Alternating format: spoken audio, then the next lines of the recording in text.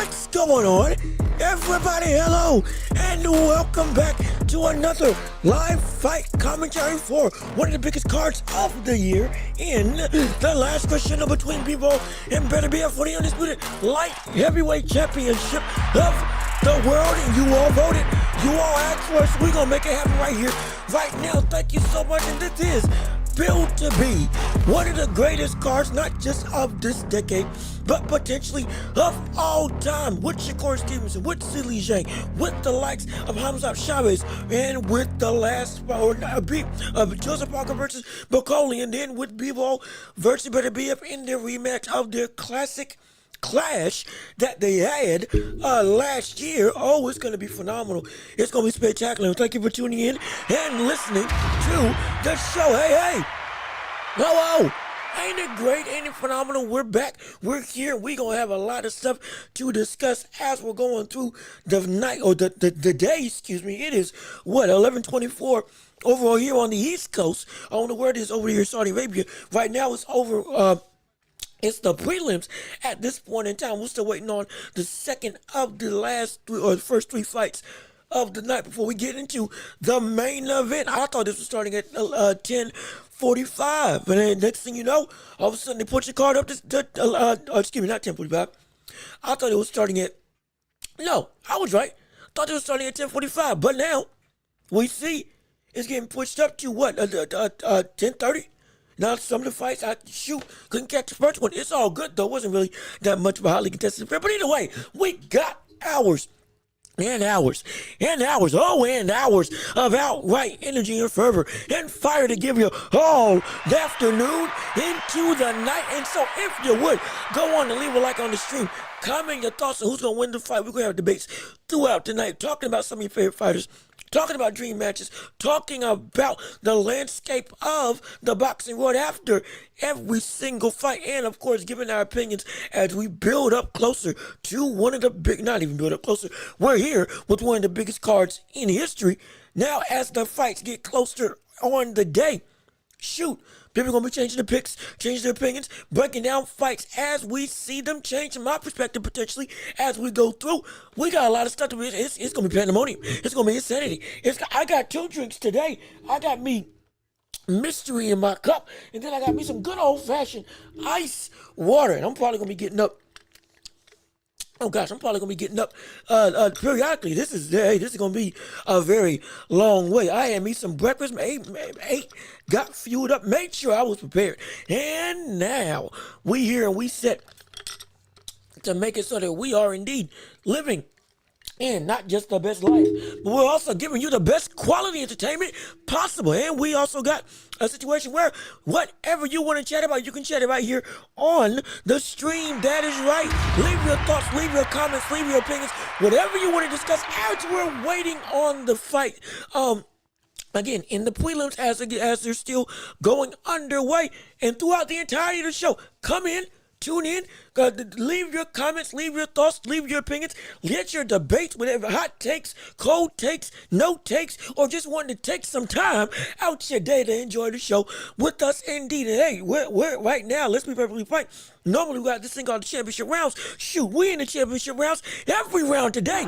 Oh yes indeed, we're stepping in the ring, and we're in the championship rounds all night long, in the midst of anything and everything, whatever you want to discuss as the day goes on and the night comes in.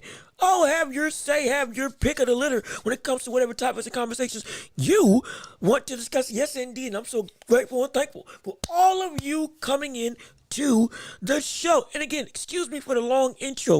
We love doing this. We're excited for doing this, absolutely. But also, we're waiting on the fights to start, at least with the second prelim fight at minimum. So, hey, trying to stall for time. But if you're new here, hello and welcome. This is the Watch Report. We're doing a live fight commentary for the last crescendo, the mega event of the year, with not just one of the stacked cards, but Bivol and Beterbiev for the undisputed light heavyweight championship of the world. Now, since that's the case, we got to understand that the ramifications of this build beyond just having this fight being an immediate championship rematch. Oh no, yes, there's going to be legacy. Yes, there's going to be a legitimate cause for whoever wins this. It could be even a trilogy coming down the pipe if we see Bivol pull it out, at least per Turkey Al Sheikh, who's putting on this entire affair. But, however, don't forget, Beterbiev is waiting in the rings, the monster, the man who is one of the most destructive forces in boxing today. David Beterbiev is waiting in the rings, is going to be here in the stadium tonight to probably step in the ring and call out the winner. More likely, if it's Beterbiev, get that fight made in the ring right then and there. Oh, yes, indeed. And if that does transpire, well, we're going to be talking about what's Beterbiev' chances of winning. But that's just a teaser of all the topics that we got to talk about over the course of the entire show today. And we're, of course, going to be calling every single punch for punch, blow for blow, going through the entirety of the fights. And I'm going to give you, hey, we're going to go back old school. Doggone it, if you can't even listen to if you can't see the fights, you can bet if you listen to me, you're going to be able to hear everything that goes on as if you were in the room. Oh, trust and believe, I'll give you detail, I'll give you speed, I'll give you play-by-play, blow-by-blow, and incredible excitement. Oh yeah, you'll be sweating and you ain't even doing nothing. That's how much this is going to be, and we're excited to do it. I'm excited to be with you, and we're here, we're back, we're live, and hey, I paid the money. This is my first ever legitimate pay-per-view that out of my pocket. Excuse me. Let me not make myself seem underhanded. I don't want the feds after me. For me, I've been to other parties, other events where other people have paid for stuff. This is my first out-of-pocket pay-per-view that I've seen for myself. And let me tell you something right now. Oh, buddy, this is worth it. Oh, I feel the energy. I feel the fire. I feel the fervor. I feel like I'm on cloud nine. I tell you what, because it's incredible. We never thought we'd be here today, did we? To think that we would have one of the biggest cards, even with the changes that were made, because there wasn't a point in time when this whole card seemed like a dud. This entire affair seemed absolutely horrible, and I do mean terrible. When we look at the landscape of what was getting ready to transpire, everybody thought it was blowing up and going absolutely kaput. Because, remember, Floyd Schofield got sick. Daniel Dubois got sick. Two of the 6 fighters that were in the last 3 fights of the night and were in the most high-profile moment in the card, with big names all around. 2 of them got injured. Or not injured, sick. They had us all shook. Didn't know what to expect. How in the world is this card going to live up to expectations? Who could possibly call in for the replacement? Well, with Floyd Schofield, now you got Josh Padley, who now, upon further research, seemingly, BoxRec may have it wrong. Because while BoxRec has, yes, Floyd Schofield ranked higher than Josh Padley, on other ranking bodies, it looks like Josh Padley may actually be rated higher than Floyd Schofield across the average board when it comes to the rankings of the other belt commissions and just in the greater landscape of the boxing field at lightweight. So excuse me, we may just have a better version of what we thought with a potentially deceptively good to potentially borderline elite type fighter in Josh Padley. Again, undefeated 4 KOs. He's a boxer puncher. He's somebody who, or more a boxer practitioner more than anything. He ain't really got no power, but the brother is indeed ranked highly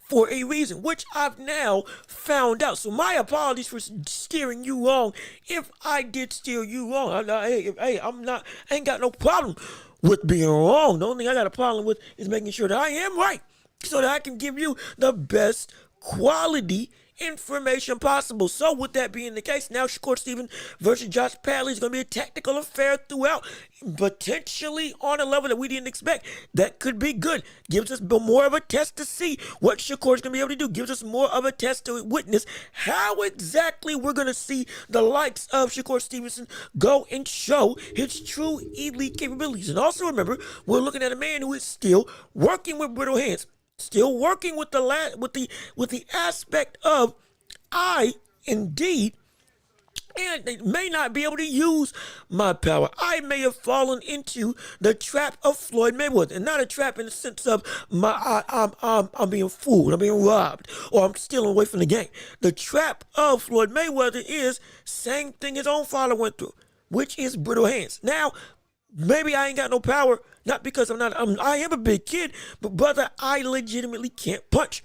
Now going up against somebody who also is not a puncher, who we expect you using your size and your boxing ability, you should be able to push the pace and make it so that this fight no longer, not just becomes a dominant affair on your end, based on what we know about Shakur, but also should be, can you get the job done and finish off somebody who is indeed not a threat to you on paper? If that happens, great. If it doesn't happen, oh brother, we got ourselves a problem.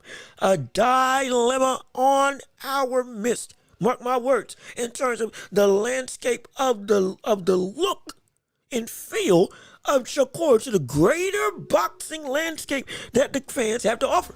Oh yeah, we ain't gonna mince words about it. That's what's at risk. That's what's at stake. That is what is on the horizon for exactly what this fight is going to bring. Mark my words, it's going to be a real situation that Shakur's got to have something to prove. And as we can see, Shakur's sitting right now with Turkey Al Sheikh. This may be a legitimate situation where, with what we know about Riyadh season and the whole deals that they had in the landscape of Canelo and Terrence Crawford, Jake Paul, and that whole debacle that seemingly was a will he, won't he type moment. Now, they're going to make a full-blown official announcement in front of the world about Crawford and Canelo. And when that does happen, everybody's going to be ablaze. Oh, I can see the comments right now. I can see the world, indeed, going abuzz and absolutely grabbing back up the speculations of who's going to win that fight. Everybody's going to have their own opinions. I promise you, we're going to have think pieces. We're going to have absolute teardowns of careers, hyping ups of stuff that shouldn't really be hyped up. It's going to be a raucous crowd in the landscape of not just social media, but even in your own homes, potentially, depending on who you support in this battle of the greats with Terrence Crawford and Canelo Alvarez. And excuse me, I'm going to be sipping on water all night long, or excuse me, all day long, because oh gosh, it's gonna be a big affair. But we're gonna make it happen. We're gonna make it big. We're gonna make it do what it do. Again, we're waiting on the prelims to continue. We are still here waiting on the main event to start later on in the night, probably about 1 or 2 o'clock in the afternoon. But we're here now for the whole of the world to see right here on the Watch Report. And again, thank you so much for tuning in and listening to the show. Absolutely, we here, we live, and we back in action. And we ready to give you the hottest, wrong song. Hold on. The hottest type of action, the biggest type of fervor, the most fire, and outright the best commentary you can find in the whole of the YouTube sphere. And I appreciate you so much for tuning in. For those of you who are here, we're probably going to have some people trickle in. We're probably going to have some people trickle out. But either case may be, the fact that you're here does my heart good, and I appreciate it. Thank you so much. Let's see what you all have to say. Franklin Zana, how you doing? Good to see you. Appreciate you coming through early in the morning and potentially later in the day if you're willing to stay the whole time to witness the glass crescendo between Artem Beterbiev and Dimitri Bivol. Let's see what you had to say in the comments below. Shakur has to show some aggression for sure. He can't just sit back and defend. Shakur needs to be offensive and get the props that he thinks he deserves. And that's absolutely true. You hit the nail right on the head. There's no question about it. This is bigger than just a win. This is bigger than just a moment in time to make a bunch of money. We're looking at a situation with a man who is indeed seen as one of the best in the world. Excuse me while I change my camera real quick. Hold on. Wait a minute. Gotta be a little bit closer. Want to make sure that I'm being seen properly. Everything's up to snuff. We good. I'm not looking so small behind the camera. I'm short, but hey, we gotta cheat the system, don't we? Give me a little bit more if you will. Oh, kidding. Oh, mess. I'm proud of who I am. Doggone it. But no. with Shakur, he's got to show something. This is no longer just a close fight with a competitive affair with another hot prospect that's been in the realms of you talking through the sports. With a finally, we got ourselves the second fight of the prelims as we're waiting for the main card to officially get underway between Muhammad Alal and Angel Gomez. So this should be, I'll tell you what, it's probably going to be fireworks if it's at super featherweight. And because these people, they don't mess around. Even the ones, actually, what, did that say 2-14? Excuse me? I'm sorry. That better not have said 2-14 is when the people stepping in the ring. My gosh. Maybe we won't talk about this fight. Who knows? But, maybe. But keeping to the flow of the show with what you got going on in Franklin's honor, Shakur's got to show something more. There is no longer a stipulation of just mediocrity. You can't just do the bare minimum anymore when it comes to just winning the night. We've talked about this multiple times. We are at a point in time with Shakur on this stage, especially now with this new opponent. You have an expectation that if there was any moment to show us that you are more than just a boring fighter, it has to be now. And what if, again, going up against Floyd Schofield, an exciting, powerful opponent that was quick and explosive. Okay, it could have been, okay, you beat him. Even if you beat him the same way, it still would be bad for what people would be saying. But at least the credit would be given that, hey, at least he fought Floyd. And that brother, he had to do what he had to do because, boom, we know what Floyd brings to the table. Even though he's not better than Shakur, he is still somebody that brings a legitimate problem. No question. So, at some point in time, yeah, he had to just box to win because doing anything else may have been too dangerous, at least in his mind. But at least it's because with Floyd Schofield on the other end of the ring, there would have been not a lot of grace. No, definitely still would have been some anger if the fight went, again, like a normal Shakur fight. But, hey, at least it was Floyd. Now with Josh Padley, though, again, from what I found now, he is more highly rated. He still isn't really that known. So to most of the public appeal, it's going to be seen as Shakur is fighting somebody that's why should we care? And because of that stipulation, they're going to have this scrutiny turned up to level 10. Shoot, they're going to break the knob because they need to see Shakur prove that he is something that we have always been saying that he will never be, which is worth watching to the casual fan. And by we, I mean the casual fan. Again, I'm no hate to casuals or anything like that, but you know what I'm saying. This is what I mean. This is what we are working with. This is what we are looking for. This is how we're going through this whole saga. Shakur's at a crossroads where he's got to make a mark, leave a mark, even if it ain't a knockout. We got to see some level of aggression. We need to see some level of clean and effective punching, which he already does, but on an offensive-minded type mentality. Giving him coming forward, walking down his opponent, cutting off the ring, using his size to the fullest of his ability, using that jab to do damage rather than just to score. Set up other crisp, clean shots.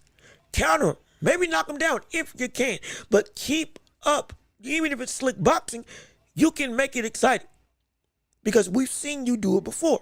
We've seen others do it before as defensive fighters. We've already covered that. The likes of James Toney, Pernell Whitaker, the likes of Napoleon Lochet, the likes of Floyd Mayweather.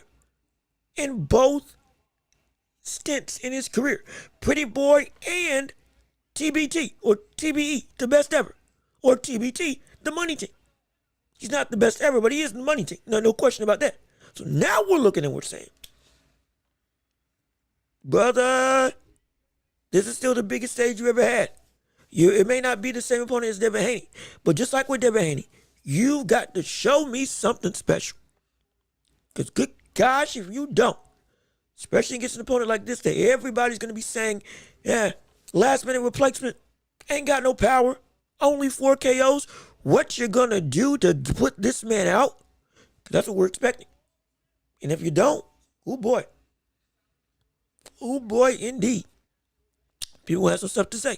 So yeah, he's definitely got something to prove. But now we're getting ready to get into the second prelim fight of this stacked, very stacked card as we're waiting to see again the main event continue to grow and flourish and come about. Thank you for tuning in. Thank you for listening. Again, we're live, we're here, we're set, and we got so much stuff to offer right here on the Watchable. If you're new and they're just joining us, welcome to another edition of a live fight commentary for the Watchable, or on the Watchable, with me, Jean-Luc Watch. This is the podcast that we talk about sports, basketball, and boxing, and everything in between in the greater landscape of the sports ethos. And I'm your host every Tuesday and Thursday, but we also do live fight commentaries on some of the bigger fights of the night. And we here, we live, we set, we ready. This ain't a show. This is an event. This is a spectacle. This is a dream. That's what this is. And I'm so glad that you're here with me today. Again, I got my water. I got my other drinks. Ain't no alcohol. No. This is it. I take a guess what I got in my cup today. Oh, and again, it ain't water, because I already got me some water. Oh yeah, we're gonna play guess what I'm drinking. It's gonna be phenomenal. See if you can see what I got on my docket. But we gonna have a time, we gonna have a show, we gonna have excitement, and we gonna call this fight. Trust and believe in all the fights of the, and please, like you see in the, wait, hold on, am I going the right way? Yeah, I'm going the right way. Like you see on the bottom of the screen, put your chats in the chat. Let's see what you got to say. Talking about your opinions, your thoughts. We're going to be breaking down all of it, reacting to everything, having a ball with you all as we continue to go and talk about this entire show. Again, right now we're going up against, was it Gomez versus, who's the other brother? The other brother, I believe, is 2-0. I don't even know how many knockouts. I didn't even get to see the resumes on each. I think Gomez was said to be 2-14. I hope I read that wrong. But if I did, this is probably going to end incredibly quickly or be incredibly sloppy. Warlock Boxing, how you doing? Good to see you. Appreciate you joining in. Oh, great card today. Enjoy. Just stopped by to say what's good. Appreciate you stopping by. Thank you so much. If you want to come back, I guess the prelims, you might not be all out and about when it comes to, or you might be doing stuff earlier in the day and you'll probably be watching the fights tonight, no question about it. And hey, if you pop in and out, no problem. Hey, we're going to be here all day long. We're going to take some breaks to get some food, no question about it. But even still, we're going to be here all day long. We're going to have ourselves a time. We going to make this the best that we can be. And we, hey, going to be here for you all night, but in all day. My gosh. That's why I got all this stuff. I'm going to be moving. I'm going to be grooving. We're going to try to make this as entertaining as possible for you, the people, because that's what you all deserve. And thank you for showing up. Me does my heart so good. Absolutely. But let's talk about the fight right now. Let me make sure I got these names right. Alal versus Gomez in round 1 of 6 in this second of the night of the 3 prelim fights that we got on the night. And we see Gomez again, Alal in the yellow trunks, Gomez in the white, and I believe that's gold striped trunks. And right now, this looks like a mismatch that, yep, I think Gomez was indeed 2-14. No disrespect to him. Credit to him being a warrior inside the ring. But Alal looks to be so much more polished in this fight. Long, lanky, has a good jab, ain't got great speed, but got some good pop, and is sitting down on the shots. Good double uppercut into a hook to the body by Alal. And again, Gomez trying to go and come on the inside, jabbing to the body. Big swing and a miss by Gomez right now. 1-2 by Alal. That again, good uppercut by Alal on the short of, good gosh, Alal is tall. Either his opponent is incredibly short, or actually, this is super featherweight. No, he's tall for this division. Shoot.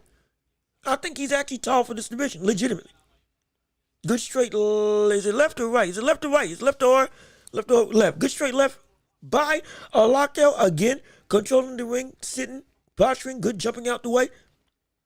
Got some, again, not great speed, but some decent pop. He ain't nothing spectacular, but it is something, hey, that's putting some good in this fight right now. Another good jab by Alal going through. And again, with this whole fight, there is a lot of shakeup that's been had with, again, Bivol replacing the likes of Daniel Dubois, who's gotten sick. And now we are having talks of Usyk now wanting Dubois outright to be his first of the 2 last fights in his career to go on and try to be a 2-time undisputed champion. So that first route that I was talking about earlier that I was talking about Thursday, about where this could go when it comes to the landscape of this boxing ethos at heavyweight with Usyk and his last 2 fights. This looking like it might be coming true. Usyk fights Dubois. That winner fights the winner of Parker versus Bacola. So that's what it looks like is going on right now. We're going to talk about it more throughout the night. And again, a good chopping right hook, good big hook by Gomez at the end of the round. And again, a lockout is indeed winning this round, winning this fight outright relatively easily. My gosh. And now we're looking at a situation where ooh boy indeed. We are ready, willing, and able, and excited to see what the table is going to be when it comes to what the table has been set as for this entire event of, again, the last crescendo. And this may not be the last crescendo, because understand, again, for those of you just tuning in, this is still a situation with Bivol and Beterbiev. If Beterbiev does indeed lose, and this turns into a 1-1 type deal, both of them splitting matches. Now, Beterbiev may not get his shot in the immediate. And Turkey Al Sheikh may just put in the trilogy outright for the likes of Bivol and have that fight go through. And then Beterbiev gets his opportunity. So I look to see Beterbiev potentially cheering on the likes of Beterbiev to win. Though that fight would be incredibly difficult. Oh my gosh, if that fight did indeed take place. But again, right now, we're going into round 2 of 6 of this prelim fight between Alal and Gomez. Good straight right by Gomez, or excuse me, by Alal.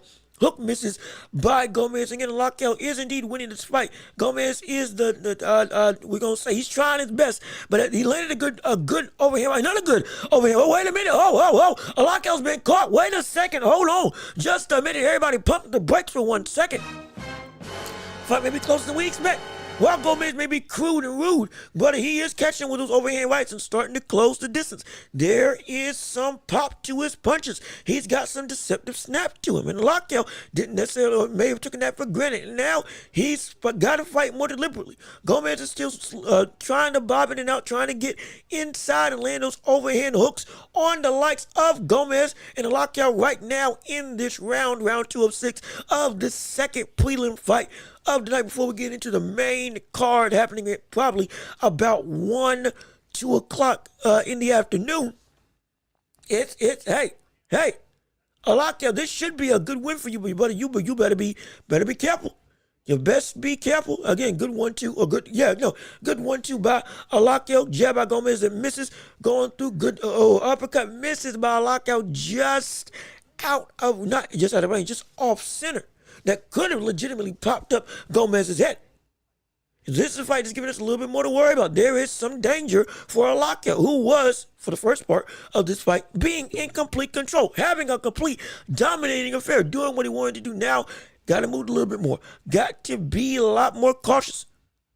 Going through 1:05 left in the second round of this 6th round affair. Good jab. Good uppercut by Gomez. That's the shot that you want to land. That's the shot that you want. Oh, excuse me. Good uppercut by Alal. That's the shot that you want to land. Absolutely. That was a good uppercut. My goodness. And I think Gomez just smothered his work that he was going to be able to do. Good hook to the body, uppercut or overhand right. Then an uppercut combination as well. Again, Alal, he's not quick, but he does have some good, not just fundamentals, but some good combination punching. Oh, I love it. I do indeed love it. And he's long and understands that he's got length and use it to the best of his ability, or at least as of right now. Still a young fighter, don't get me wrong, but even still, hey, there is some promise there.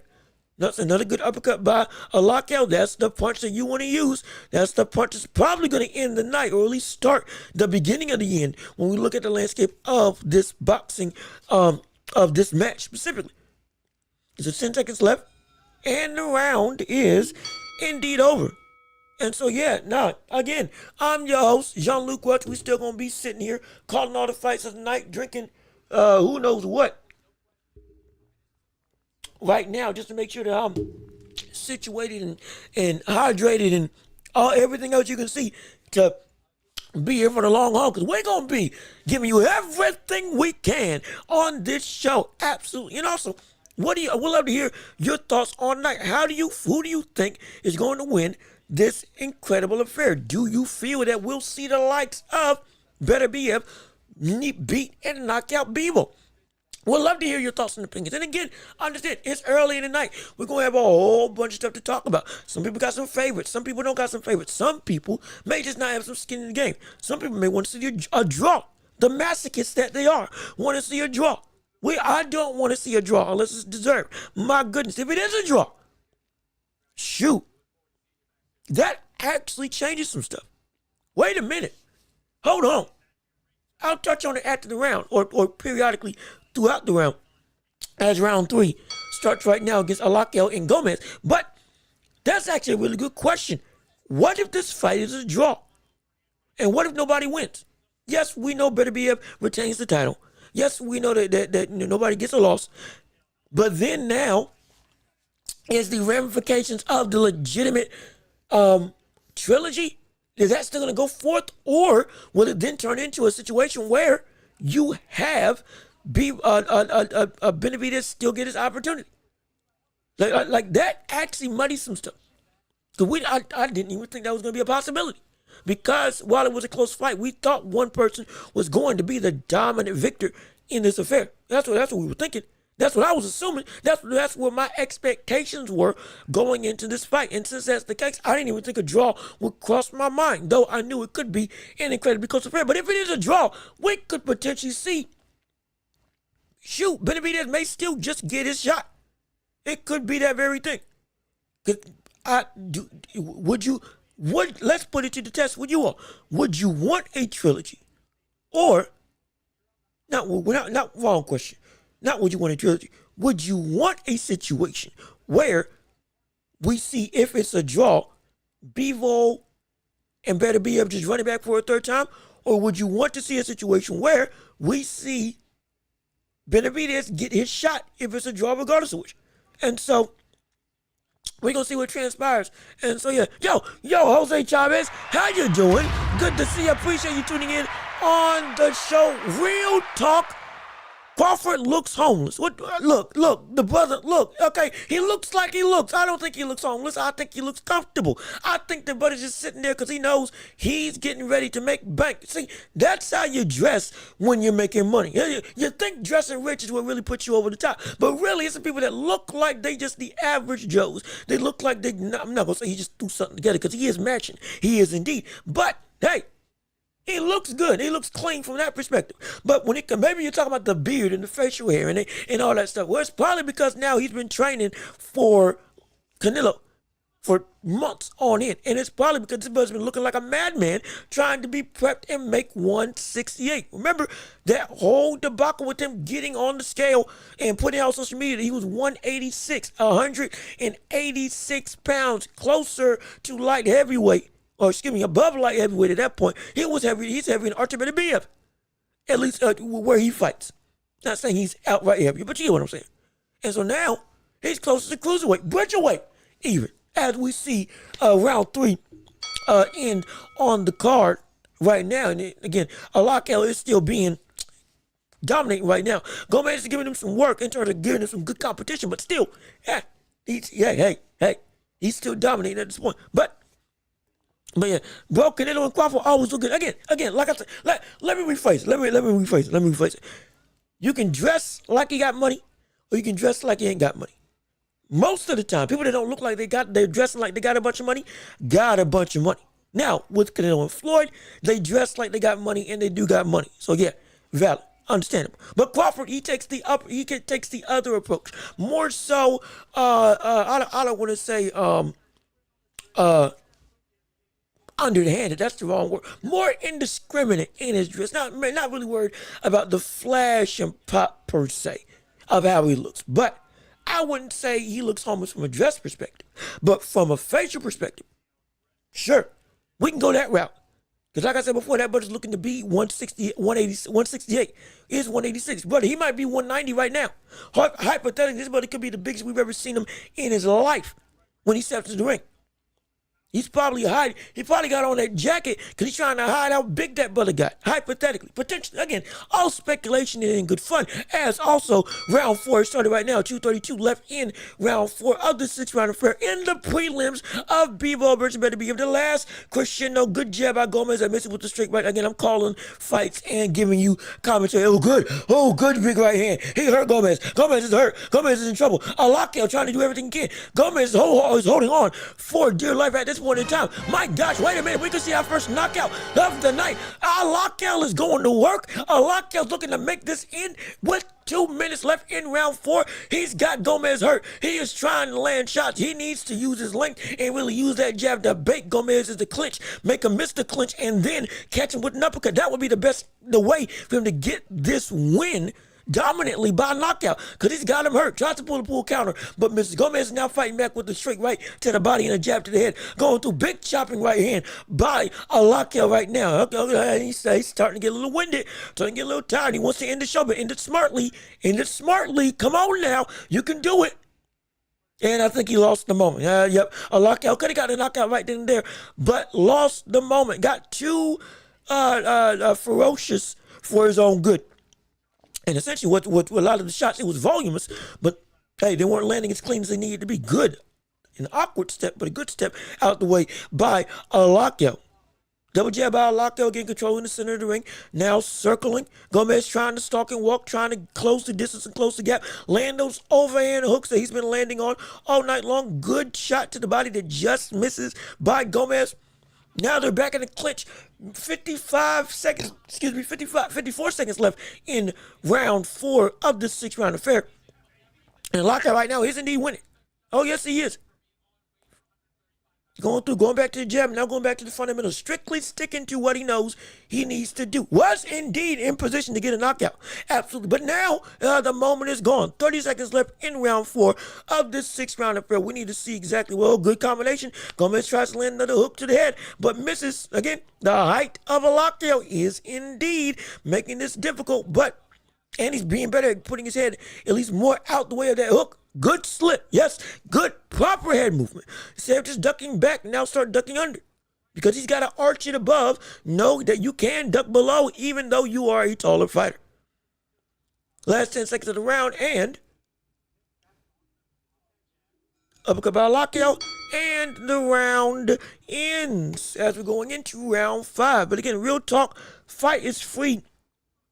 Real talk, this fight is free all over the internet. Hey, you ain't lying. Again, this fight card was so good that I paid for this out of my pocket. I've gone to other parties where other people have paid for stuff, and we all know about the we'll say indiscriminate means that other people may go about looking at fights, especially because a lot of them are overpriced and not worth the time. Understandable, absolutely. But hey, shoot, I'm telling you what, I wouldn't be surprised if the Globe is able to see this affair, and if more people are going to pay for this fight than we may actually expect, because it's actually worth it.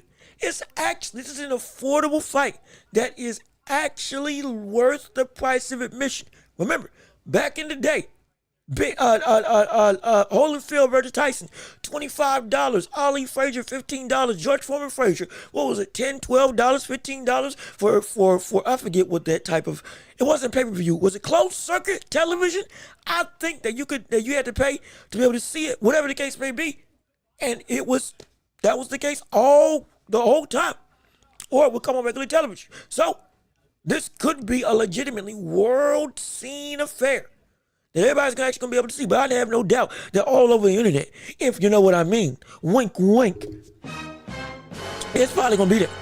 Oh, it'll probably be. You can probably find it if you want to. No question about it. Pay-per-view should be $10 and should include a bag of chips. It's like if 25, 15, I'm okay with. If, again, this fight would be a fight that's like, if it was 50, for this type of quality, it would have been seen as a steal, because we were paying 80 for the likes of Tank versus Lamont Roach, which, again, is absolutely laughable. But this is like if this card was worth or priced at $80, this would actually be an $80 type of card. Genuine. But no, on average, cards should not be this expensive when it comes to boxing. Because now you're alienating the average fan from being able to actually see the fights that they want to see. It hurts the product to some degree because, yes, we want everybody to make money. Oh, no question about that. But we also want to make it sure that we don't ostracize the people that help make this sport what it is. And you don't want to take advantage of the consumer, do you? No, of course you don't. After we're going into round 5 of this 6-round affair between Alal and Gomez, as we again going back into the action, piggybacking back and forth. But regardless of which, this is a real predicament. When we look at the landscape of the boxing world, if these cards are going to be priced as such, you can see more people actually paying for them. You can see more fans actually putting on events within their households, within the city. Shoot. Make it easier for more bars to be able to see stuff. Make it easier for more sporting venues to put on quality events within boxing that are indeed intriguing to the public. But because they're so overly expensive, especially with everything else rising up in cost, shoot, there's some cuts got to be made. This is one of them. But now, this is what it should be. 25-15, upwards of 35-40. At best, if we were going to do this type of quality card on the whole landscape, but if this is $25, then yeah, everything else should be about 10. Let's see, it's 9 a.m. in Cali, so it's early. Oh gosh, oh, you from Cali? Well, how you doing from across the way? My goodness, shoot. Appreciate you tuning in all the way from all the other side of the literal country. I appreciate it. Thank you so much. I got some friends out in California. Good place, great city. Not great city, excuse me. Great state, phenomenal people. Oh, absolutely. I would love to go visit. I need to go visit there, actually, somewhere down the line. But I'm telling you what, right now, also, hopefully you're doing well. With the wildfire still being a problem, hopefully you're doing good. You're being safe. Love the fact that you're being able to be here. And hopefully everything over there is indeed okay. And again, I wish for the best. If I could support the best way I can. In fact, shoot, for California, for those of you who are watching, if you can, donate to California. You can help them out with these wildfires. And yes, I know the West always has fires, but this is more severe than we've seen in a hot minute. I mean a hot minute. Rich folks, poor folks, average folks, everybody is getting affected. And it's a monumental task. And the firefighters over in California and everybody else coming through to help, oh, salute to you. Mad respect to you and everybody helping each other, helping your fellow man, making the best out of this situation by putting pride aside and not saying that California is prideful. No, the people are wonderful. But y'all are indeed showing us exactly what it means to work together. And we applaud it. And we want to help. And so we appreciate it. So if you can, donate to the causes. Give some help. Do what you can. Donate supplies, whatever you can to the resources available over there in California, the programs and whatnot, to help fight and help essentially stop this. Might just have to call it a natural disaster. Genuine. Because this is insane. And we really do hope you all are okay. And we appreciate you taking time out of your day. And we salute everybody who is helping and all the survivors that are indeed may have lost some stuff, may have lost family. It's horrible. It's tragic. I do apologize. And we all want to help you out. We're all supporting you. So again, appreciate you, respect to you, and happy that you're here, absolutely. And so, but let's see what everybody else has to say. Your energy is revitalizing. Well, I appreciate it. I try.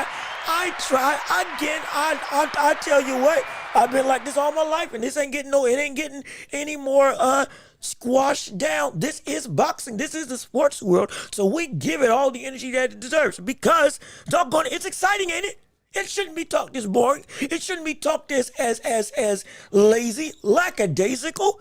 You don't need hot takes to be excited for this stuff. You don't need some outright lash or brandished opinions to get excited for what the world's going on. No, doggone it, it's incredible. It's phenomenal. We love it. We're here for it. We're excited for it. We're going to keep this energy all night long. Understandable. Oh, it's going to be incredible. I can't wait to see what this night has to bring. Isn't the West Coast still on fire? Yes, Dry Turkey. The West Coast is still on fire. Hence why I said there's resources all across the internet that you can go and donate to help, if you would, to go and support and help fight this incredibly bad situation, and because the people, the people as a whole, all are coming together. Hence, if they can show unity in this dire situation, so can we. Absolutely, no question about it. So, but let's see. Get your marshmallows out. Mine as well. Take advantage. Oh God, see. Hold on now. Now wait a minute. See. Now wait a minute. See. Now wait a minute. See. Look. Again. Making like you gotta laugh and have humor in tragedy. It helps you deal with the pain. And so hey, I shouldn't even touch that, to be completely honest. But I shouldn't touch it. But no, it's again, California will get through this. We're here to support. And when you rebuild, because you will rebuild and come back stronger, it's gonna be incredible. Absolutely. But praying everybody's safe, praying everybody's blessed, and praying that genuinely everybody makes out of this okay and comes back stronger. That's what we want, and we'll do whatever we can to help. Absolutely. But again, going into round, was it shoot? Doggone, I missed the prelim fight of the night. Well, not the prelim fight of the night, but just second fight of the prelims. But yeah, it is what it is now. So we're about to get into our last prelim affair before we see the main event card finally start. It's going to be exciting. It's going to be incredible. And again, appreciate everybody who is tuning in right now. Salute to you. El Peachy, what's good with that? How you doing? Good to see you. Thanks for tuning in to the show. Means the world to me, and I do appreciate everything that you all are doing and taking time out your day, wherever you are, to come through and listen to me right here on the Welch Report. With me, yo, Jean-Luc Welch, as we're calling the last crescendo between Beterbiev and Dimitri Bivol for one of the best events of the year. Let me see. Trying to hear let me real quick listen to the results. Excuse me, I don't know why I was blanking. Should be a unanimous decision, but we're going to have to wait and see. Again, boxing is corrupt. We've seen it before. Yep. Okay. Yep. So, Muhammad Alal won as we expected, as we thought. So again, I was well and good and right with the win. And let's see, Smith KO over Buatsi. My opinion, I actually got Buatsi beating Smith. Ironically enough, and again, call it an upset. Call it something that says, hey, what are you thinking? How dare you? Understandable. But hey, at this point in time, maybe I'm just letting the hype of the night get to me. But I did pick Smith to get beat by, hopefully I'm saying his name right. Joshua, is it Buatsi? Buatsi? I'll figure it out. I'll go and translate. I'll get it right. Again, normally I'm good at talking. It's just sometimes these names it takes a minute. But I'm trying to learn. I'm doing everything I can with all respect. I apologize if I'm butchering them. But I got Smith getting beat by Joshua. That's me.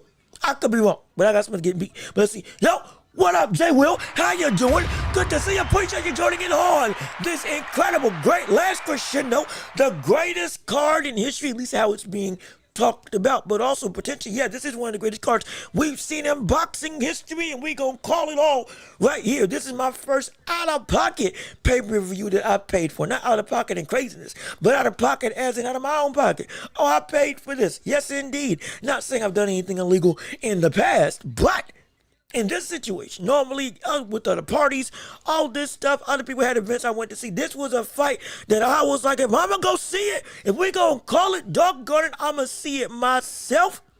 And I'm going to see it with my money out of my own pocket. This is going to be phenomenal. I'm incredible. I am engaged. And I'm excited to see up. And I think now we're getting into the big stuff. So, ladies and gentlemen, we are here, and now we get to see the big fights of the night. Big Bang Zhang and Kabayel. Joshua versus Smith, the fights that we have all been waiting to see are now coming into play, and we getting ready to get excited and get into some action. Oh, it's going to be exciting. Can't you wait? The arena's already filling up. The fervor is already being felt all throughout the world of boxing and sports beyond. This is a fight worth seeing. This is a card worth paying for. And this is a show worth listening to. Because you ain't going to want to miss what we got going on this show. Breaking down the whole of the card. Talking about everything and anything in the world of boxing. At least for today. It's going to be a knockdown, drag out brawl. I'm excited for it. Doggone it. You're right. It's going to be. We're going to have a couple slobber knockers in the world of, or in the words of JR. Some people are going to be saying in the words of JR also. We got some problems. It's going to be like that. Oh, we're going to have some problems tonight, and I'm excited for it. I can't wait to see it, and I thank you all for tuning in. If you would, if you haven't already, go ahead and leave a like on the stream. Comment your thoughts and opinions on whatever you want to talk about. Subscribe to the channel if you haven't already, and share the show with everybody that you know so we can keep on building up this empire together. Absolutely, we're growing, we're rising, we're becoming a dominant force in the media landscape, and it's all thanks to you all and your support. Follow me on Twitter, same name, Welch Report. Follow me on TikTok, though that thing ain't working right now for some odd reason. Ain't gotten it to work for who knows how long.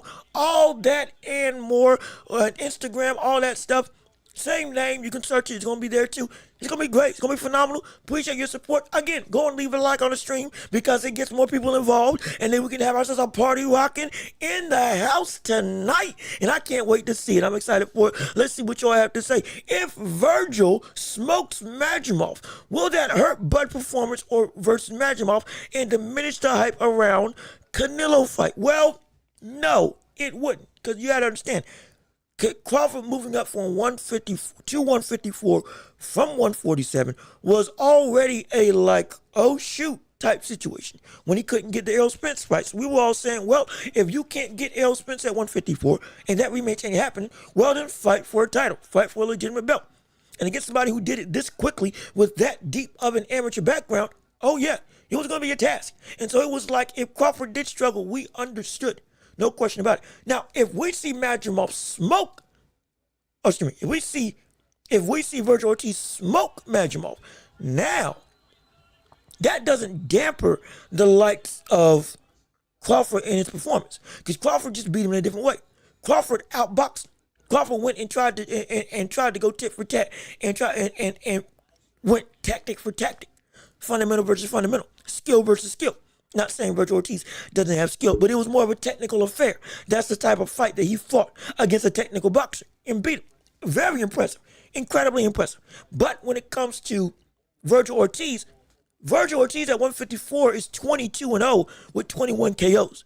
So that's like saying that if Bivol, hypothetically, that's like saying if Bivol struggled against the likes of a what's the name that we can use? That would be like saying if Bivol struggled against the likes of Anthony Yard. We'll go with Anthony Yard. If Bivol struggled with the likes of Anthony Yard, and then Beterbiev again had a phenomenal fight with him, but never really knocked him out, would that diminish what we got to see the likes of Bivol do? Or would it just be like, man, shoot, like he's like Beterbiev just a monster? So I don't think it diminishes or would diminish the aspect of Crawford and his performance with Madrimov. Because it's still impressive regardless of which. Madrimov's a hard brother to beat. It's just that Virgil Ortiz physically is better equipped to beat him because he's more powerful. And so if he just knocks him out in one go, it would be like, okay, he makes sense. He didn't need to go through and try to box with Madrimov. He just literally blew right through him and got him out of there. Because, yeah, I'm tougher than you. I'm stronger than you. Well, I'm going to turn this into a fight, and if you can't hang with me, well, you're going to go down to the mat. And so it's like he can be, quote-unquote, more rudimentary. Not saying that he is rudimentary, but he can afford to be more rudimentary to be able to put on a dominant display that just looks outright imposing. And then, boom, ends in a knockout. It doesn't mean that it would diminish Crawford, at least in my eyes. It would just be like, okay, yeah, that's Virgil Ortiz. It's like, if I picked Virgil Ortiz to knock out the likes of Madrimov by blowing through him. But I know Crawford's still a better fighter. And being able to outbox Madrimov on a technical level is indeed hard. But if you got the capacity just to go and run through them if you can. And so, no, I wouldn't say it hurts. It would hurt Crawford. I would say it would just show like how dangerous the likes of Madrimov or the likes of Virgil Ortiz is. And it would be if Crawford did stay at 154 and was forced to fight the likes of Virgil Ortiz. Then it would be a little, ooh boy. Then at that point, it would be, well, you better hope that your boxing can take care. Because if he was able to knock out Madrimov, while we know you can box with the best of anybody in the world in Crawford, brother, ooh boy, it's going to be a tall task. It will be. But either way, I don't think it takes away. I think it's separate distinctions because of the types of fighters that they are and types of fights that they fought in that fight. So, or the type of fight that we saw Crawford fight versus what we think we're going to see Virgil Ortiz fight. And so I don't think it would hurt, but it would be mad impressive. Oh, incredibly impressive. Phenomenal. If we saw that, it'd be incredible. I'd be excited to see it. And so at least that's my 2 cents on it, man. I could be wrong. You could disagree, but hey, completely understandable. Whatever side you may fall on. But let's see. So many 50-50 fights, it's hard to bet. Oh, this is a bettor's nightmare. Because every fight is either close to call or indeed like an underdog is, it's not even safe to vote on underdogs because they could become overdogs in a heartbeat. Or it's going to be favorites in a heartbeat. And everybody can lose money because this is what we want. We want the betting to be hard. We want everybody not to know what's going to happen. This is what makes this card so spectacular. And let's see, Adam Hurley, what's good with you? And Mapai, what's good with you? How you doing? Good to see you. Appreciate you joining in on this live fight commentary for the Watch Report with me, Zhang. Look what we're going to be here all day long, going through the world of sports. And please share the show if you would, and keep on commenting and keep on liking the streams. Love it, need it, absolutely. Helps push the algorithm to make this show seen by everybody around the globe. And yeah, we small, but we mighty and we growing. And I appreciate every single one of you. Absolutely. But let's see what you all have to say. For Adam Hurley, I got Ortiz being too much for Madrimov. Crawford was mostly counterpunching. Virgil will come right at him. That's what I think as well. I'm so serious. I think with who Virgil Ortiz is, all those feints, he's going to call his bluff on every one of them. Force you to go and say, okay, you're gonna have to commit to everything. Because I'm coming in on everything. Not because I'm a stupid fighter, but because of the fact that I'm going to call your bluff and force you to have to face my power. I'm not gonna worry about having to try to worry about your feints. I'm not gonna worry about having to worry about all the herky-jerkiness, the bobbing and weaving, the foot feints and all that stuff. I'm not gonna force myself to worry about that. When I know what I can do to you. Oh, I know you're dangerous, but I'm dangerous too. I'm going to control the fight by controlling you. I'm going to make you have to work so much, just like you did against Terrence Crawford, but with a lot more of a threat level coming behind me in terms of power. So because of that, I'm going to force you to have to bounce for your life to make sure that I'm not going to hit you. Hence, Madrimov's going to get tired. Just like he did in the Crawford fight. Inevitably, he couldn't bounce anymore. He couldn't bob up and down anymore. He wasn't able to be as active on his toes as he was in the first 8 rounds of the fight. Then we got to see Crawford truly start to take over. Also with some well-placed shots and straights to the body throughout the night of the fight in that technical affair. Virgil Ortiz, incredible body snatcher, as well as a powerful hooker, and got a great uppercut. And got an incredible volume and engine, as we got to see in the Boachuk fight, which again is still one of the best fights of the year, I believe last year. But it showed, even if he gets knocked down, the mentality, the chin, as well as the heart and the legitimate engine that Bud's got on him. Oh, it's hard to beat. My gosh, it's hard to beat. And so it's going to be, I don't know if Madrimov can take that level of pressure and power combined at this much of an elite level against Virgil Ortiz. Because Madrimov likes to be a counterpuncher, likes to bait, likes to make you make a mistake and then capitalize, and then let his own power go. Because again, he's 10-1 with 7 KOs on his resume. He got some power in his own right, but now gonna be real hard to get you to have to carry that power all 12 rounds when you got to go to war with me, who my whole thing is war, elite war, not just war, elite level war. That's what. Oh boy. It's gonna be a tough task. And yeah, I think Verge is gonna aim to intentionally run through the likes of Madrimov. He's gonna force Madrimov to have to fight, not box. He's gonna force him to have to fight. And if he can't fight for 12 rounds,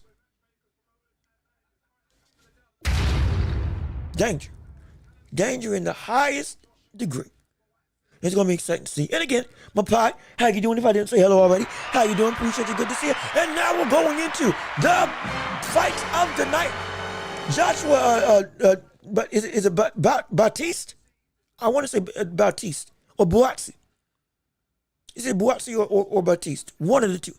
Versus Callum Smith. Now the fights that we have all been waiting on. The start of the meat and potatoes of this card is going underway, and I'm excited to see it. No question about it. Also, real quick, let me turn on my TV. I'll be right back. Let me go and turn this thing up so I can hear all the action going on.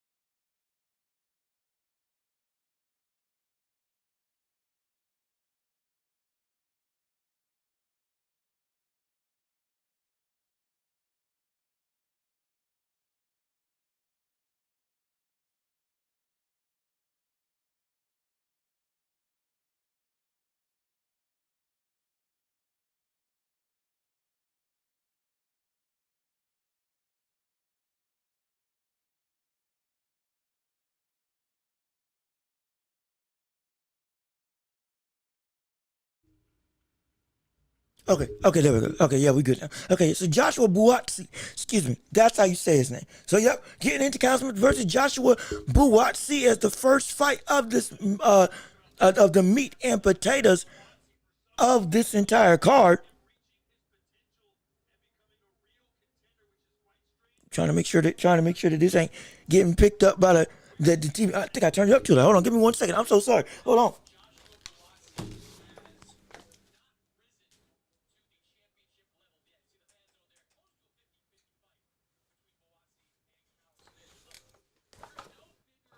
All right, there we go. Okay, we good now. So yes, indeed, we here, we back. We live, we popping, we rolling, we moving, we are shaking, and we ready. Joshua Buatsi versus Callum Smith, and again, it's as close to a 50-50 affair as we can see. Callum Smith again losing only to the likes of elites like Canelo Alvarez when Canelo Trump was moving up and looking like a world beater, still is a world beater in the world of boxing, at the peak of his kind of like, oh my goodness type, or part of the peak of his oh my goodness type run.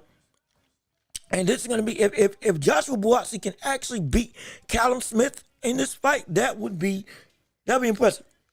That would be impressive. I'm not gonna lie. That would legitimately be impressive. And I'm probably gonna eat my words, but I'm picking the upset, and I think Buatsi is gonna beat him. But who do you think is gonna win in this fight? Real quick, as we're getting into the biggest parts of the card. And after this is Big Bang Zhang versus Kabayel. Oh, get excited. Oh, I can't wait. That's gonna be. I've been looking forward to that fight for the longest time. Oh gosh. Oh, it's gonna be. I'm excited to see. Again, Big Bang Zhang, one of my favorite fighters in the world right now. We got a little bit of favoritism, just a little bit, but regardless, ain't nothing wrong with it.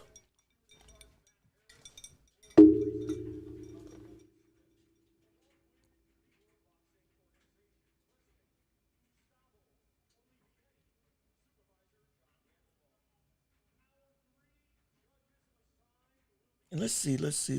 If this was, shoot, actually, maybe he's gonna lose. I may just switch my opinion. No. I said Buatsi was gonna win. I'm sticking to my guns. Said Buatsi was gonna win. I'm sticking to it. I was about to change. I was having some second thoughts. The more I thought about this fight just now, the more I thought about who Buatsi is and who Callum Smith still is, even at the age of 33, 34 years old, coming into more so the tail end of his prime as we know it. So now I'm thinking, ooh, buddy, don't we still stick with them? But damn, the boy's got 30 and 22 KOs. He still got popped at this age. Dang it. Buatsi ain't really faced somebody of this caliber, has he? I may just be wrong. I may be wrong. But yeah, Buatsi hasn't faced somebody of this caliber. I don't believe in his career.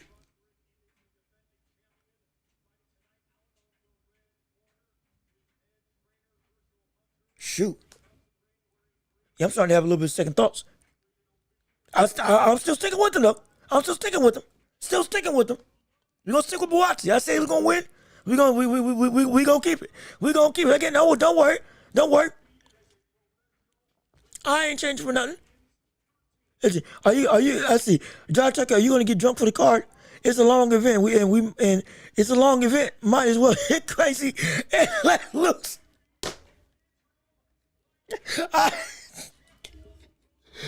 Might as well let yourself go if you're gonna go. No, I ain't getting crazy. I ain't gonna be drinking.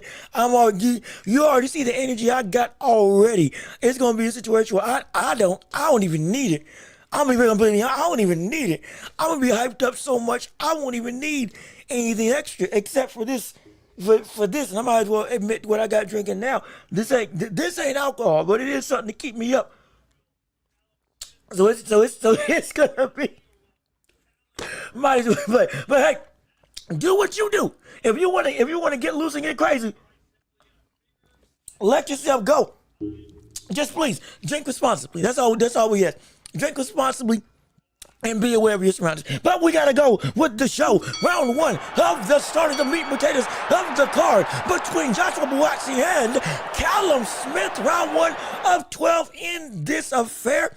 I believe this is for Buatsi's title. And so now, we here and we live. Also, yo, Jay Wiggs, how you doing? Good to see you. Appreciate you tuning in. And Rusty Cage, thank you so much for coming in to the show. Ain't get no flip-flopping. You already locked in. Yep, I already locked in what I was going to do. I can't change no more. But we back and we live and we here. And right now it is a physical, I do mean physical affair. Both of these people are indeed going and clinching up on the inside, trying to take advantage of the other. Buatsi really ain't letting Callum Smith go. He is literally holding on. Legitimately holding on to have Callum Smith essentially never let up. Good uppercut on the inside, good hook in the straight right hand. Hook over top by Callum Smith, good hook to the body by Buatsi. Oh, this is straight up infight. Oh my gosh. This is the phone booth brawl. Out the gate already. My goodness. Wait a minute. 146 left in round one. Between Buatsi and Smith right now. Good jab by Callum Smith breaking through the somewhat loose guard of Buatsi. I don't like the way Buatsi holds that defense.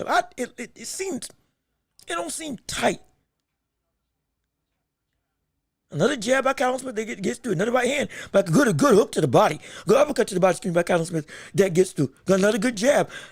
Buatsi better tighten up that defense. He better tighten up that high guard, because I tell you what, that's going to be bad. That's going to be bad. Good uppercut, good straight right by Callum Smith. Good old-fashioned judo throw by the likes of Buatsi. Good hook downstairs, good double hook upstairs to just misses. And again, going back to clinching. Oh yeah. This is. I may have made a mistake. I may have made a mistake. I'm not gonna lie. I may have made a mistake. in picking this fight. I may have made a mistake in picking this fight. I may have made a mistake in picking the upset. Because right now, Buatsi is good hook, though, good digging uppercut to the body. My gosh. Hook around by Buatsi, jab by Buatsi that misses, jab to the head by Carlos Smith that lands. Buatsi, he's so upright and he's so vertical, but like in a bad way. He's so vertical in a bad way. It's like the guard, another jab, man, round one, and Buatsi, his guard, it's so weird. Like the way he's got his guard up, like lead hand forward, but also down, right hand up and back, and it's to his face, but he's not closing the gap, but he's closing the gap. Like he's postured like this, but the guard seems loose even though he's walking in tight. It makes no sense. Like it's literally a walking contradiction when he's walking forward. It makes it like that's gonna get him beat. It's almost like the point of a cone. Like the Egyptian pyramids, it's like the point of a cone. It's like if you're looking down at the top of the cone. The guard is here, but it almost kind of cones out. It has that type of effect. And by that I mean like it's at the point, it's at a point, but you can definitely touch all four corners just by going around the edges.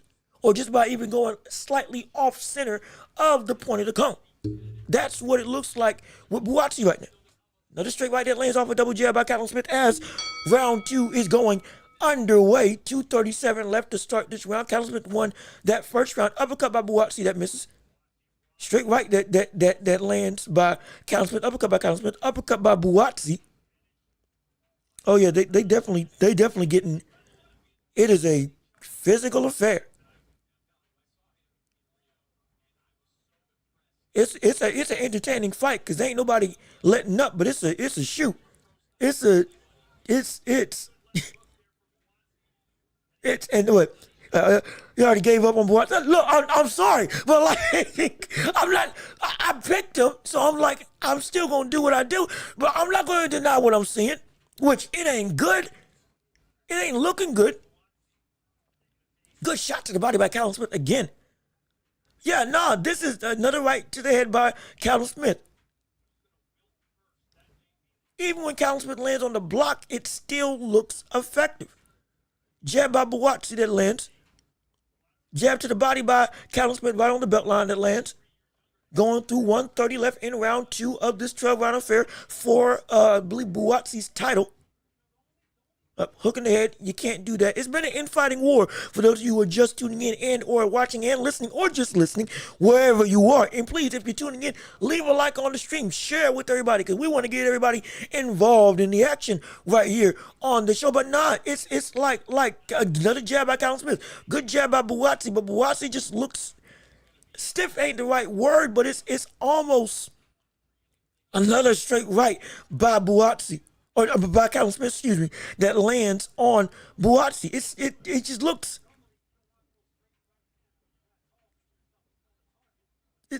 How do you even describe it? It looks like there's a different level in class, outright. There is a clear step up in competition. Speed, power, sharpness, defense, shot placement, as well as just shots that you pick in the first outright.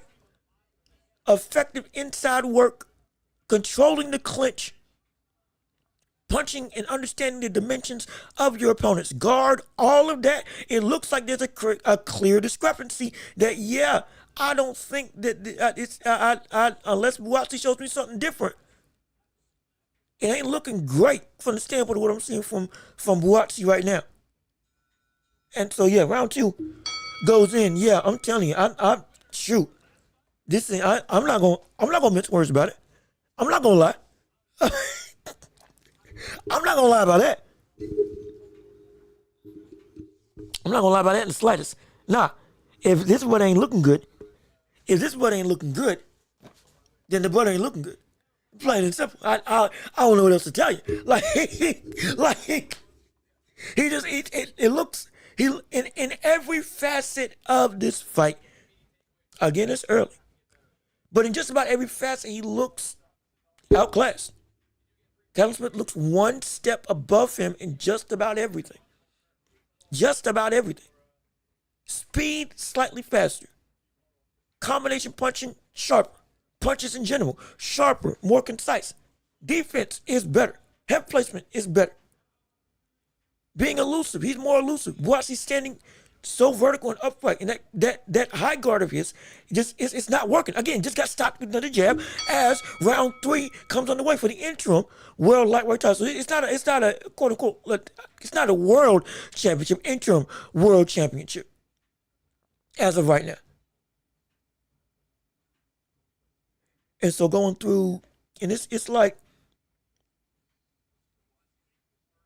Johnson again lands a jab on his toes. Good jab by Buatsi, good hook by Buatsi to the body. Okay, doing some work on the inside. Got him in the corner, and then you clinched yourself. Why? Good 3-punch combination by Callum Smith. Again, digging to the body consistently to start a lot of his offense, or jabbing to the head to start it. Good jab by Buatsi.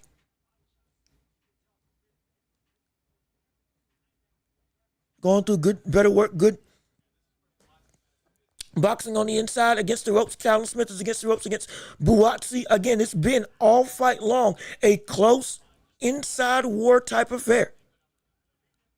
Callum Smith has been just about in control for the whole of the night because he just looks.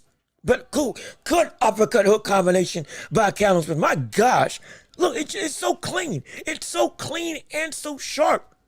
It's so clean and so sharp. Another good punch combination by Callum Smith, and Buatsi just has no answer. He's got no head movement. His block isn't doing anything. He's not even trying to adapt. It looks like he's just willing to stand in front and take punishment. He ain't even trying to trade.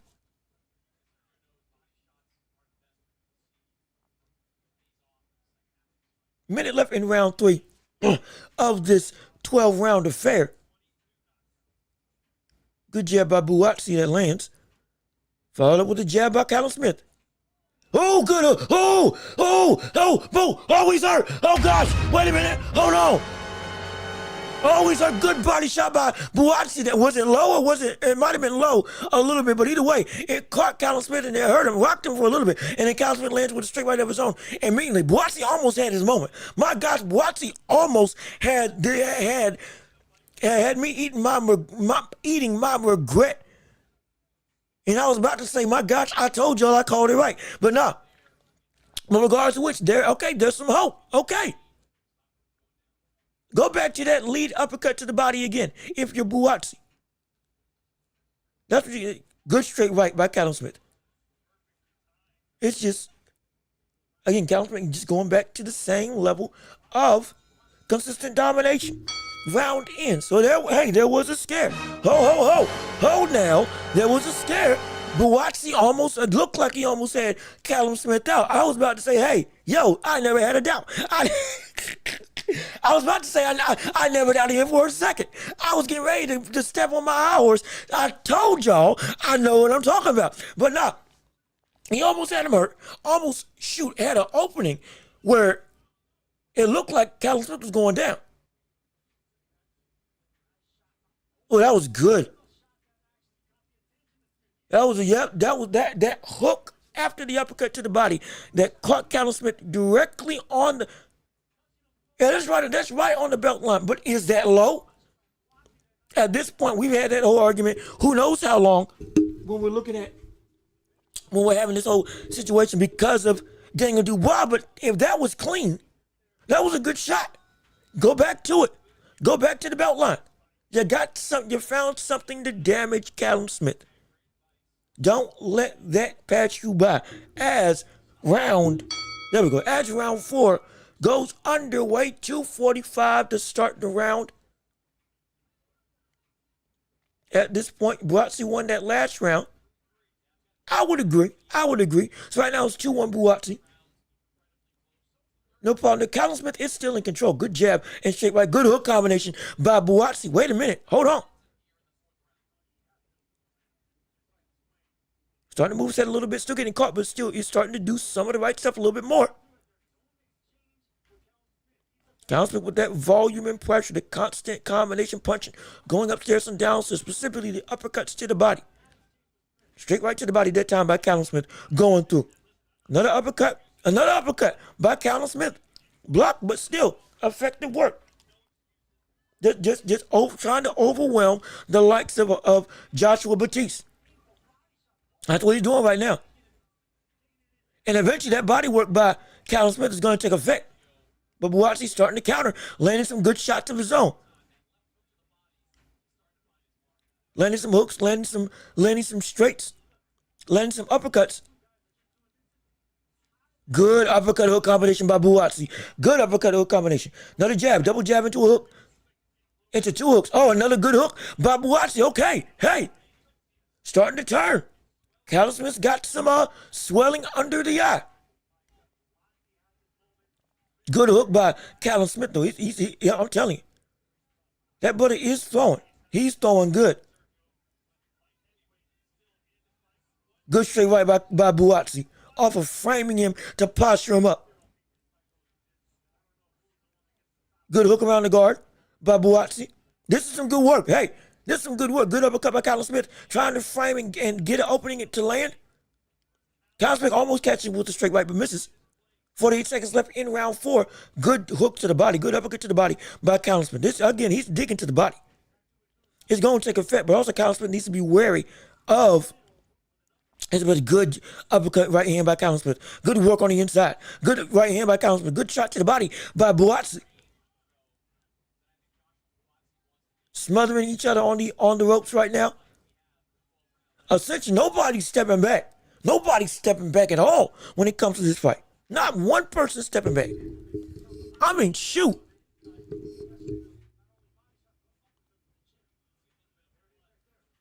Uppercut hook combination, straight right lands, hook to the body by Callum Smith. Big hook and straight. Hook, trading hooks with each other. Shoot. That was good. Oh, gosh. Oh, my gosh. That was good. Now we're seeing Buatsi start to adapt and become a little bit better defensively and putting together his combinations a little bit more. Again, when I said he was out, it seemed like Callum Smith was a step above. It was because Callum Smith was beating him to the punch. Callum Smith was landing better. Callum Smith was indeed putting in better work and was seemingly overwhelming and outclassing the likes of Buatsi. But then, rounds 3 and 4, now we're starting to see Buatsi adapt a little bit. Getting on the inside, manipulating Callum Smith's guard, landing hooks around Callum Smith's guard, going to the body now that he knows that he can hurt the likes of Callum Smith downstairs, throwing the hooks, and essentially now willing to trade with the likes of Callum Smith. And it's starting to take effect. Callum Smith also, he's cut and bruised under, or cut above his, what was that, left eye? Or right, is it left eye or right eye? Cut above one of his eyes and swelling under that same eye. So now, we're going back through round 5 going underway.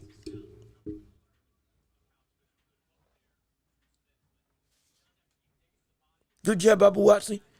As Callum Smith still is revving up the level of aggression. Or trying to keep a high work rate, excuse me.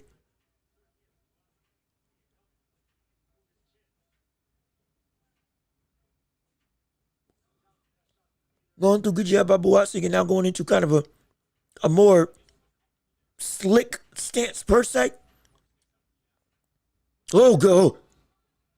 Good straight right by Callum Smith and to force Buatsi to have to respect him trying to just posture in front of him. Arm down and all just to jab. Yeah, that straight right put him back in that guard. Oh, good shot to the body by Callum Smith. Good shot to the body. Oh, that rock, no, that hurt him a little bit. He's trying to protect that left side. Good uppercut by Callum Smith. Yep. The body works. It's happening. Hey, that body work is now taking effect. All that digging, good double hook to the head by Callum Smith. It's starting to come down. Buatsi might be in trouble. Buatsi might be in serious trouble right now. He is really favoring that right arm. Or excuse me, that left arm. Because that constant work to the body is taking effect. Good jab to the body by Buatsi. Good 1-2 by Callum Smith into a straight. Well, good hook by Callum Smith. Good hook by Callum Smith now. He's got him worried about the body now.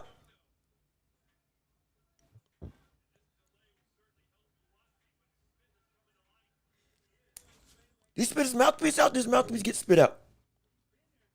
1 and 2 happen. Mouthpiece came out. Now they're back in the action. 54 seconds left in round 5. Another good digging uppercut to the body. Good straight right hand by Callum Smith.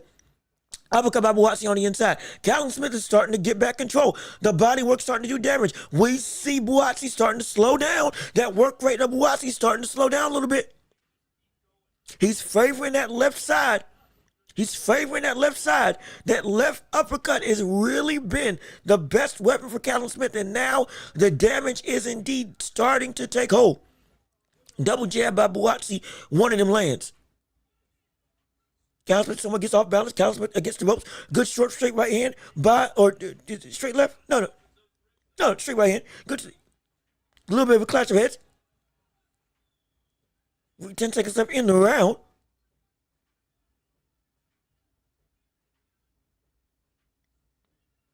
Jab by Buatsi.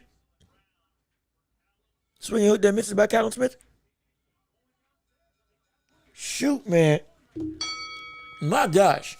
Buatsi's in trouble. Buatsi is in trouble. The constant dig into the body is now starting to take a... Oh, shoot, it's Anthony Arch. Hey, we just talking about that, brother.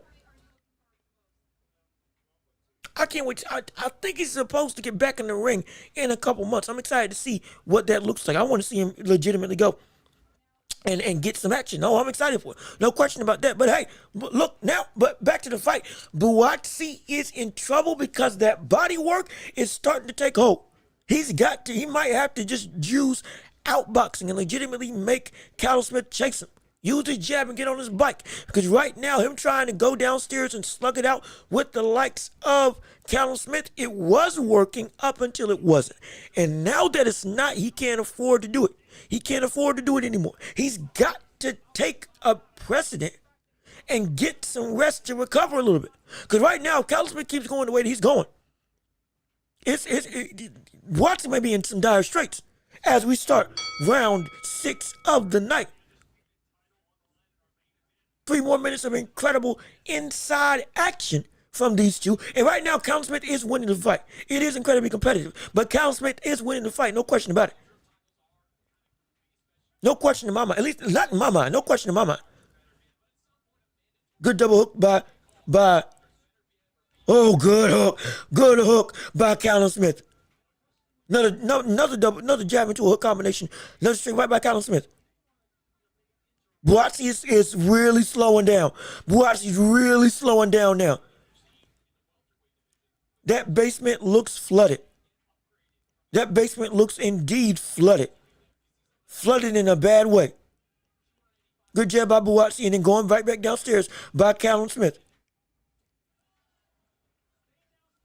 Uppercut, good 4-punch combination by Callum Smith. Hook by Buatsi that lands, short hook by Buatsi that lands again. Going through, it's a situation where Buatsi, look, he's having some success. 2 hooks land by Callum Smith. Another hook around the guard. He's just working that brother to death. He's just working him to death. He's just working him to death. That's what he's doing. He is working him to death right now. Uppercut, combination to the head. Good straight. Oh, good straight right. Oh, Buatsi's in trouble. He's smiling. No, that brother's in trouble. Oh, that brother. Oh, wait a minute. Hold on. There's blood in the water. Wait a minute. There's blood in the water. There's blood in the water. There's blood in the water. Buatsi's in trouble. Buatsi's hurt. Buatsi's he's getting beat up right now. Brother, he better take a knee. He better take a knee. If he keeps getting punched like this, his corner may just stop the fight. Oh gosh, wait a minute. Wait a second, hold on. Another hook. Buatsi's on. Now he's on his bike, but he can't move no more. Double hook by Callum. Oh, he's hurt. Oh, that buckled him. Oh, that buckled him. Straight right that lands by Callum Smith. He's ready to go. He's ready to hit the canvas. He's ready to hit the floor. Callum Smith is 2 clean shots away from potentially putting Buatsi on his butt and potentially ending the night. He's in trouble. Eddie Hearn is standing up. The crowd is on their feet. Another hook by Callum Smith. They're standing in each other. Buatsi he's on shaky legs. He is on his last legs. He is again hurt. He's again rocked. The ref's looking closer. The ref is getting close. The ref may stop the fight. Good hook by Buatsi. Wait a minute. Oh, Buatsi just countered. Buatsi just hurt. Buatsi just hurt Callum Smith. Buatsi just hurt Callum Smith. Now Buatsi's going to work. Now Buatsi's throwing hooks to the head. This is incredible. It's been swing after swing. Callum Smith was just in control. Next thing you know, Buatsi lands one thing, and the round's over. My gosh, what a war. Whoa. What a war. What the world. Callum Smith for almost a minute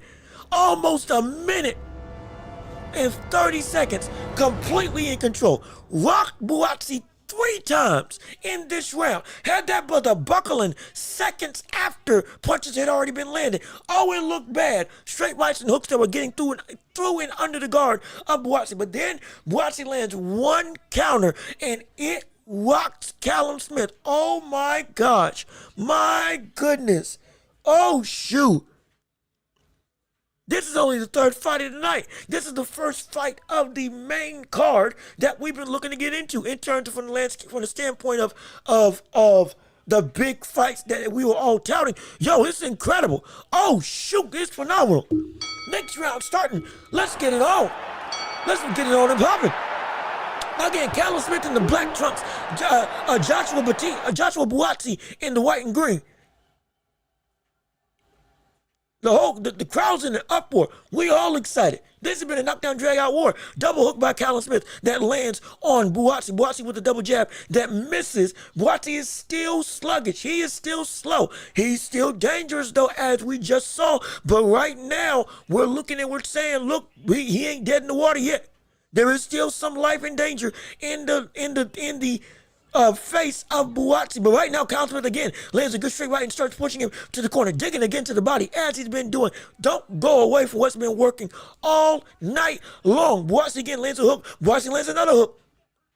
Going through. 3-punch combination by Buatsi that lands. A jab by Buatsi that gets through the guard. 2 minutes left in round 7 of this 12-round affair for the interim WBO, I believe, super middleweight title. I believe, unless it's, don't believe it's at light heavyweight. It could be a light heavyweight. Who knows? Actually, no, it might be a light heavyweight. Well, I forget what weight class it's in. Regardless, which doesn't matter. Callum Smith and Buatsi right now going to war. Callum Smith is indeed winning this fight, but Buatsi is showing spurts of incredible danger right now. And he was hurt. Last round rocked for almost a minute and a half, then rocks Callum Smith late in the round. He is still not fully recovered. Both of them may not be fully recovered, but we know Buatsi on the whole should be worse for wear. And it should be a situation when we're looking at Buatsi and we're saying, Callum Smith, keep going downstairs to the body. Do not go away from what's been working. And Buatsi back to that kind of sniper-like flicker jab type stance in order to score some points and keep Callum Smith on the outside, potentially baiting for a counter with that right hand. Callum Smith multiple jabs as well. This compared to what the last round. Whoa, good right hand by Callum Smith.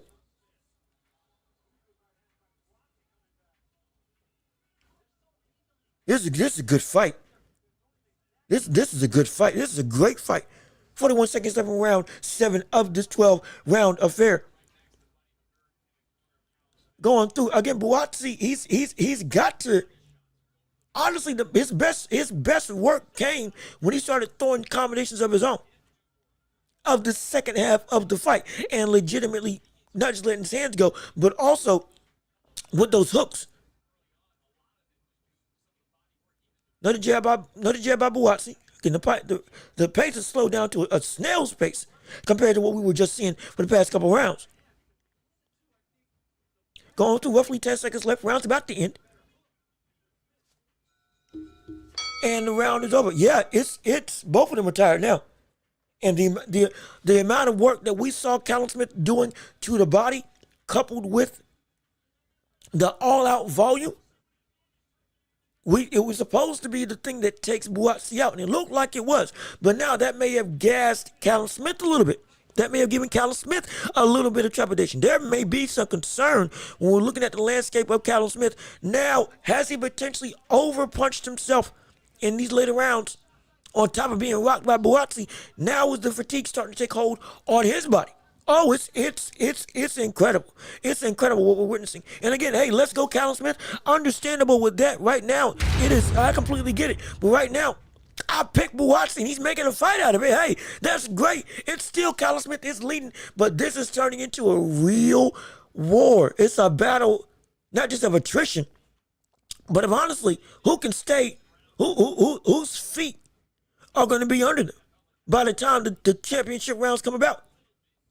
At this point, both of them are starting to lose some steam and lose some gas. And yeah, but this fight's fire. This fight's incredible. Another round going into round 8 of this 12-round affair.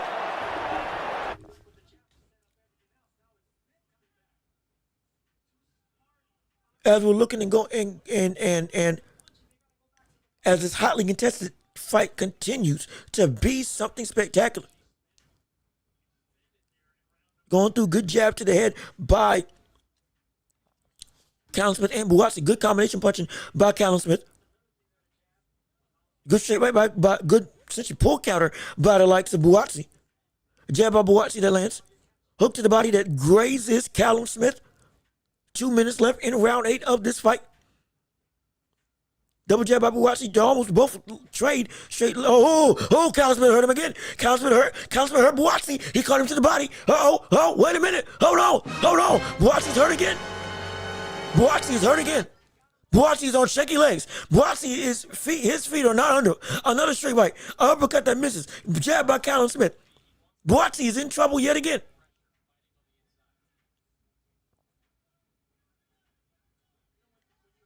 He is wincing at every shot that lands. Callum Smith is wearing down Buatsi. He is. Buatsi's still dangerous, don't get me wrong. Absolutely. But it's the good uppercut by Buatsi coming off angle. Okay, great. That's some Bam Rodriguez type stuff that we've seen.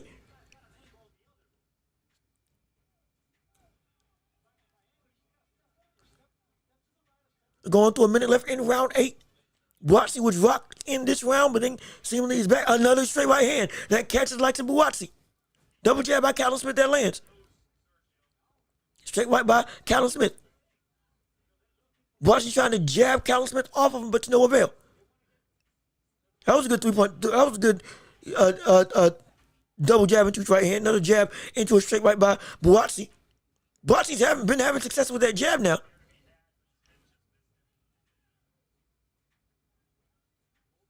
Good straight right by Callum Smith. Buatsi trying to pot shot and set up his straight right hand. 3-punch combination by Callum Smith. 26 seconds left in round 8 of this 12-round affair.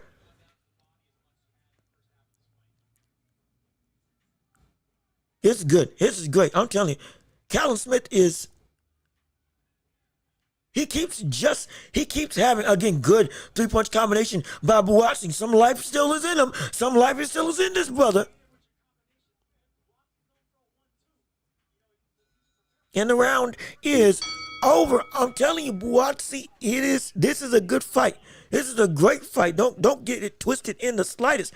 It's just, if Callum Smith wants to end this, go back downstairs. Go back downstairs.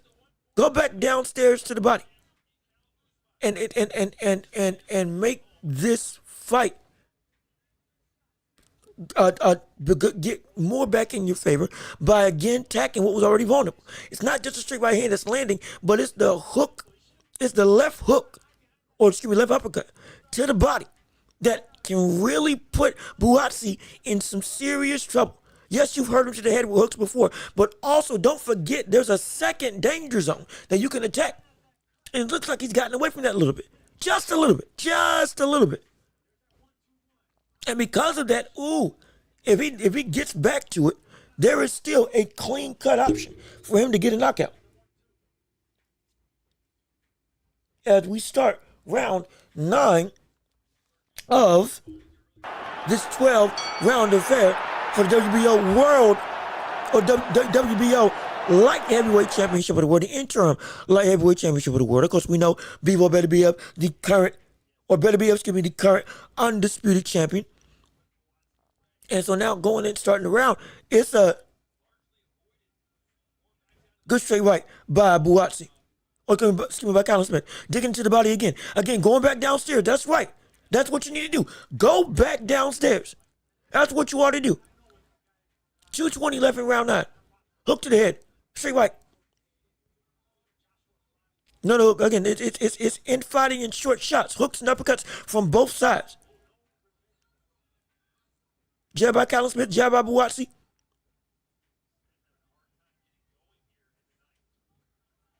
They're both fatigued. They're both tired. I think Colin Smith may have punched himself out a little bit, and Buatsi's still hurt from all the damage that he took from the body. And essentially, Colin Smith took Buatsi's stamina while also taking his own. Good 3-punch combination, good uppercut by Colin Smith. Uppercut hook combination. It's shoot, man. Good hook downstairs. Yo, Justin, how you doing? Good to see you. Thanks for tuning in to the show. I'm under arrest. Will arrest me for having some fun, because doggone it, this is a world of sports that we all are excited to see. Arrest me for having myself excitement, because right now we're calling Colin Smith versus Buatsi as the meat and potatoes of this last crescendo Bivol versus Beterbiev rematch fight. Live commentary.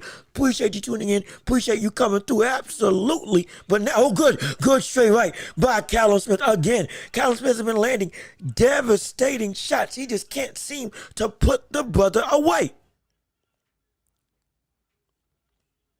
Everything that he's landing is rocking Buatsi.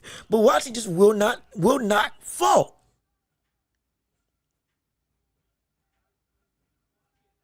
Good 3-punch combination by Colin Smith. A good hook. Oh, he's hurt. Rocks him again. Buatsi's off balance. His feet are still not under him. He is in bad way. Good hook to the body. Great hook to the body by Colin Smith. Another good straight right hand as Buatsi tries to escape. Ducks under a hook. It's a war of attrition. Who can do better work in a war of attrition? Buatsi starting to gain some ground. Wild hook into his right hand by Colin Smith. Double jab by Buatsi. And the round ends. I'm telling you, Justin.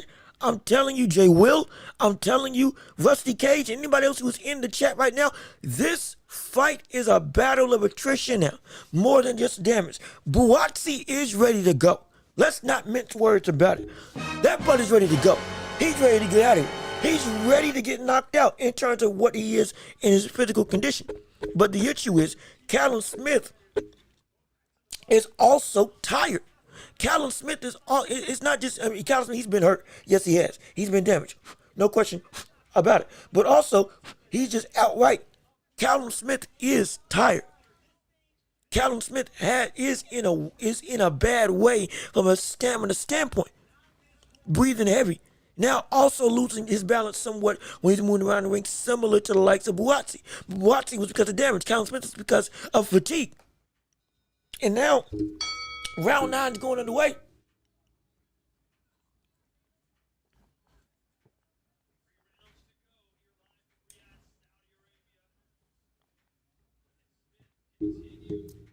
As we start this round 10, 2:44 left in this fight, or at the start of the round.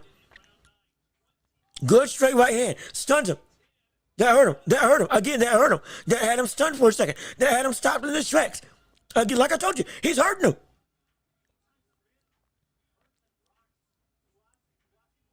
He keeps stunning and rocking Buatsi. And Buatsi's incredibly tough. He just ain't got the stamina.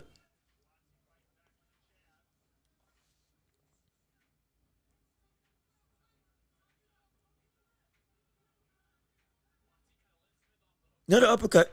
by Callum Smith. Good uppercut to the body. 3-punch combination by Buatsi. 2 of them land. Going through. Minute 52 left in round 10 of this incredible third fight of the night. It's phenomenal. It's spectacular. Oh, I'm excited for it. This has been it's been great.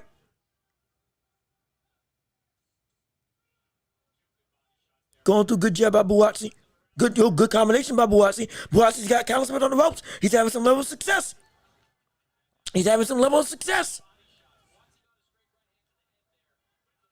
Double jab into a straight right. Callum Smith may be hurt, or at least dazed a little bit. Good hook by Callum Smith. Good combination by Callum Smith. Jab by Buatsi. Looking for the straight right hand. Good up jab by Callum Smith to catch Buatsi. Now Buatsi's trying to go. Callum Smith's he's got to work him off him.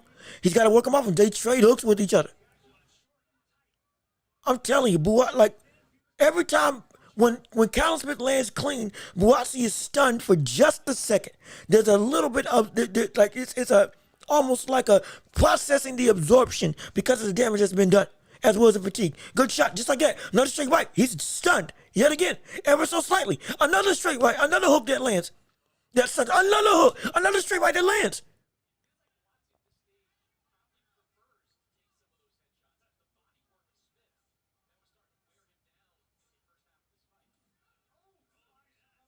Good uppercuts.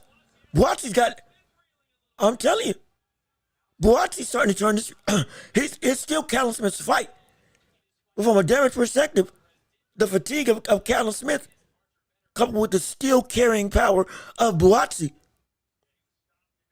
Oh, good right hand by Callum Smith. Good hook by Callum. It's just, I mean, shoot, man. My gosh. This is an incredible fight. This is just a great fight.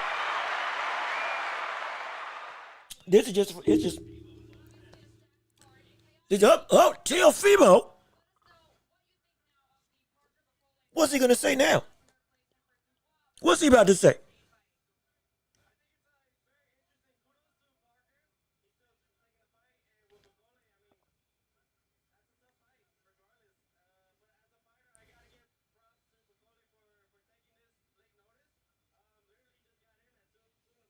They're going to ask him about his rhetoric.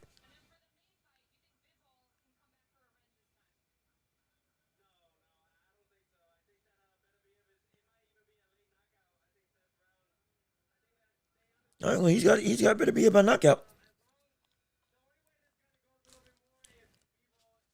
Well, let's see, round 11? Round 11 of this 12-round affair for the interim WBO Light Heavyweight Championship of the World. Again, Callum Smith catches Buatsi with the jab. Buatsi jabs Callum Smith. Oh, they got this even. Oh, they got this fight even now. Oh, wait a minute. Shoot. So maybe we might just see, if we see Chris Manning's scorecard correctly, we may just see Buatsi pull this out. And I could be right. I could still be right.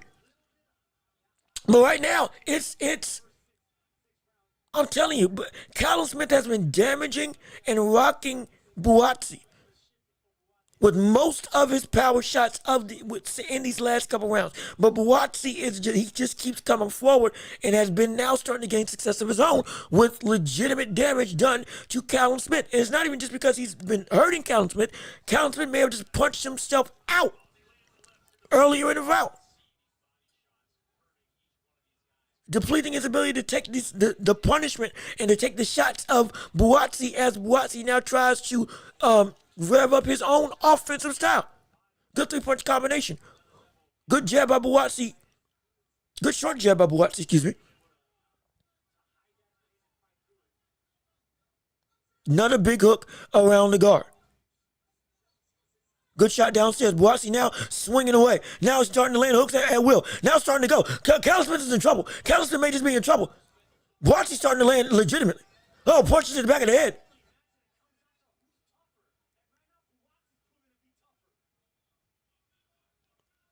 Right now, Buatsi, he's turning this fight around.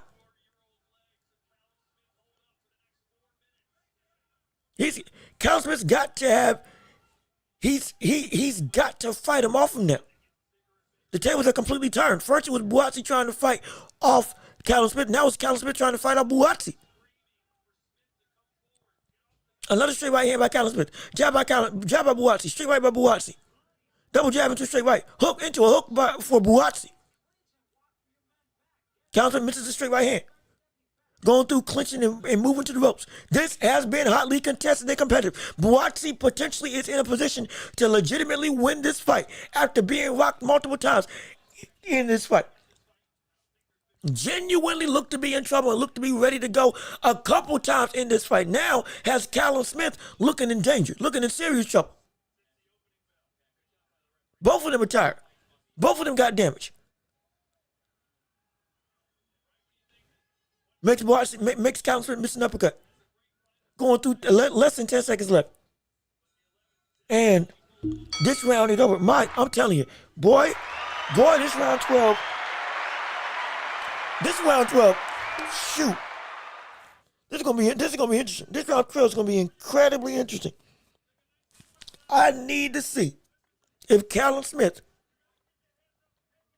if he's got one last spurt left in the tank, because he's going to need it. Because I'm telling you, he's had Buatsi in a position to knock him out for 4 rounds. But then Buatsi was able to essentially get a second win and now was landing his own success. And now Callum Smith is in the similar situation that he had Buatsi. Buatsi is able to land at will. Buatsi is able to land flurries of hooks. Buatsi is able to now rock him, and Buatsi is walking him down when he was getting walked down by Callum Smith all night long. Callum Smith went away from the body attack that was indeed working against Buatsi. That may have been one of the biggest things as to why we see this fight happening the way that it is. But it's an incredible war. We're going into round 12. Let's get started right now with 3 minutes of action and fervor for the WBO interim light heavyweight championship of the world. Again, the interim title, not the legitimate title. But going through 3-punch combination, or 4-punch combination, by Buatsi. Jab by Buatsi. This is good. This is a good war. This is going to be a good fight. Double hook by Callum Smith. Hook by Callum Smith again. Buatsi had to take a big breath. If Callum Smith was throwing an uppercut, he might have been able to land and hurt him. Good hook downstairs and upstairs. Good straight right. Good hook by Callum Smith. Good. Buatsi's hurt. Buatsi's hurt again. Buatsi is hurt again. Buatsi's hurt again with the hook. Buatsi is hurt. This is the time. You gotta go. If you Callum Smith, you gotta go. You got to go. This fight is too close not to let the gas tank go. Throw that straight right. Keep throwing those hooks to the body. He hurt him to the...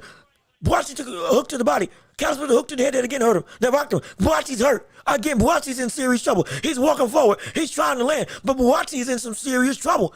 Keep throwing the hooks if you're Callum Smith. Keep throwing the hooks if you're Callum Smith. I'm telling you, this is, shoot, man. Talk about a war. Knocked his mouthpiece out. He knocked his mouthpiece out. Callum Smith knocks Buatsi's mouthpiece out. Going through. Buatsi is still in trouble, but Buatsi is swinging now wildly against the ropes. No mouthpiece, no mouth guard. Strictly, it's action. The ref can't stop the action right now. There's no pressure. There's no way to stop the action at this point. And now there is. With the clinch, it finally stops it. And there's time. 56 seconds left. I'm telling you. Buatsi is in trouble. Buatsi is in legitimate situation. Buatsi's in danger. Buatsi is that brother. He can still go down at any moment. 52 seconds left in the round. 50 seconds left in the round of this last round of the fight. Buatsi with the overhand right. That catches Callum Smith. Buatsi is still stumbling and he's hurt. Buatsi is still ready to go. Honestly, any punch can put both of these people in danger at this point in time. It is. I mean, shoot. Hook to the head. Another hook to the head. Hook that misses by Buatsi. Straight right by Callum Smith that just grazes. Double hook by Callum Smith. He's hurt. Buatsi is ready to go. Buatsi is indeed ready to go. Buatsi's in trouble. We got a problem. I'm telling you, we got a problem, ladies and gentlemen. 18 seconds left. Callum Smith. Buatsi with the big hook. My gosh. Oh, shoot. And this is just the third fight of the night. Just the third fight of the night. Less than 10 seconds left.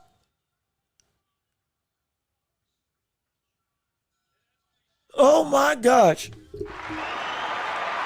My goodness. What a war. What a war. What a war. I don't know, like, Buatsi fought himself back into this fight. Buatsi was indeed, when it looked like he was damaged and hurt, was able to find strength and energy and find the right combinations to start rocking and hurting Callum Smith and take advantage of the fatigue that we saw Callum Smith essentially incur on himself because of the amount of shots he was throwing early on in the round, as well as with the in the second half of the fight, a little more consistent work that we saw Buatsi having as round 7 and on went about. This was great. Oh my gosh! But I think Callum Smith still pulled it out. I think he still pulled it out. I think it should be close. I think I had him up about him on my thing 2 rounds because of the more consistent level of damage and legitimate power punches he was able to land on Buatsi. Buatsi was having, as the fight went on, was having more and more long spurts that turned into consistent success, but the consistency on the whole was on the side of Buatsi. Or on the side of Callum Smith. So I think Callum Smith won. I may have just picked wrong. I could have picked wrong. My gosh, I stuck with Buatsi. Let's see if he gets this win. But whatever the case, this was a phenomenal fight. I mean, a phenomenal showing. You saw combination punching. You saw toughness. Buatsi was taking shots. I mean, that brother's chin was eating shots. And when it looked like he was ready to go, the man never went. He never went. He never went, that was insane. That's ridiculous. That preposterous. Absolutely preposterous. Oh my gosh. I mean, shoot, man. Brother, that would be the fight of the night on just about any card. And that's just the third fight of the night tonight.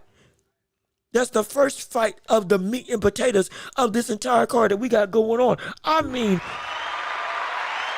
is this not worth what we paid for already? Is this not worth what we've been asking for? Or is this not worth the buildup? Right now, shoot, it's off to a good start. It's off to a great start right now. I mean, like, brother.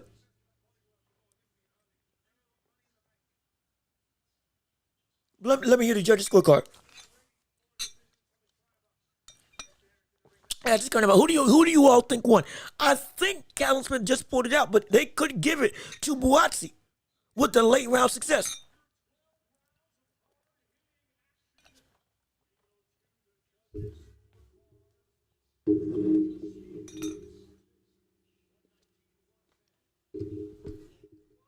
$119, $110. 115, 113. 116, 112.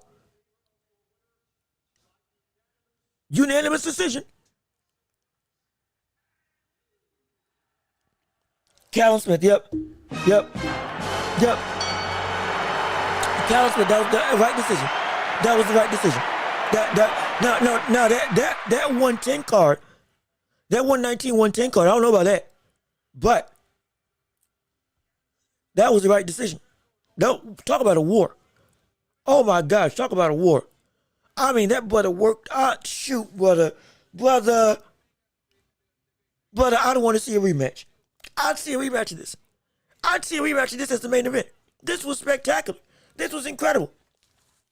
This fight, this was phenomenal. I mean, Callum Smith was able to go and was able to outwork the likes of Buatsi. And then when he got in trouble, still was able to keep his composure, keep his cool. And in the 12th round, essentially seal it. Again, by the judges' scorecards, it was, pretty decisive on the majority of them. But regardless of which, I mean, this had drama. It had suspense. Callum Smith now is a interim world champion, is now one of the people in line to get a shot at the undisputed world light heavyweight championship. And it's only the first Friday nights, folks. We still got more to come. We still got the likes of Big Bang Jane versus Kabayel coming up next, directly after this. My gosh. Can you believe it? I can't. It's incredible. It's phenomenal. It's absolutely stupendous. I'm excited for it.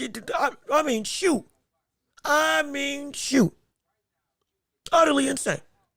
It's only the third Friday night. Oh, I'm excited for it. I'm excited. But I got to say, I called it wrong. I called it wrong.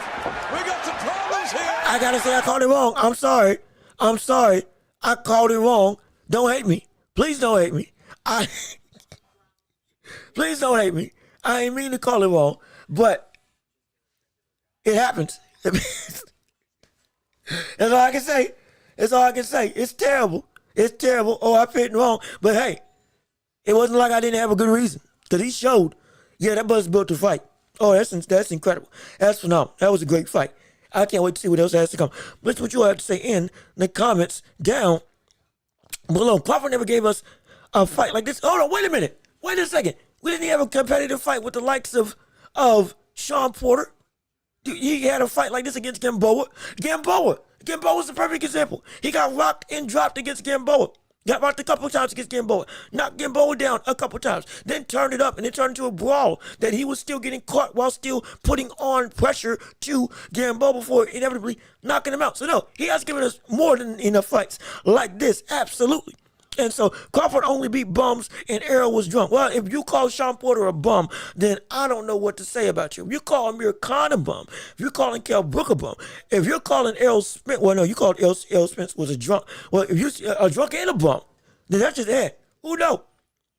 I can't rock with it. Nah, Crawford, he's been incredible. Madrimov ain't a bum. And if he beats Canelo, is Canelo a bum? Let's not forget that. About what you're saying, if he beats Canelo, what does that make Canelo?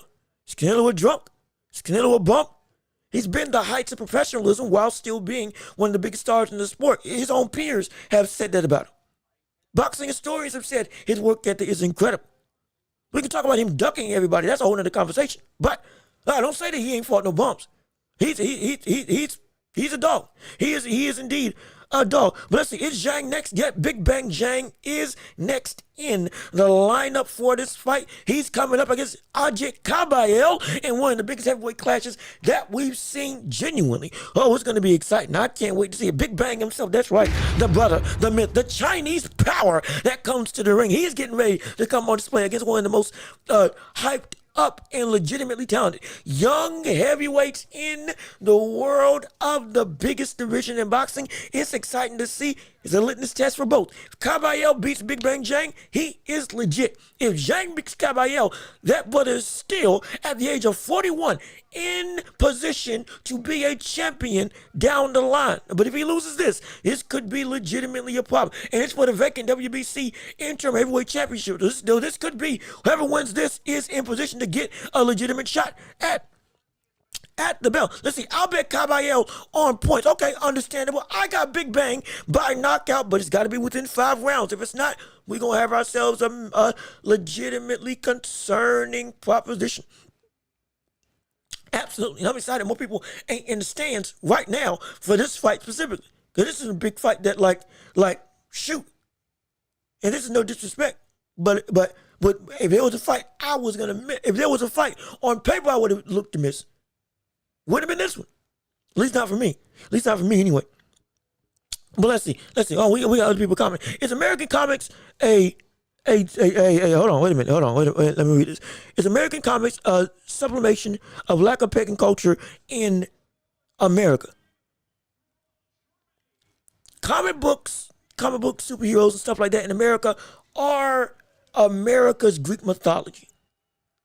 They were used, I believe, it came up in Great Depression and others as a means to give hope to a lot of people, and then they just caught on, and it became like our Zeus, Superman, our Zeus, our Apollo, our Hercules, our stories of Icarus and Odysseys, as you had in Greek mythology. That is comics are America's Greek mythology, and it's incredible. I wouldn't say paganism. I think it's more so like that's our stories passed down to teach lessons, give hope, give us a kind of something to latch onto as a means of, hey, this can to bring out the best in you.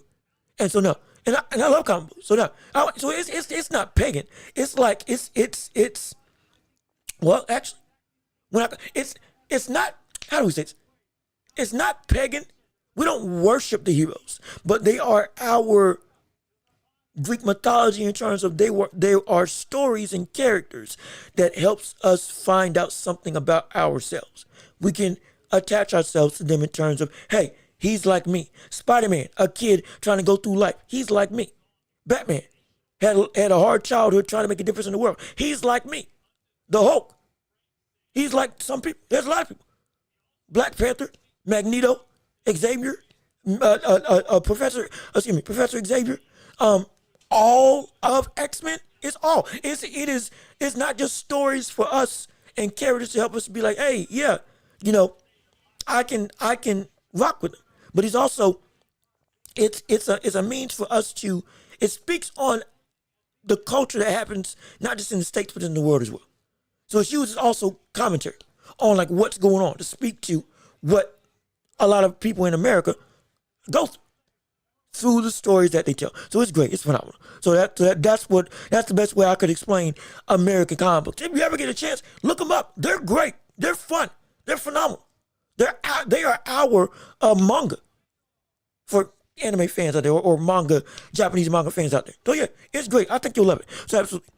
And so he's not beating Canelo. It's a fake fight. Well, it's a real fight. We're going to see if he does. If he does, though, it would be incredible. Everybody is a bum if Bud is a bum.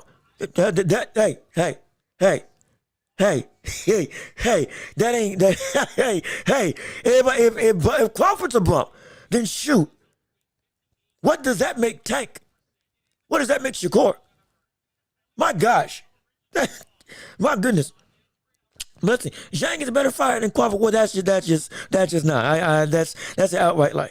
Let's see. Jose, you have a problem with boxing? What? Again, everybody has their own. He could be, you know, trying to, maybe he's a Spence fan. Maybe he's a big time Canelo fan. Regardless of which, we don't want you to have to downplay Crawford to uplift everybody else in the sport or uplift your favorite fighter because your favorite fighter is good enough on his own. Whoever he is. Actually, who is your favorite fighter? We'd love to hear it in the chat down below. So you trolling. No, he definitely trolling. Bud's about to be 38 now, and he's still hyped. He's 38 and he's still producing. He's 38 and he's still undefeated. He's 38 and he beat Madrimov. But that's impressive.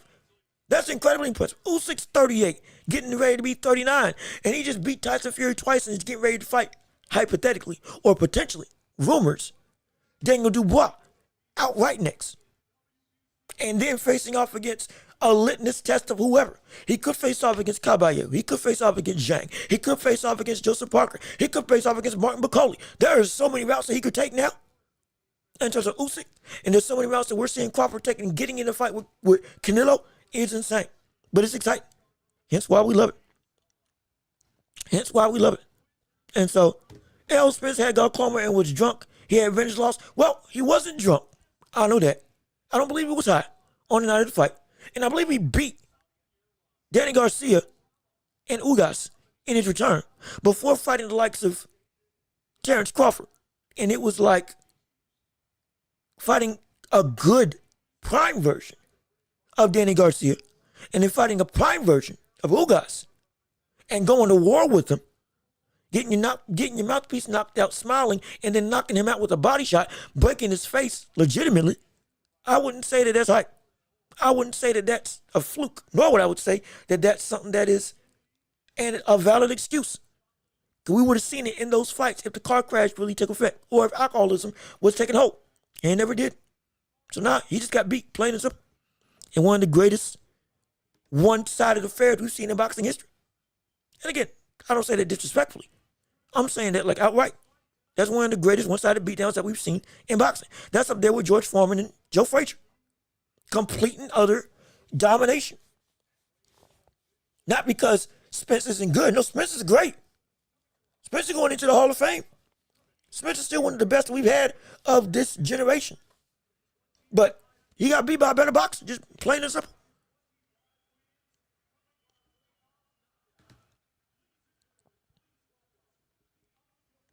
And here we go. Again, now we're getting into the big time affair.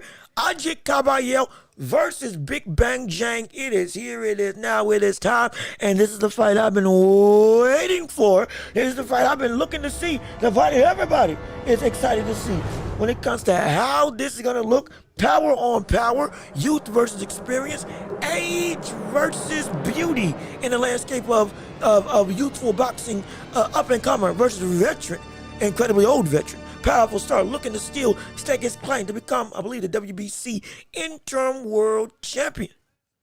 Whoever wins this puts themselves in line to be a legitimate, or puts themselves in line to be in position for the undisputed heavyweight championship of the world. Zhang 27-2-1.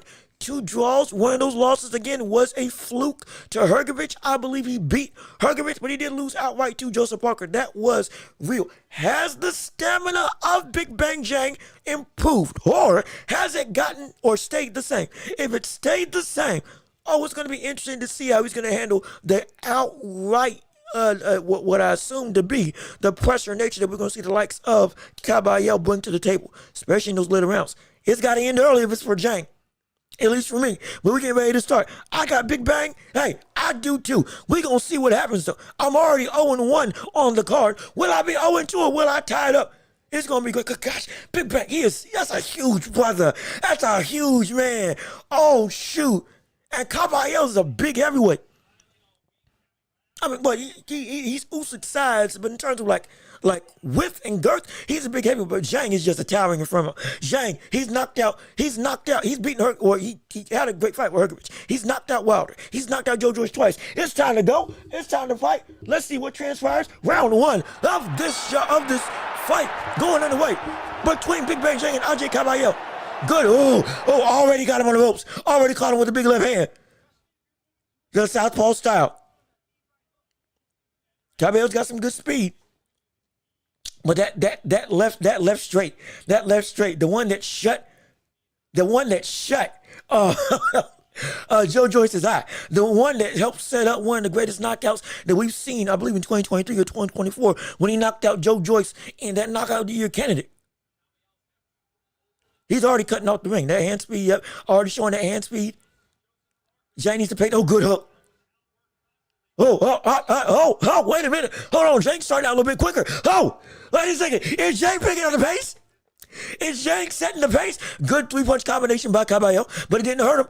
Zhang's got one of the best chins in boxing. Let's not forget that. Going to the body for Kabayel, that's going to be the danger. Zhang, he can take the shots to the body, but it's the stamina that's going to be an issue. The work rate. That's how you help beat him. The work rate to the body. Or the work rate, you diminish it even further by going to the body. But right now, he's already taking a breath. Dang it. Zhang, slow down. Zhang, slow down. Look at that big time hand speed by the likes of Kabayel. But Zhang, slow down. That's a good straight right to the body by Kabayel. Whoa. Oh, they almost traded shots.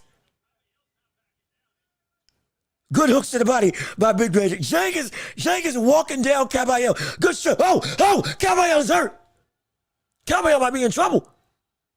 Okay, he's not. But he did get caught. That straight right did hit Kabayel through that straight left, caught Kabayel through the guard. It did knock him back. That power is serious. Big Bang ain't Big Bang for no reason. Trying to counter with that left hook. That's or shooting with that right hook. He's trying to catch him with that right hook. Zhang is being a lot more offensive. He's being a lot more offensive than we've seen in the past. Oh my gosh. In terms of like out the gate. My goodness. Grazing straight left. Pawing as they're both pawing, trying to jockey for position. Big Bang stalking and walking him down, cutting off the ring, forcing Kabayel to have to essentially now clinch up. Actually, I'm surprised Big Bang Zhang doesn't use his body more often and clinch to force his opponent to, good straight left by Big Bang Zhang. I'm surprised Big Bang doesn't go and clinch up and force his body on his opponents to help wear them down. Round 1 is in the books, and oh gosh, I'm telling you, Big Bang Zhang, it's like Kabayel had some good work to the body. Big Bang Zhang was able to push him off or to rock him off balance with a shot through the guard. But even still, the speed of Kabayel and that body work, that's going to be something legitimate. That's going to be something legitimate. But I don't think Kabayel's faced off against somebody with this much power. Again, mind you, faced off, who's that Russian buddy? The Russian buddy that he faced off against that was also supposed to be incredibly powerful. He faced off against him. Yes, indeed. But the issue was, while he faced off against him, it was a situation where he indeed didn't have, while he had the power, he didn't have the technical ability. Good right. I mean, that right hook into an overhand left. He's so good with that check hook. He's so good. Big Bang Zhang is so good with that check hook. As we go into round 2 of this 12-round affair, again for the interim WBC heavyweight championship of the world. Kabayel not picking up the pace, now trying to walk down. Big Bang Zhang throwing out more jabs, going to the body. Good 6-punch combination, flurries to the body. It's not affecting him. Good shot by Kabayel, then gets a shot by Zhang. He's now putting in work. Kabayel's now starting to come forward. Good uppercut. Those flurries. He's throwing a lot. Good straight left by Big Bang Zhang. Kabayel's now trying to use his speed to be able to make Zhang or to attack that body, attack that midsection.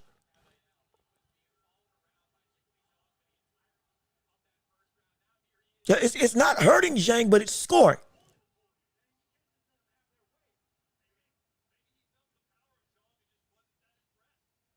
Good straight left. Another good straight left. Kabayel's now up in the volume. Kabayel's trying to up the volume. Good straight left to the body by Zhang. Pawing jabs again in the middle of the ring. Standing with each other. Zhang now trying to walk him down. Straight left by Zhang that misses. Check hook that's blocked by Kabayel. Straight left by Zhang. Good hook to the body by Kabayel. Good hook ups and downs. So again, the volume, it's not that Zhang ain't hurt, but Kabayel's trying to work Zhang into submission by tiring him out, by consistently going downstairs. Good hook by Zhang. I think Kabayel, that I know that caught his attention. If Zhang can play this right, he might can tire Kabayel by making him punch himself out. I know that Kabayel can go like another good short check hook and straight left hand by Zhang. But the volume of Kabayel right now is winning this round. Good straight left by Zhang. Kabayel's doing more work, but when it comes to damaging work, Zhang is indeed getting the better. Yep, see? He's breathing heavy already. Good uppercut by Zhang.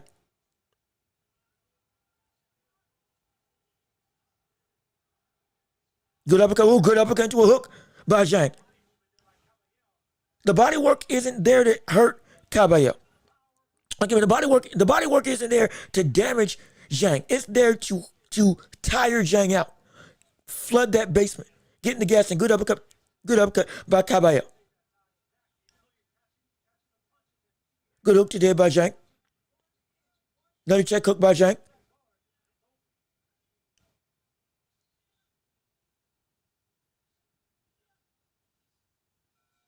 There we go. And round 2 is indeed underway. Or round 2 is indeed over. As we're going into round 3, Big Bang Zhang. My gosh, I tell you, Councilman went to war with the likes of Joshua Buatsi and gained the interim light heavyweight championship of the world. And so, it's incredible. It's phenomenal. Don't get me wrong. But I'm telling you right now, this fight with Big Bang Zhang, this is going to be, it's aggression versus precision power. Zhang can land on Kabayel. He's done it already multiple times. It's the fact that Kabayel is outworking Zhang early on. Can Kabayel keep this pace up? We've talked about the stamina of Kabayel. You talked about the work rate of Kabayel. It's going to be trouble. Oh, yes, it will. It's going to be something for the likes of Zhang to really have to work with and truly have to go through and be worried about. But my gosh, if we do see Kabayel get tired and we see Zhang be able to have some level of stamina, now that power really becomes a question. And now we're going into round 3 between Zhang and Kabayel.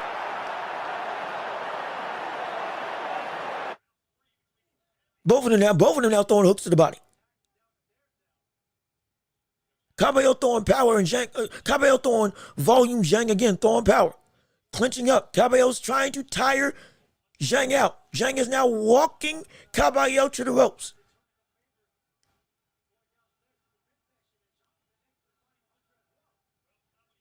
Yep, same 3-punch combination. Jab, uppercut, hook downstairs.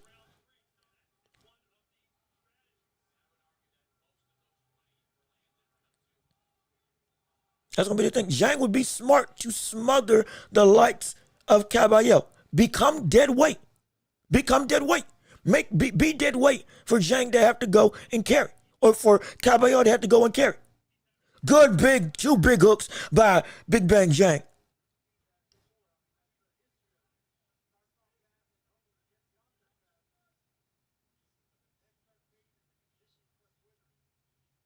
Mind you, Zhang is a silver medalist. Zhang is a former Olympian. Is he a silver medalist or was he just an Olympian? I know he was an Olympian. I believe he was might have been a silver medalist. I could be wrong. Good straight left by Zhang. Hook to the body. Good uppercut to the body by Zhang. Combination punches by Kabayel. Just outworking Zhang at this point in time. Zhang taking another big deep breath. This is where the trouble lies.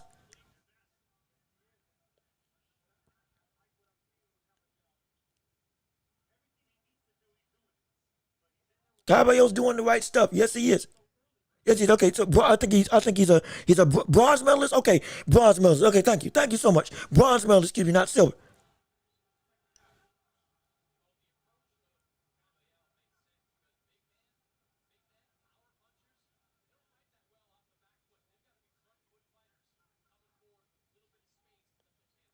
I'm telling you right now, Kabayel is winning this fight. He is. He's again, it's not that he's hurting Big Bang. He is just outright outworking and constantly going to the body.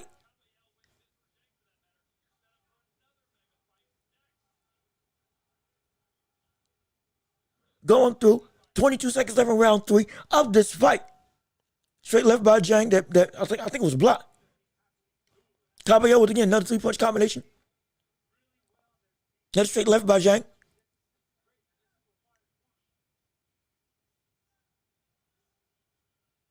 It's the activity of Kabayel. It's a lot, man. I'm telling you, it's a lot. As the round ends, it's a lot. The activity of Kabayel is such a hard thing to fight against. It is, and for Zhang, this is indeed it's gonna be a hard night. It's gonna be a hard night because nothing that Kabayel's doing is hurting the likes of Zhang, but it's the fact that everything about Zhang is. You don't need to hurt him. Just get him tired. That's what you got to do. If Zhang didn't have stamina problems, this would be a completely different scenario. But because Zhang has stamina problems, now the issue is once Kabayel's stamina starts to wane, what's going to become of Zhang? And will he be able to capitalize? That's where the thing comes into play. As we get ready to start the likes of round 4,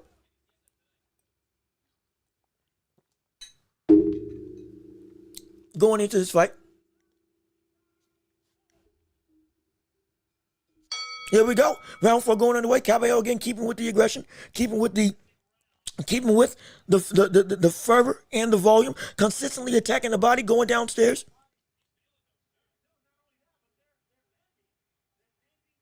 Consistently punching. Good hook by Kabayel. It's just punches and bunches.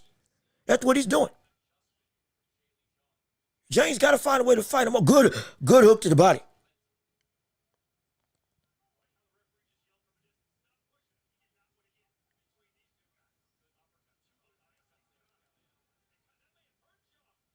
Is Zhang in trouble?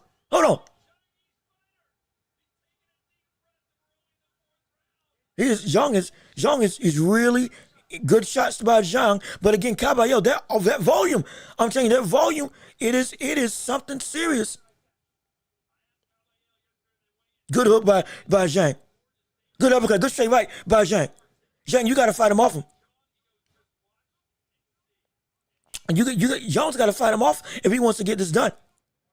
He's got to find some way to for every shot for every volume that Kabayel throws, he's got to land something clean every single time. I'm telling you, is the arena looking empty? I think it's because everybody ain't showed up yet. Mind you, you got to understand. Batiste versus Callum Smith was the third fight of the night. There's like 12 fights on the card. Normally people don't show up this early. And so even for a card this stacked. And so yeah, it is empty. At least it is slowly filling up. Again, Kabayel with another deep breath. Another big breath for Zhang. That work, he's just outworking Zhang. I'm telling you, it's right now, it's perfect. Go into the belly of the beast and just throw. It's not even anything spectacular. Just get Zhang tired.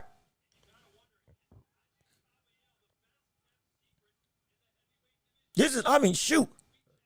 This brother's stamina is incredible.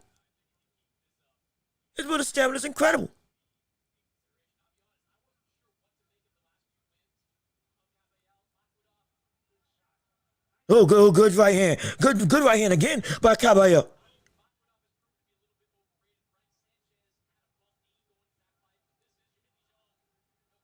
Good 4-punch combination.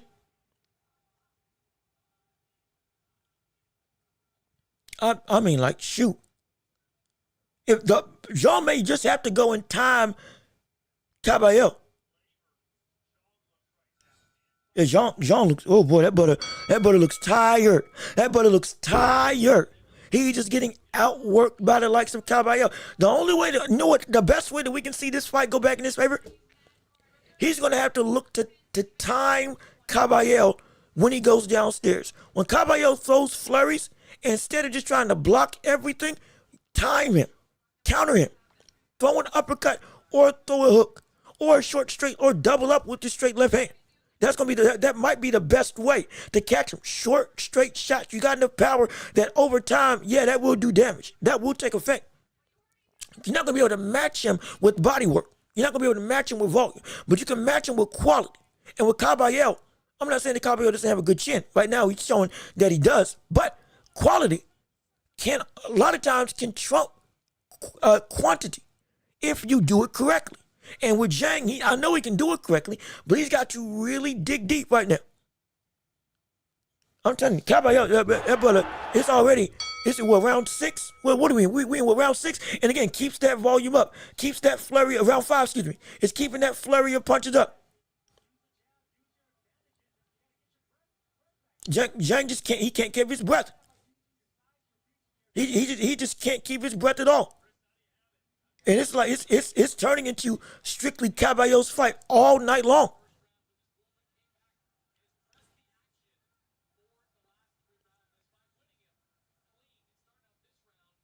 Zhang, he's got he looks labored. Oh, he looks tired. He looks bad off. Oh my gosh, he knocked him down. Oh my goodness, Zhang, that's the big bang power. The big bang power, even when he's tired, shows up again. What did I tell you? Time him in the midst of his combinations with a short left hand.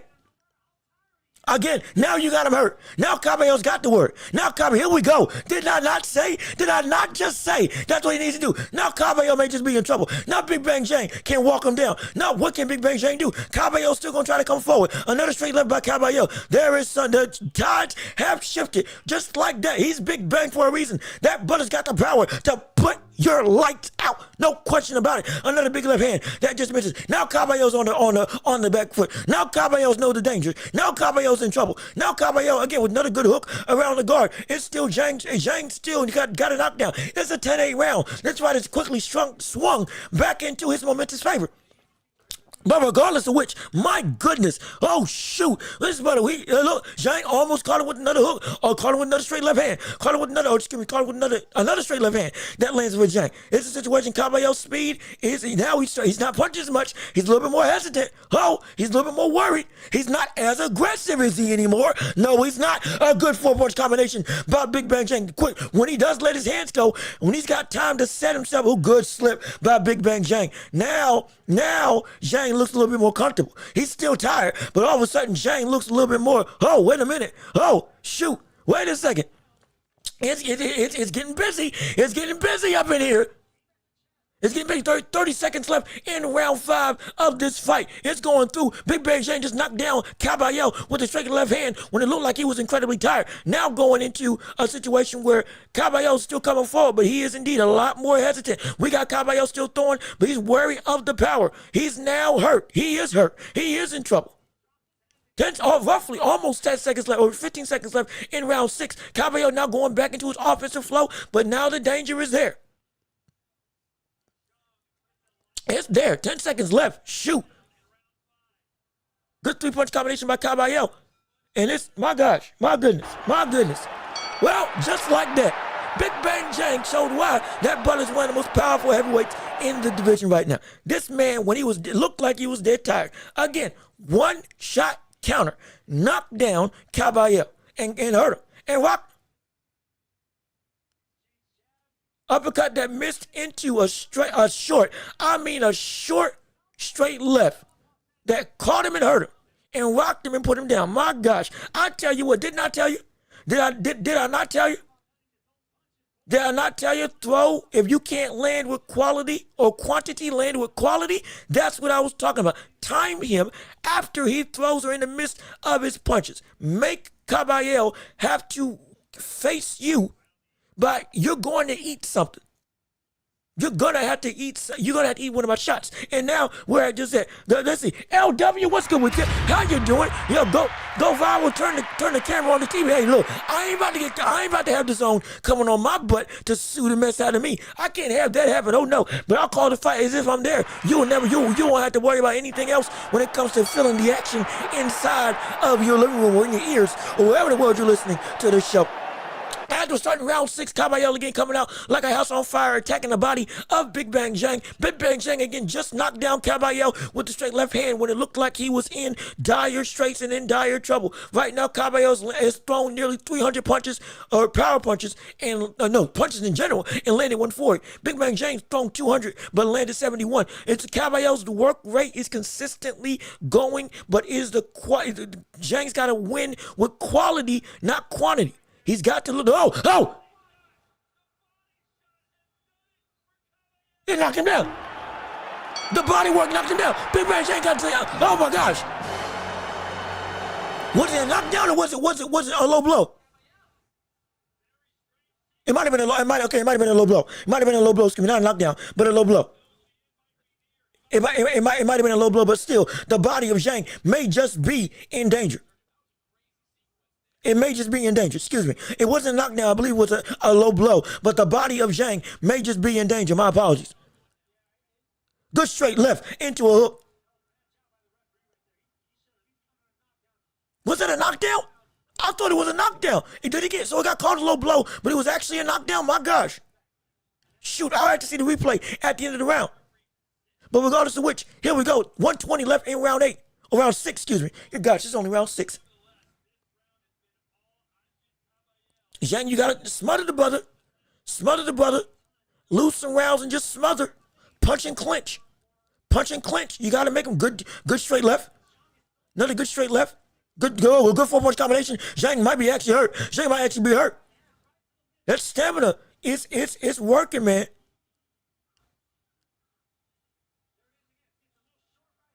He is breathing heavy. Zhang is breathing heavy. He's breathing incredibly heavy.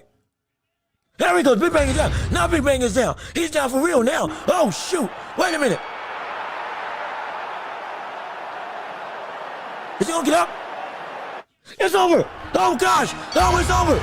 It's over. Big Bang Zhang has been knocked out by Ajit Kabayel. Talk about an arrival on the scene. We got a problem in the heavyweight division. Big Bang Zhang has just been knocked out with a body shot by Ajit Kabayel, with just outworking him.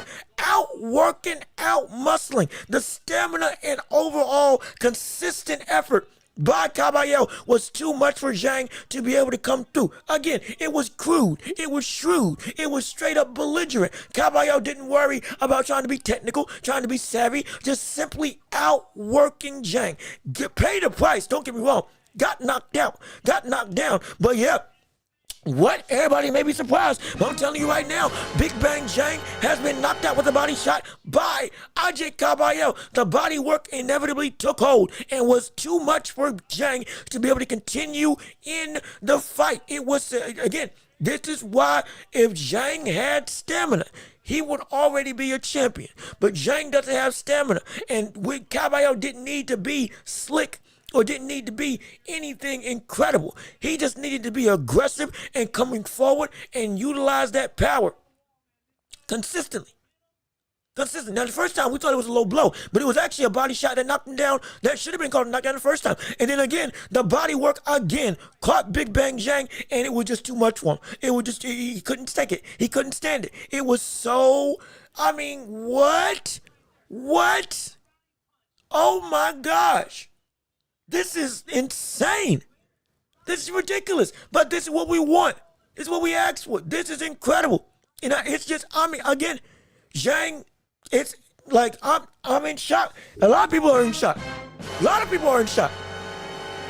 I'm telling you, after we saw Kabayel beat the likes of the Russian dude, that was like, okay, he had power, but he was just too outclassed, and he also didn't have stamina. Now going up against Zhang, who out of stamina was a problem. It was the power, technique, and all that stuff was indeed legitimate. I mean, like, shoot. That brother, Ajit, yeah, he's the truth. He's for real. Again, he's still not great technically, but he's just a whirling dervish of a house on fire. He's got good hand speed. He's got the ability to be genuinely a threat to a lot of people.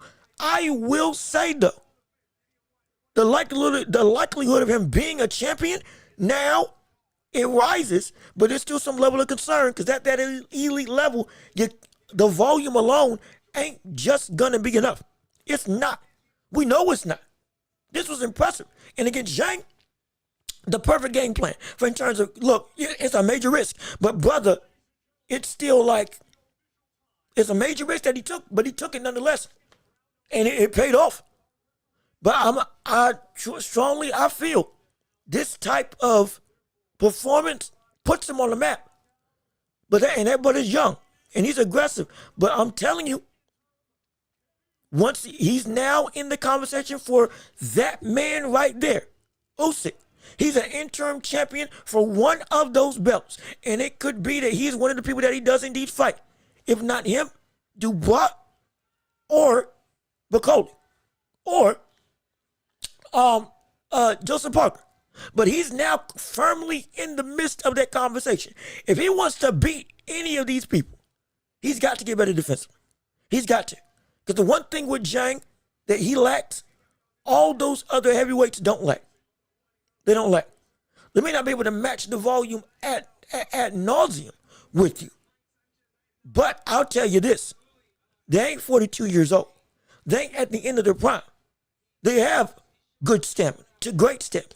They got good combination punching and speed that can keep you on your toes and power with that speed to knock you down just like Zhang did when Zhang was tired. They also have the ability to put you out with nothing but long-range jabs and strikes. Let's not forget. Kabayel in the forward pressure, what Zhang couldn't get his jab off. He wasn't able to because Kabayel just literally walked him down. Now, going up against these other fighters in the division, hey now, let's not forget Zhang was great and could be elite if he had more stamina. Now, we know where his level is. When it comes to the light, it's still a quality win, incredible win.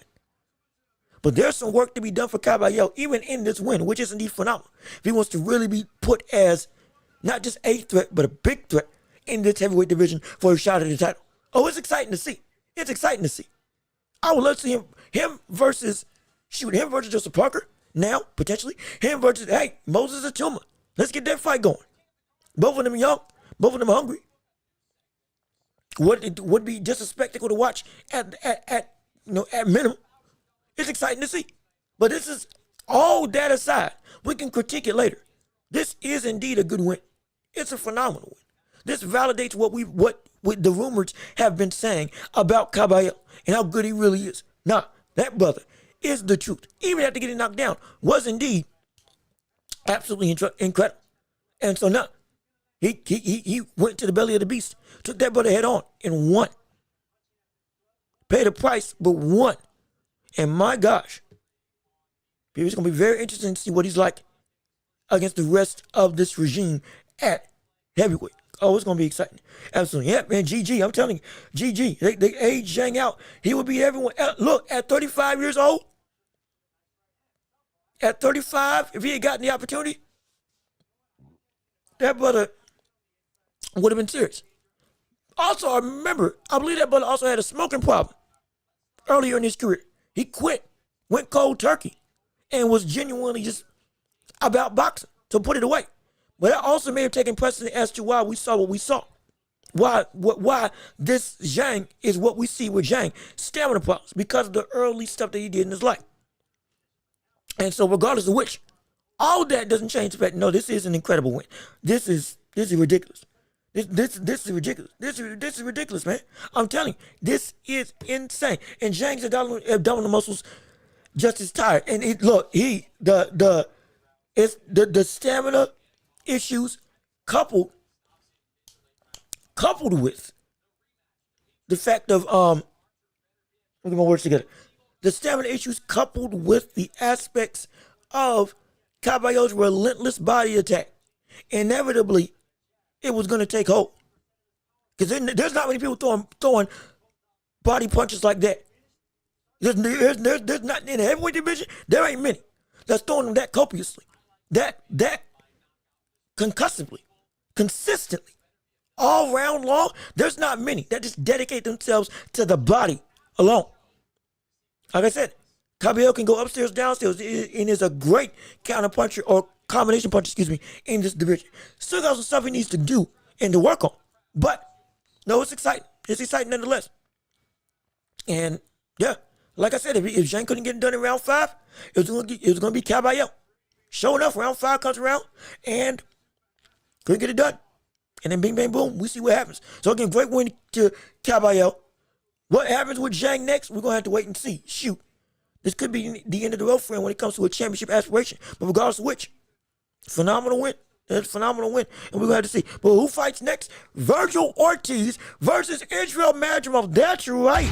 Ladies and gentlemen, what I think is going to be the fight of the night is indeed next. Virgil Ortiz versus Israel Madrimov. Madrimov, again, 10-1-1 with 7 KOs.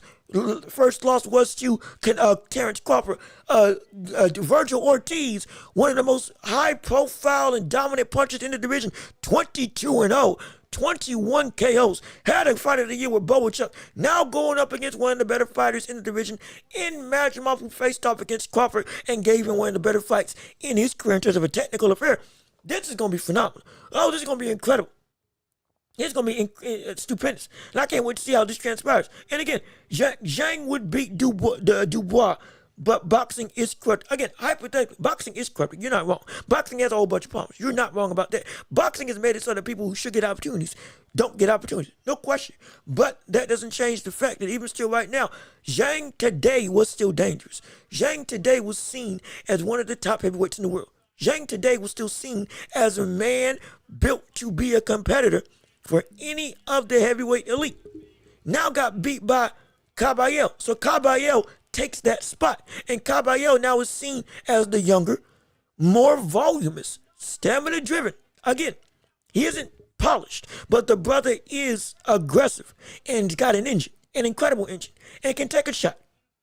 He got knocked down by Big Bang Jane, no question about it. But that was when Big Bang was tired.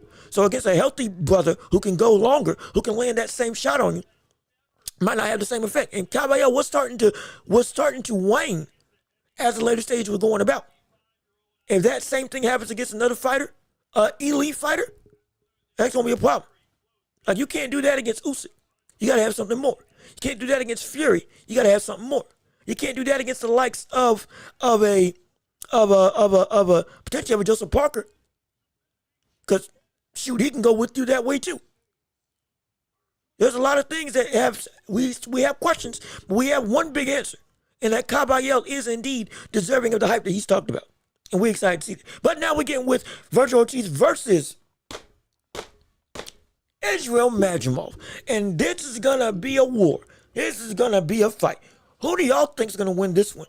I got Virgil Ortiz knocking out Madrimov. I do. But I'm 0 for 2 tonight. Genuine. And it's like, my gosh.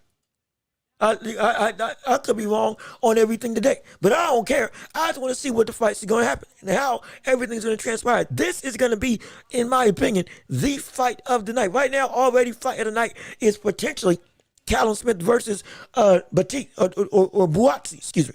Joshua Buatsi, which ended in Callum Smith winning the interim light heavyweight championship of the world. But I promise you, this fight looks to be even better. It's going to be outright aggression versus the technical nuance and unpredictability that we see the likes of Madrimov bring to the table. It's going to be exciting. I can't wait to see it. Also, if you would, leave a like on the stream. Come on through. Let's have some fun. Keep on talking. What's your predictions? What's your opinions on everything? I want to have more time to talk, but it's been just fight after fight after fight after fight.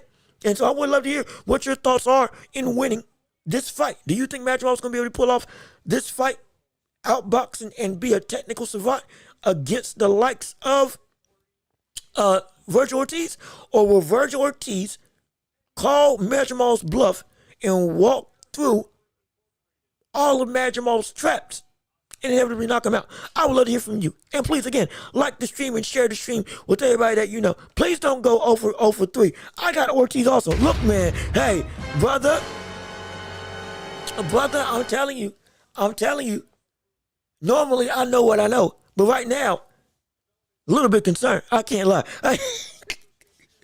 I can't lie. I'm a little bit concerned. I don't want to. I'm trying. My part of reputation is about being able to be reliable for you to get your picks and then boom.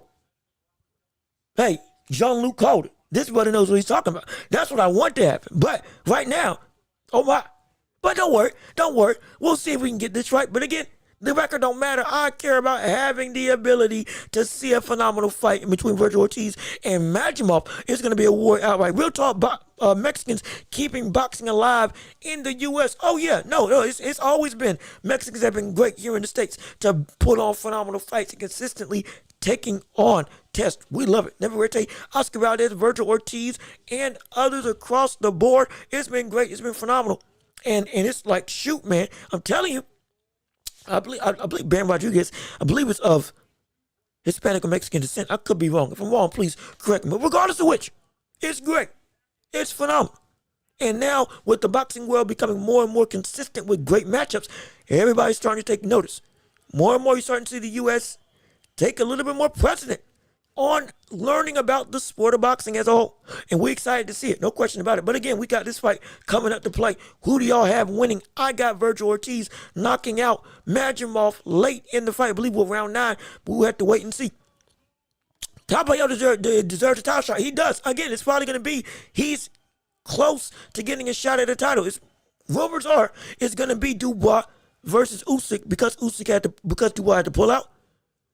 Usyk's going to go on and take that fight with Dubois. But don't get it twisted. Kabayel should be in consideration for having a big-time opportunity, especially now as the interim WBC heavyweight champion. So, no, he is in line to be one of the mandatories for the legitimate title. So, yeah, he deserves a shot. Let's give it to him. Do I think he's going to win it? If it's Usyk that's got it, no. Absolutely not. But still deserves the opportunity. No question about it. No question in my mind. But we here. We live and we ready and we set to have ourselves another phenomenal show. Another phenomenal night. Another phenomenal fight. As it is 2 p.m. in the afternoon. at least on the East Coast. And business is about to pick up between Madrimov and Virgil Ortiz. As I take some water real quick to go and keep myself lubricated and ready. Oh, look at the eyes of Virgil Ortiz. I mean, that brother looks hungry. That brother looks ready. That brother he's determined. Oh, he is wanting this. Let's see if he comes out as a house on fire. Oh, this is going to be it. This is going to be fire tonight. Here we go. Getting ready to get this started. Round 1 of this fight going underway. Let's get it on. Let's get it popping. Let's go, baby. It's time to start Ortiz versus Madrimov. Round 1's going underway. Madrimov already taking center ring. Jab to the body by Madrimov. Already pushing, or jab to the body by Ortiz. Already pushing Madrimov to the ropes. I told you was going to outright make it so that you're not going to feint me. You're going to have to adapt to me. I'm not going to wait to box you. I'm going to wait to run through you. It's going to be cutting off the ring, staying in front of him, making it so that Madrimov, yeah, you're going to have to be flat-footed against Ortiz. Good double jab by Ortiz. I forgot how big Virgil Ortiz was in this division.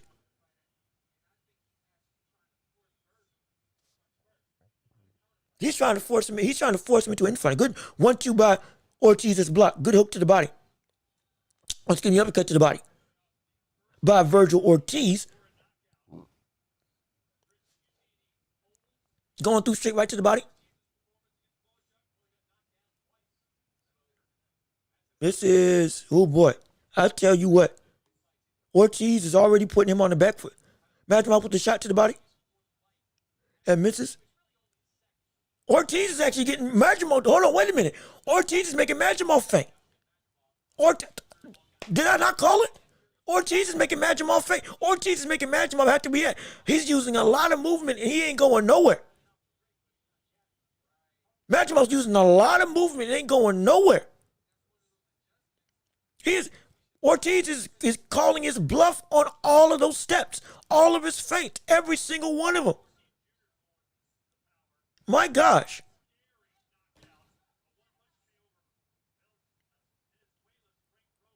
And this is because he probably feels that he can take the power of Madrimov. So he doesn't need to worry about he doesn't need to worry about having to risk potentially being caught with something. No, he's just gonna walk and stop. Come forward. Madrimov is doing a lot of movement just to stay safe or just to have some level of comfortability with the pressure that Ortiz is bringing to the table. Good slip by Madrimov. Good jab by Ortiz. Good hook by Ortiz. Or uppercut, excuse me, by Ortiz. Jab blocked by Ortiz. Good straight by Madrimov. Another good straight by Madrimov. I believe Ortiz blocked it. 16 seconds left in round 1. Madrimov already feeling the pressure of Ortiz.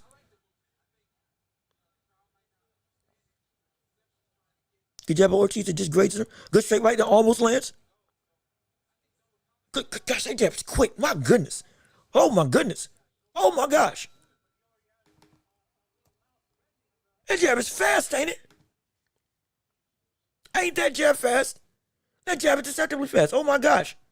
On Ortiz. And so yeah, round 1, like I said, what will happen.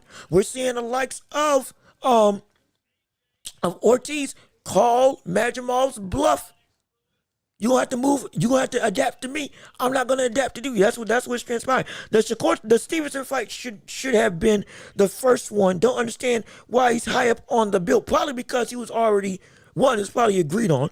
2, it was too close to try to reinvent the wheel on changing the card. And 3, people still want to see Shakur Stevenson. So it's not like he isn't a headliner. Now, I would have loved this to have been amongst those top 3 fights with Joseph Parker, Bivol, or Joseph Parker, Joseph Parker, Bivol, Beterbiev, Bukoli, and in place of Shakur, I would have moved him up, and I would have put Stevenson here too. But cards do like to change in terms of the layout. But now, as we going through round 2 of this 12-round affair, going underway,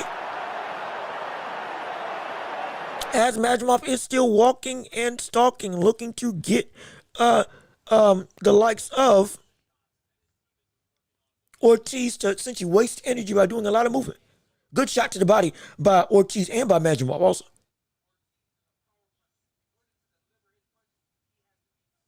That's good. I'm telling you. Oh, good straight right. Good straight right by Ortiz. He's starting to touch him. He's starting to close the distance. Ortiz is starting to close the distance. It's subtle, but it's starting to happen.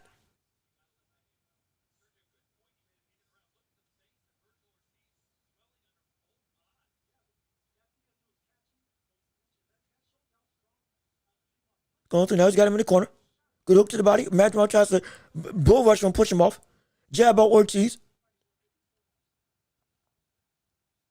Going through the movement. Madrimov still bouncing all night long. Looking to bounce all night long.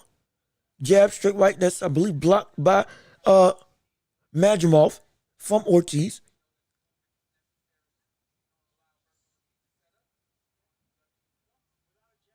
Who almost landed a good uppercut when Madrimov was trying to duck down.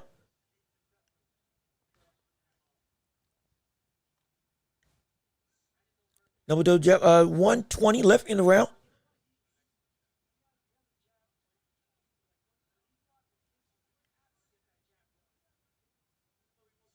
This is, I'm telling you. Excuse me, I'm sorry. This is more movement than I saw him do against Terrence Crawford. Good shot, good uppercut to the body by Madrimov. Going through Madrimov's movement, starting to make it a little bit of a trouble for Ortiz. Ortiz is still applying all the pressure. He is. I was hoping he would do some straight rights to the body, similar to Terrence Crawford, to be able to mitigate and do damage to that midsection and help slow down the feet of Madrimov, because all that jumping is gonna be. If he can't keep this up all fight long, Ortiz is gonna have a time.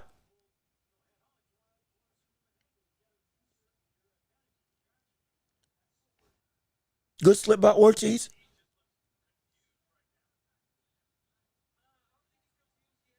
Ooh, good straight right by Madrimov. Good look by Madrimov, and again escapes and runs the thing. So now, yeah, Ortiz is trying to blow through it, but Madrimov's movement is giving him some trouble. I told you, it's an awkward brother. It's an awkward brother. It is an incredibly awkward brother. This fight's probably going to turn more in Ortiz's favor second half of the fight, but he's got to put in some work. He's already got some swelling. She already got some swelling under his eye from the shots of Madrimov. So what Ortiz is going to have to really take precedent and go downstairs and land, even if it's just short straights like with Terrence Crawford, even if it's hooks that don't land clean, even if it's on the guard. You got to give him something. It's going to be hard to figure out. And this, hey, that brother did it. That man did it. It's going to be interesting to see if we can see Madrimov do the same.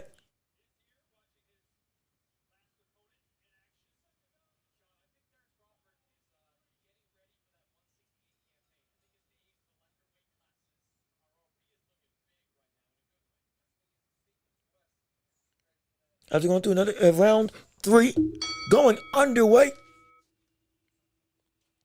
Right now, Madrimov and his elusive movement is giving Ortiz some real trouble. Ortiz trying to pin him down. Ortiz, right now, got some swelling under both of his eyes. Hook to the body missed by Ortiz, and straight 1-2 that lands by Madrimov. I tell you, buddy, that movement is hard to do.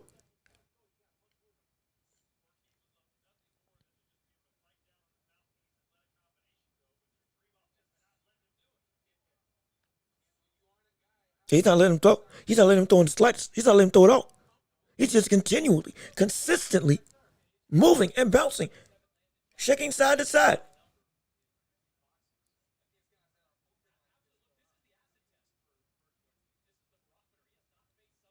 Like I would need him to go. If you're Virgil Ortiz, you would have to go to the body. You got to.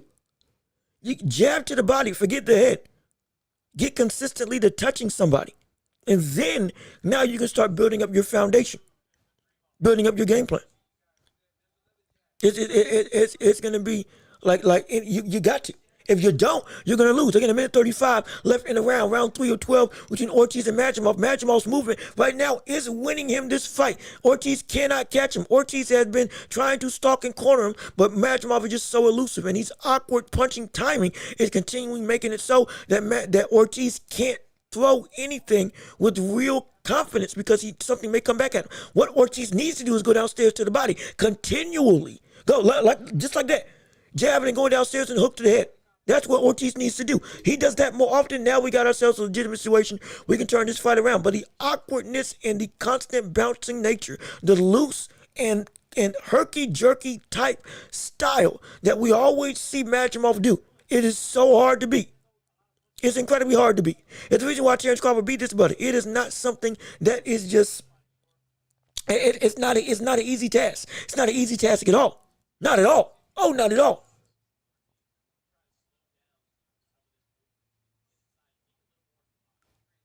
And then going through, again, another jab. 30 seconds left in round 3 of this fight. Madrimov has just been bouncing all night long. Ortiz has got to throw some short shots downstairs to get some level. Big shot that misses by Madrimov.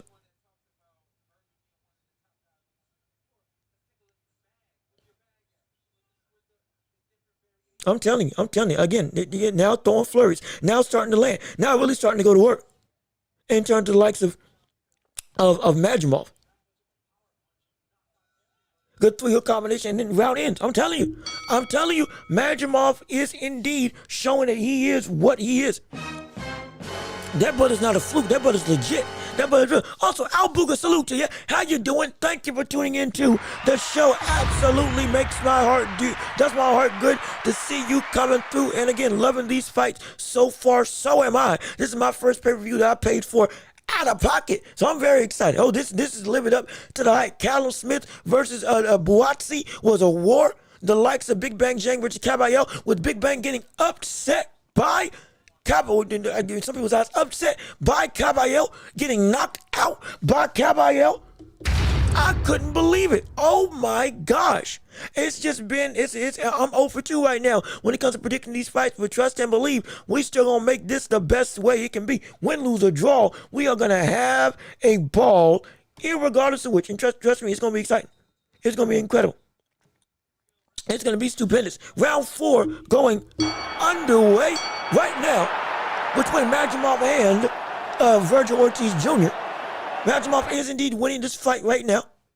He's starting to pull away because of that constant bobbing and weaving movement. Ortiz cannot get a beat on this brother. Ortiz cannot get this brother set down in his sights. Trying to use that jab, but it's hesitant to throw. Trying to use his length, but keeps on getting timed.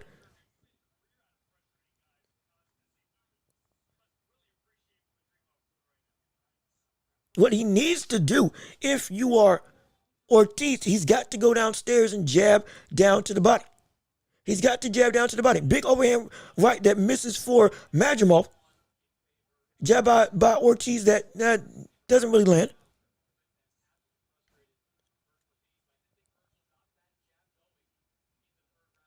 What he's got, jab to the body, please.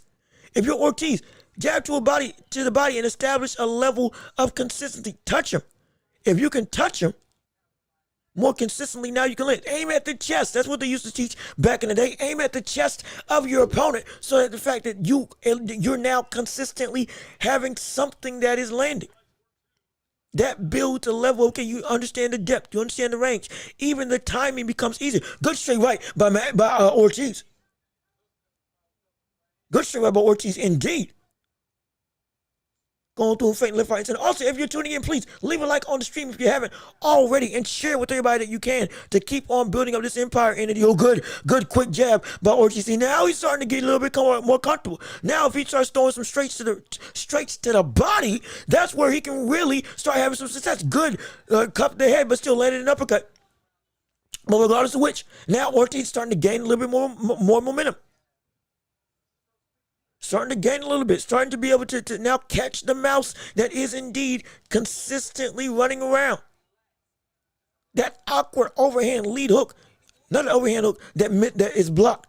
Ortiz now starting to Ortiz now starting to corner. Hold on, wait. Madrimov ain't bouncing no more. Good shot by Madrimov off the corner. And now Madrimov is bouncing again. But that bounce is it's a little bit slower. It's a little bit less springy. This is good. This pressure is forcing Madrimov to have to move so much. Good job by Ortiz catching him where he's going to go rather than just trying to punch him where he is. 2 punches blocked by Ortiz. Good shot to the body. Good hook by Madrimov. Good straight right by Ortiz. Now, okay, there's some success there. Hey, there's something's brewing. Something just a little bit. Not a lot. Not a lot. It's not a lot, but something a little bit is brewing in the world of Ortiz. Now he's starting to land that jab a little bit more. Starting to get a better perspective when it comes to this fight. Let's see, 3-1 Madrimov. Yeah, roughly 3-1. I think they gave him the round before too, and I believe I did as well because he was again the start of the more consistent success, and as well as the end flurries. You can argue what round is it now? Is it fourth or fifth round? If it's the fifth round, it's 3-2. If it's the fourth round, then it's 3-1. But either way, Madrimov's won 3 rounds wholeheartedly. Just about. Up and Chris Eubank Jr. Hey, that brother finally going to fight Conor Ben. Finally at Fatal Fury, which is coming up. The first video game card is being put on in the first of its kind, I believe. It's going to be incredible and exciting. I can't wait to see it. But now Madrimov, as we're going into the next round of this fight, 250 left in round 5 of this display. And we're looking at, we're saying Ortiz is slow. It's slow, but he's building up a level of more consistent offense. But the best way to do it, take a page out of Terrence Crawford's book and go straight to the body. Throw a short straight to the body. Feint, stand with him, and then boom, shoot it and then bring it back. Because Madrimov can't get out the way of it. Or it's harder for him to get out the way of that than it is to get out of the way than it is to get out of the way of a jab to the head. Double, triple jab by Ortiz. Another jab. What? That was your time to open up if you wanted to. Good double jab by Ortiz again. Hook around the guard that is blocked by blocked from Ortiz by Madrimov. Uppercut by Ortiz that misses. Jab that lands by Ortiz. Coming through again, round 5, 154 left in the round. Good hook by Ortiz. Good straight right by Madrimov. Another 1-2 by Ortiz. I'm telling you, shots are getting through to Ortiz's guard because his face is starting to swell up. Another good right hand by Ortiz.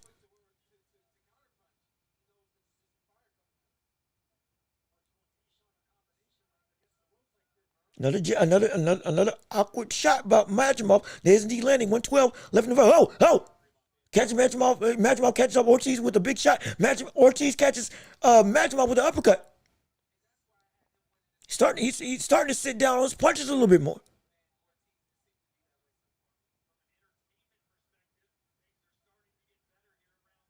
Another good 2-punch combination that's blocked by Ortiz. Another 1-2 by Ortiz. And again, now Ortiz, the pressure may just start be taking effect. Madrimov's starting to plant his feet. Oh, good combination by Ortiz. See, uh-oh. Where's it at? Uh-oh. Wait a minute. Wait a second. Ortiz is starting to gain a little bit more success.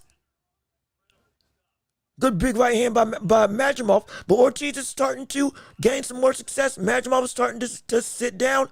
He's starting to posture a little bit. He's starting to, gas tank may start to go down, forcing all of that bouncing and pressure. Getting you tired without having, Madrimov dropped a little bit. Oh, wait a minute now. Hey now. I think what we thought wasn't going to work is actually starting to work a little bit. Madrimov and his ability to indeed come through and bounce around the ring all night long, starting to wane. starting to strain, starting to get more flat-footed, is continuing to slowly but surely tire out. Now he's got to, and Ortiz, he's taking some damage, absolutely. But he is indeed still fresh as a daisy. That jab is still as fast as it's been since round one. The punches have still been coming out as crisp as sharp as they've been since round one. And now he can start to open up and be the Ortiz that we've known him as all this time. That is what we're seeing. And so it's a slow process, but it's a process that's building and compounding on itself.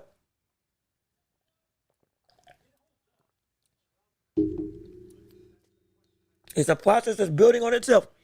As we go into round 6 of this 12-round affair, as we're going through, Ortiz now starting to amp the pace a little more, throwing out another jab, throwing it, cornering Madrimov, dig to the body.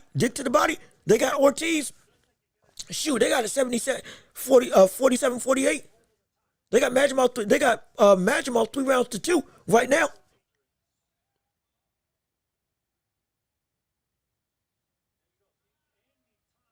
Good hook and good duck under. Going through, good hook by Ortiz. Jab to the body by Ortiz. Do it again. Do it again. Do it again. Yes, jab downstairs. You don't got to land. Jab. Force him to have to feel something. He's trying to bounce. Now, Madrimov's starting to take a big breath. Madrimov's starting to breathe heavy. This would be the time that I would want to see the likes of Ortiz. Yep, there you go. Good two punches to the body. Jab on Ortiz. Yep. He's starting to get him. Ortiz is starting to get him. And he's being really good at cutting off the ring.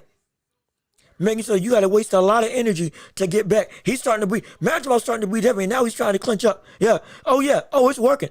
It's working now. Good uppercut by Ortiz. It's working now. Hey, it's working now. Wait a minute. Now we can get those combinations off. Now Madrimov's got to stand. Madrimov's now trying to clinch up. Madrimov is indeed getting tired. Uh-oh.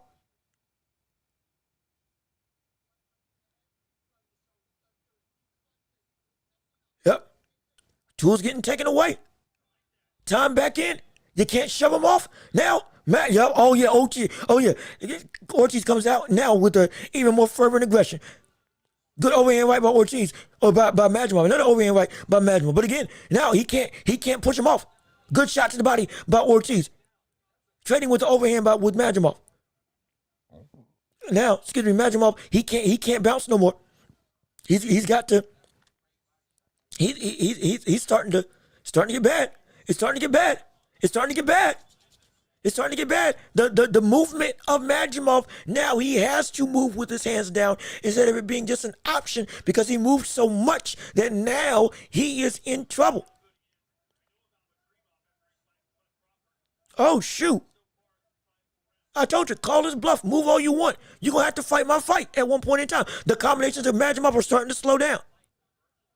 He can't pick between moving. He can't do moving and punching at the same time no more. He's got to now be more deliberate with picking his shots of what he wants to do.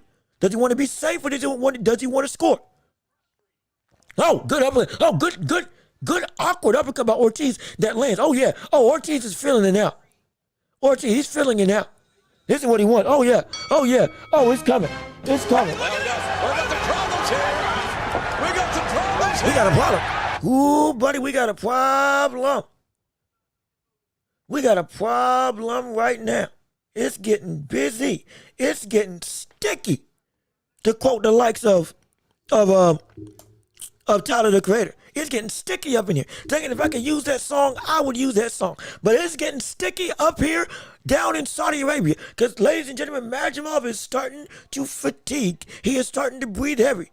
Virgil Ortiz looks like a daisy. And we're seeing Madrimov continue to have to bounce now, not just part of the game plan, but to get away from the pressure. But the pressure of Ortiz is round by round, building up and compounding, becoming more and more of a threat that he's got to deal with and has to indeed go through and try to escape from. Oh, shoot. I told you, call his bluff, move all you want. You're going to have to fight my fight at one point in time. The combinations of Madrimov are starting to slow down. He's got to now be more deliberate with picking his shots of what he wants to do. Does he want to be safe, or does he want to score? Oh, good uppercut. Oh, Good overhand right by Madrimov, but again, it is still a situation. It's still a big, mega situation right now when it comes to the likes of Ortiz and and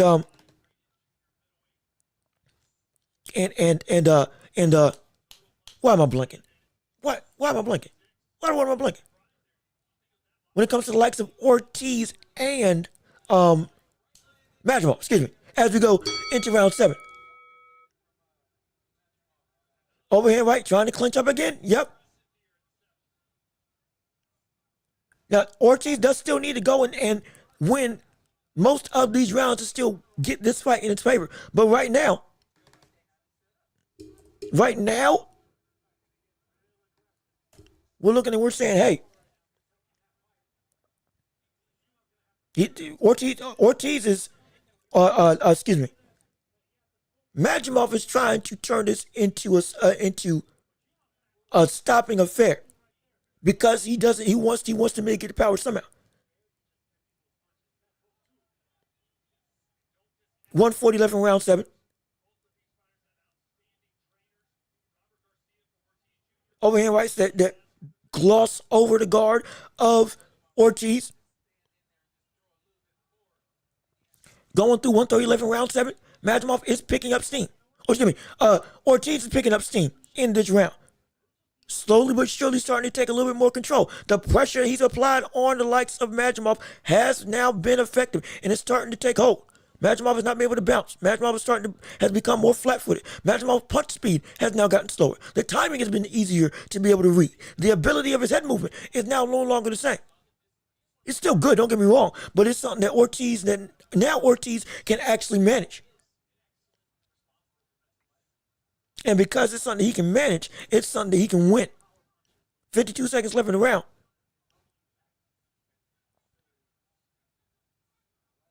Good hooks to the body by Ortiz. Couple good punch combinations. Madrimov again, another big, deep breath. 40 seconds left in round 7 of this 12-round affair.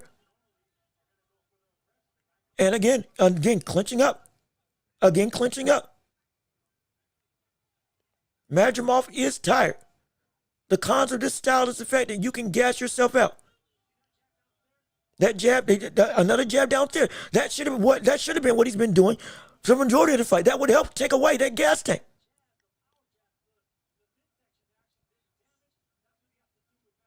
Especially when he's trying to go and dance with his hands down, throw a jab to the body.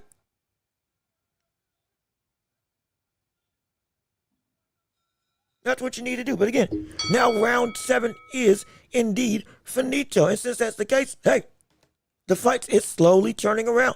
It's slowly becoming more and more in Ortiz's favor. Again, I think Madrimov may still be up on some people's cards, but regardless of which, we're not looking. This fight isn't just a one-sided fest anymore. Oh no. Oh no. Nobody. Madrimov is in a real tough predicament right now. And he's still doing, that's the thing, he's still doing good work. He's still throwing great uppercuts. He's still throwing good combinations. It's just the fact that Ortiz, he's right on the cusp of turning this fight around completely in his favor. He knows it. Like, look at his face. He knows it. The issue is, truly, the brother just he's just got to make those finite adjustments. He does that. We got ourselves a legitimate fight. And it would be great.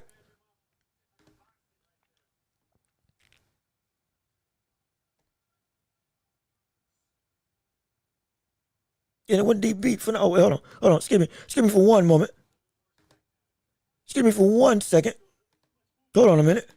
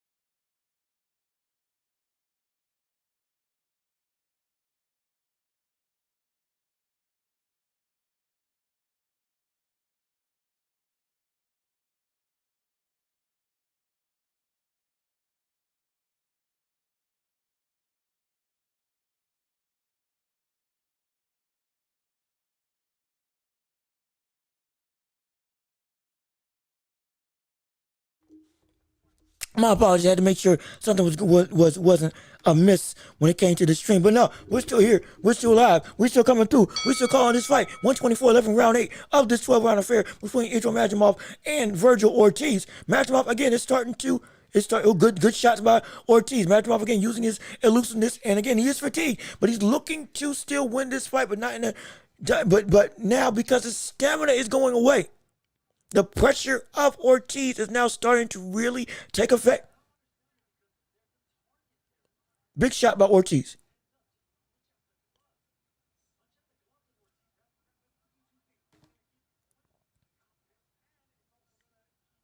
Going to do slip shot by Madrimov.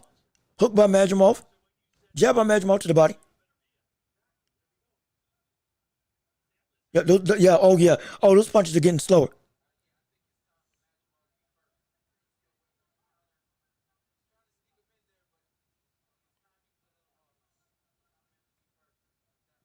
Virgil, he's ready now for you to really take hold and do what you do best. He's ready now to be able to genuinely go and like you can catch him now. Amp up that aggression a little bit. Good right hand by Ortiz. Yep. Now. Make him feel it. That's what you got to do.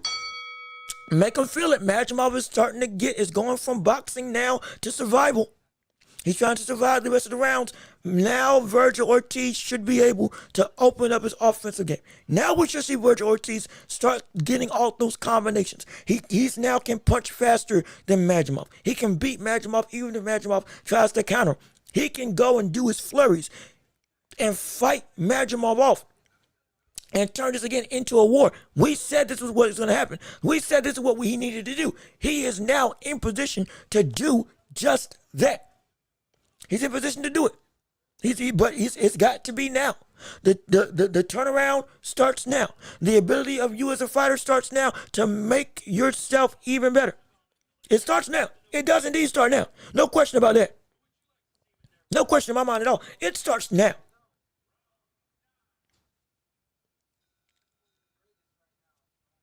As we're going through round 5, no, 6, excuse me, I'm sorry, not round 6, my apologies, round 9, round 9 of this 12-round affair between Virgil Ortiz and Israel Madrimov. It's been a more technical affair than we expected, but now Ortiz is starting to turn it on.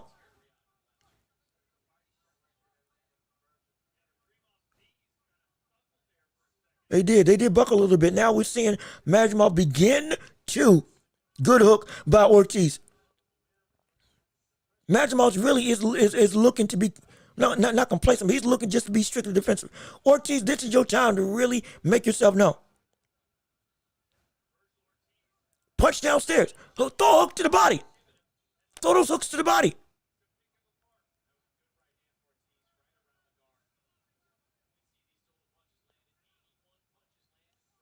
That's what you got to do. Throw the hooks to the body. That's what you can do.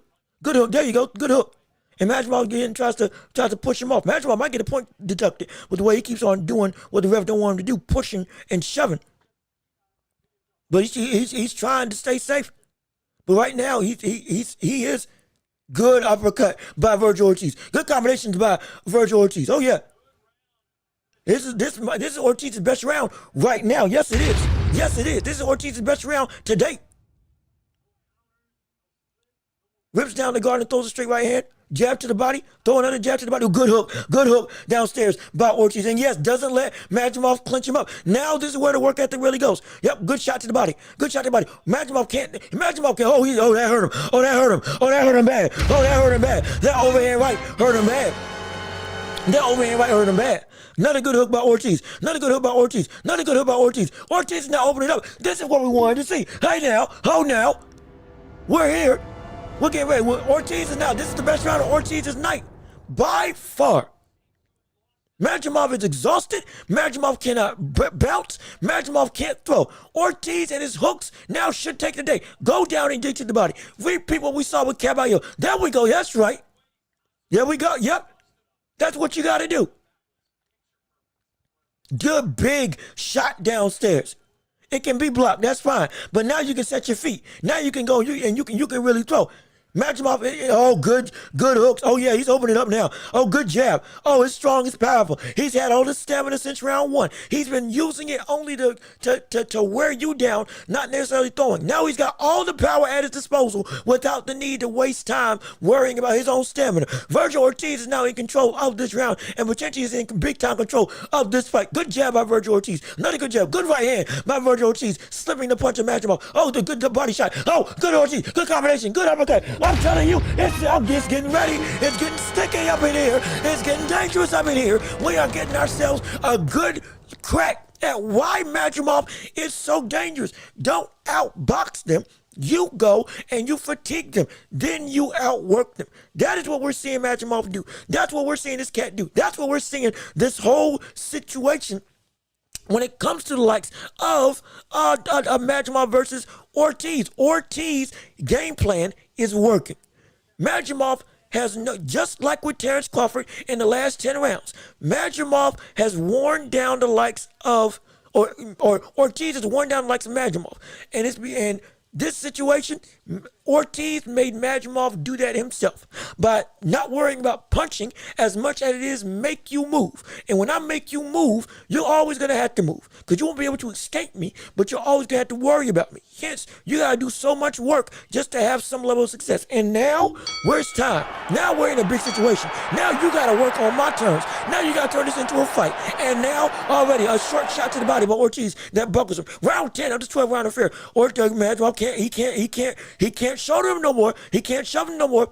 And now Ortiz is able to be in his own domain. Ortiz with a good uppercut. Madrimov with a hook that lands around the guard. Another good shot by Madrimov. Madrimov now trying to work on the inside. But against Ortiz, this could be a problem. Good uppercut by Ortiz. Good uppercut by Madrimov. Going through, digging deep, trying to get lower. Oh, whoa, whoa, whoa, whoa, whoa. I thought it was a low blow, but again, I'm telling you, Madrimov, he's trying to do everything in the book to try to get Ortiz off him. He can't do it no more. Now it's gonna come down to infighting. Good shot to the body. Oh, that hurt him. Oh, that hurt Madrimov. That shot to the body hurt Madrimov. Yes, it did. He's trying to shut up for dear life. He is hurt. Madrimov is in trouble. Madrimov is in trouble. I'm telling you all right now, Madrimov is in trouble. Madrimov is in danger. He is in a dire situation. Double hook, good jab, going back to work. In the center of the ring. Madrimov can no longer bounce. You got to fight with him. You got to fight with him. And he keeps trying to frame. He better be careful. Whoever has been, you're deliberate about that.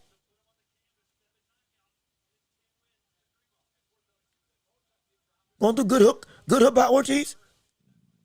Ortiz trying to smother and make it so that, Madrimov trying to smother and make it so that Ortiz can't work. Is it a point? Is it going to be a point now? Is he going to take a point? Is he going to take a point on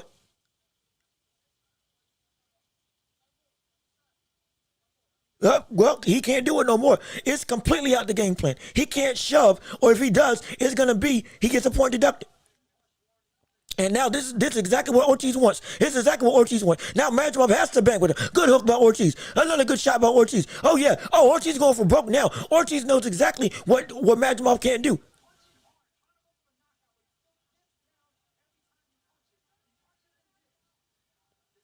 It's going through. They're now having to fight head to head. Good shot to the body. Good shot. Good 1-2 by Madrimov. Good shot by Madrimov. He's trying to get away with it. He's trying to get away with the shoulder, but he can't. Good hook by Madrimov. Overhand right. A little overhand right. That. Oh, good. Oh, that hurt him. Oh. Madrimov got hurt. Madrimov got hurt. Wait a minute. Hold on a minute. Madrimov is still in major trouble. He's got 3 rounds that he's got to survive. 10, 11, and 12. 19 seconds in round 10. Ortiz now is in complete control. Madrimov is indeed hurt, and he's about to get a point deducted if he tries to shove of Ortiz one more time. Now Madrimov's got to swing for his life, and if he does, he's liable to get countered and caught. It's a dire situation. Yep, yep. I'm telling you, it's scary times out here. We're seeing the likes of Madrimov. He is in a situation. They may have him up on the cards because of the amount of boxing he was able to do earlier on. But now, in these later rounds, it's been complete and utter domination. And Ortiz is looking to knock him out. I said it was going to be in round 9. Hey, it's past round 9, but even still, the game plan is still the same. Ortiz is looking to knock him out by being able to beat him in the late stages. And he is at the cusp of that very type of sight right now. He is. He lands a quality uppercut. Or if he just throws double hooks, that could be the thing that gets him out. Double hooks, that straight right hand also is going to be a very dominating factor. And now we're getting into round 11 of this fight. We got 2 more rounds of this incredible type of affair. Now we're starting into the fight that we all said would potentially happen. Ortiz is now first forcing Madrimov to have to bang. Good uppercuts by Ortiz. 2:51 left in the round. Round 11 of 12 between Ortiz and Madrimov. The cards may have Madrimov winning, but Ortiz has been taking control of the last, 5 rounds in this fight. Another shot by Madrimov. He's got to be careful because he could get a point deducted. Good hook by Madrimov. Now Madrimov's now throwing. Madrimov's now going and sitting down on the shots. Good hook by Ortiz. Yep, now, actually, excuse me, they got Ortiz up. My apologies, they got Ortiz up now. Because of the slow building process of mitigating Madrimov's bouncing ability. And his ability to use his toes around the ring. Good straight right by Ortiz and by Madrimov. Trying to rip and tear on the side of Ortiz. Ortiz again. Madrimov is on thin ice right now with the referee. That buddy, good straight right by Madrimov. That could have been a shot. Almost punched himself onto the canvas.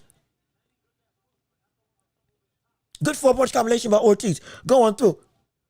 1:37 left in round 11 of this championship fight. It is indeed incredible to see.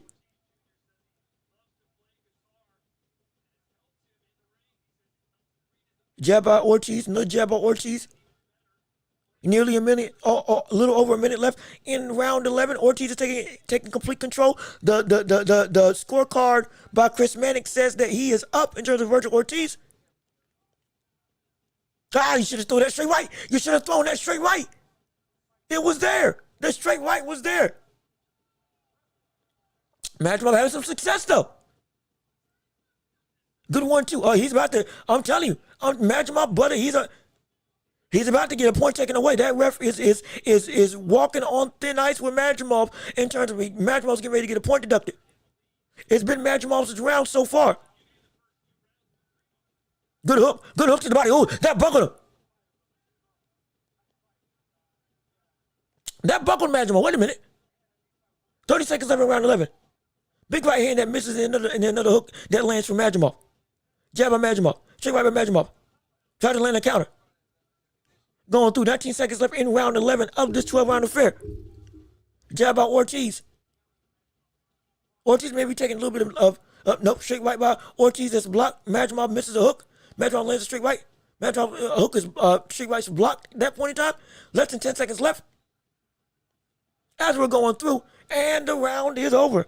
Yes, indeed, and now we're getting into the late stages. We're getting into the last round of the fight. Oh, it's getting busy up in here. It's going to be phenomenal. It's going to be incredible. And mark my words, this is going to be a resounding round. We could still see Madrimov put on his butt. It is still entirely possible. It has been a slow but methodical. Oh, that was slick. Ripping down the glove into punching to the body instead of to the head. That was smooth. That was smart. He needs to do that again. He needs to do that for the all next round. Then potentially we could see this potentially turn fully his way and he gets a knockout.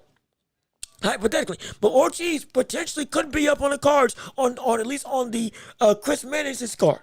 It could be that he's tied in some people's eyes because he wasn't able to have a whole bunch of success in the first couple rounds in the first half of the fight. But it has been a slow building process to take hold of this fight. And now Ortiz is in complete control in round 12. As we go, it's here. It's time. It's time to work. It's time to fight. Let's go. Let's go. Ortiz and Madrimov. Madrimov is tired. Ortiz is indeed in complete control at this stage in the fight. Madrimov may get a point deducted if he keeps on shoving Ortiz, as the ref has been adamant about that. He has been on shaky ice. Uppercut missed by Madrimov. Uppercut missed by Ortiz. Clinch work on the inside, consistently jostling for position in the middle of the ring. 2:30 left in round 12 of this fight. Madrimov clinches up as they go through. Ortiz with the uppercut that misses. Ortiz with a hook to the body. Madrimov with a hook to the head. Ortiz again Madrimov trying to make it sloppy, making it so that Ortiz can't get any more shots off. Good three-punch combination by Ortiz to the body. Good right hand by Ortiz. He's in complete control. He's trying to frame and shove Madrimov off now. As they're going through, ducking down there head-to-head with each other. A minute 57. Oh, good shot to the body by Virgil Ortiz. That shot hurt him. Oh, that shot did some damage. Oh, yes, it did. Madrimov trying to force him to the ropes. Madrimov trying to force him on the inside. Madrimov now trying to smother and clinch. Madrimov is a heap. That brother is tired. All that bouncing has now taken a negative effect. Good shot by Ortiz. Oh, Madrimov almost was in a position to get caught and get hurt. Good hook to the body by Ortiz. Another good hook to the body by Ortiz. Then a hook to the head. Madrimov overhand right. That lands for Madrimov. Again, clinches up and consistently is trying to smother Ortiz. He is in trouble. A minute 15 left in the round 12. Good hook to the he finally caught him. He finally caught Madrimov when Madrimov was off balance with a good solid uppercut. A minute and 8. Roughly a minute left in round 12. Madrimov is potentially behind on the cards. If not, it's tied up in some people's eyes. At least Chris Medich has it that Madrimov is losing 106 to 103. Now, again, just trying to bully the likes of Madrimov. And now, is it going to be done?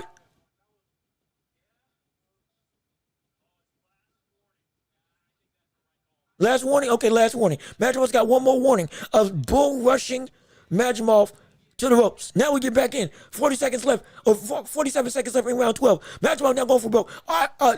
Trying to throw overhand hooks. Ortiz trying to counter him as Madrimov just lunges in. Just lunges. My opinion, it might should have already been, it should have been a point deducted, but this is the limit at this point in time. Madrimov fighting for his life. Madrimov trying to stand and bang. Ortiz, again, has full control. Right now, he's winning the round. Ortiz with the 1-2 that misses. Ortiz with swelling under both eyes. Madrimov incredibly fatigued. Madrimov has been hurt to the body. Madrimov is essentially fatigued and is wailing, putting all of his weight behind his shots. Ortiz is still a danger. Ortiz could still knock him out. Ortiz, if he goes for broke, could steal this round for him in full. That's 10 seconds left, go. Hook misses by Ortiz. Hook misses by Madrimov. Trick right misses by Madrimov, or by Ortiz. And the round is over. Yes, indeed. What a fight. What a fight did it turn into in the later stages of this second half affair between two of some of the best in the division. And I think there's a real argument that, hey, I think Madrimov may have pulled it out. I think Madrimov won. It wasn't by KO, but I think he won. And I think it was because he was able to do everything that we have been asking him to do, in the sense of he made this fight indeed a fight, not just a boxing match. And he did it by he didn't engage with Madrimov. What he was able to do was he went and made Madrimov essentially shoot himself in the foot. Notice, Madrimov was doing all the movement, and we saw Ortiz simply just standing and stalking. Yes, he would throw jabs. Yes, he would try to land, don't get me wrong, but he would then let him do his dance. Let him do his thing. Let him bounce as much as he wants to, because inevitably, you ain't going to be able to do that no more. I don't need to waste all my energy, slowly build up the foundation to be able to go and beat you later in the fight. And I think that's exactly what he did. If the refs gave it to him, I think that's what he did. He buckled him later in the fight, rocked him multiple times. His own fatigue was his own downfall in terms of Madrimov. If he had gone to the jab to the body, it probably would have been even more effective of a game plan that could have started earlier on. But regardless of which, what happened, happened. And I think he did enough to win. I genuinely do. And so what we're going to have to see.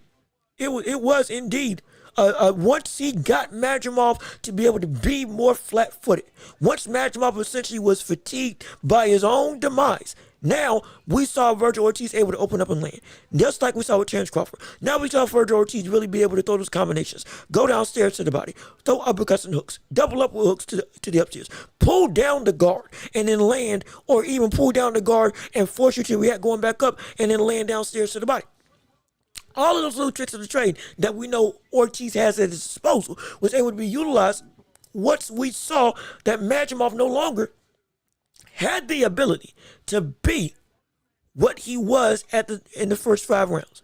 And that's where the demise really started. And I think he pulled it out. But it could be incredibly close. We're going to have to see what happens. We're going to have to see what transpires right now.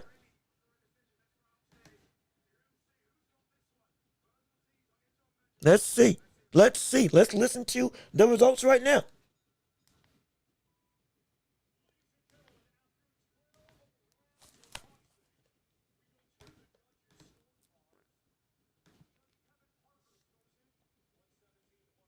One 111.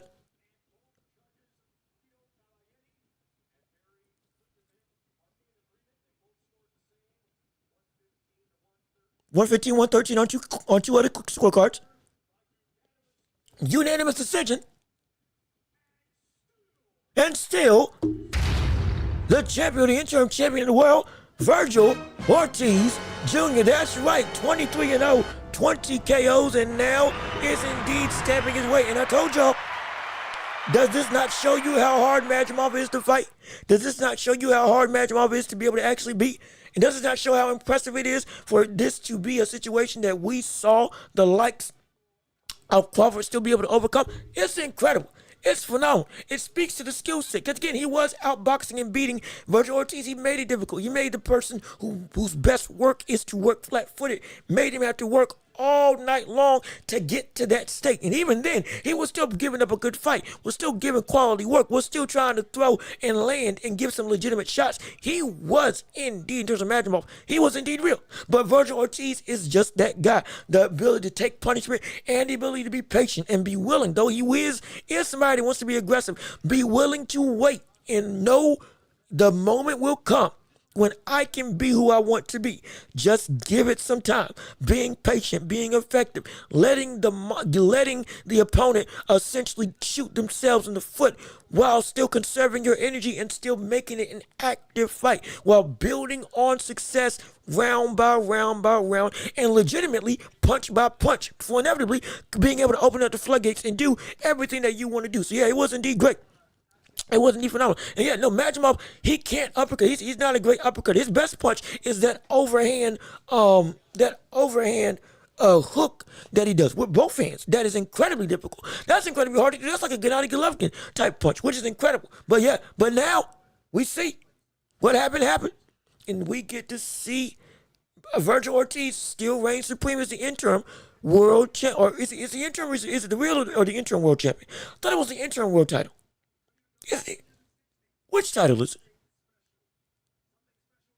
Is it the interim? One of them. He's a champion, nonetheless. Regardless of which, it's been phenomenal. But again, real quick, I gotta use the bathroom real quick. I'm gonna take a quick break. I will be back. We still got more fights to cover. Still got more stuff to come. Chavez is up next against Adames. That's gonna be a good fight. It's gonna be phenomenal. Let me take a quick break. Let me go take a quick bathroom break. I'll be right back with you. Don't go anywhere. Share the show, like the stream, and please let everybody know this is the hottest spot on the corner for anything to happen. And we will be back in a couple minutes. Just give me 1 second. Also, let's see, it couldn't help him against Ortiz's block. Yeah, it couldn't. That uppercut, it couldn't help him. Oh, excuse me, the overhand right, it couldn't help him. It was having some success. But Ortiz was able to adapt to it as the fight went on. And inevitably, he got too tired to where even throwing it, he couldn't do it at full force that was being effective because he was too fatigued by his own movement, which was, again, savvy on the side of Virgil Ortiz. Inevitably, we got to see Ortiz do what we know Ortiz does best, which is walk and stalk. When you're in my domain, now you got to adapt to me. And he made Ortiz do that. He made Madrimov do that all fight long.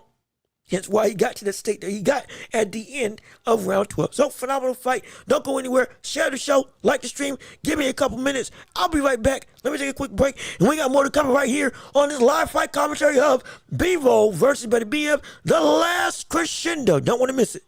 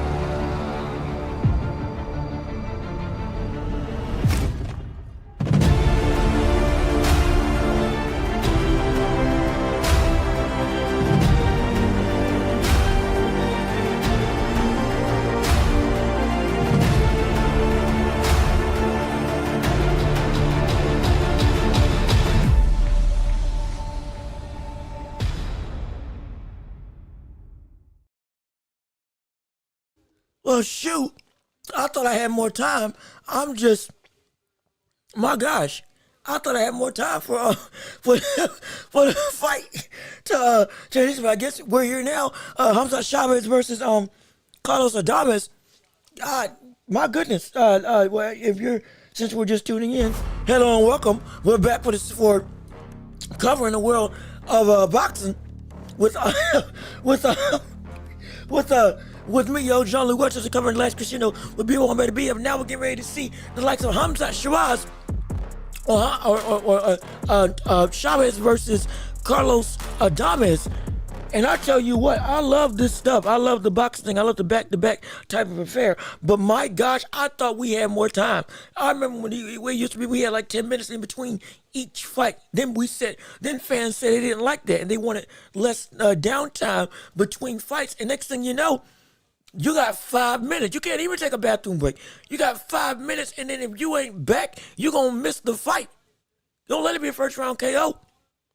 Because, shoot, they won't even change positions.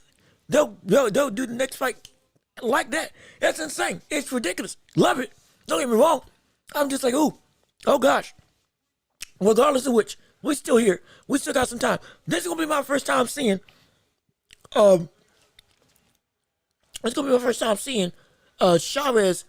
Hamza Chavez in full display. I've seen the highlights. I've heard the name. I've seen the power. But a full fight type situation, I haven't seen yet. So this now, I can't wait to see what this buddy does. I think I the last time I saw it, I just missed him on the which card was it? Which card was it that he fought on? The first Tyson Fury versus Usyk fight. That card. Ring of Fire, that's what it was. And so now, I think I just missed him. But now, live, I can see this brother full for the first time. And I can't wait to see what he brings to the table. He looks to be a monster. He looks to be incredible. Oh, this looks to be a dangerous brother in the world of boxing right now. And I mark my words. If he lives up to the hype, we will be the first to say, everybody be afraid. Be very afraid when it comes to the landscape of Hamza Chavez.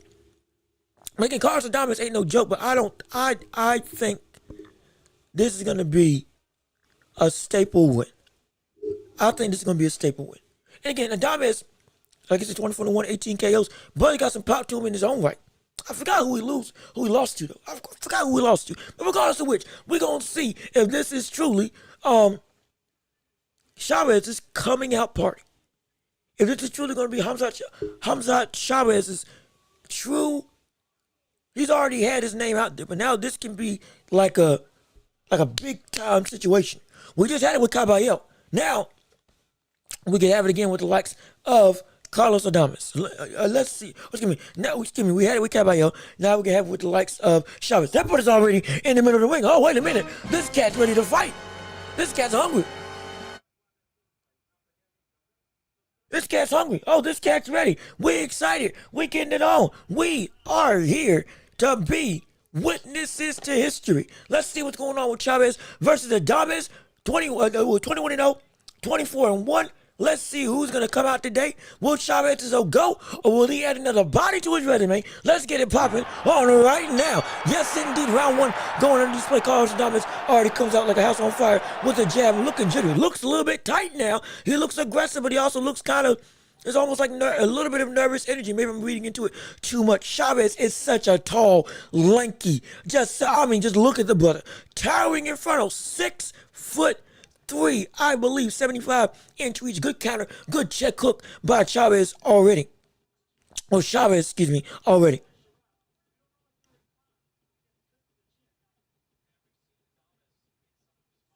Good jab. Good jab, but is it Shiraz or Chavez? I'll say Chavez for the time being, to not annoy anybody. Going through 2:15 left in round one of this fight. Going through Carlos Adames trying to pressure Chavez on the ropes. But Chavez, again, looking to land that check hook. Looking to land that check hook that comes out so quickly. I mean, he looks so imposing inside of the ring, genuinely. In terms of Chavez. And he looks incredibly composed.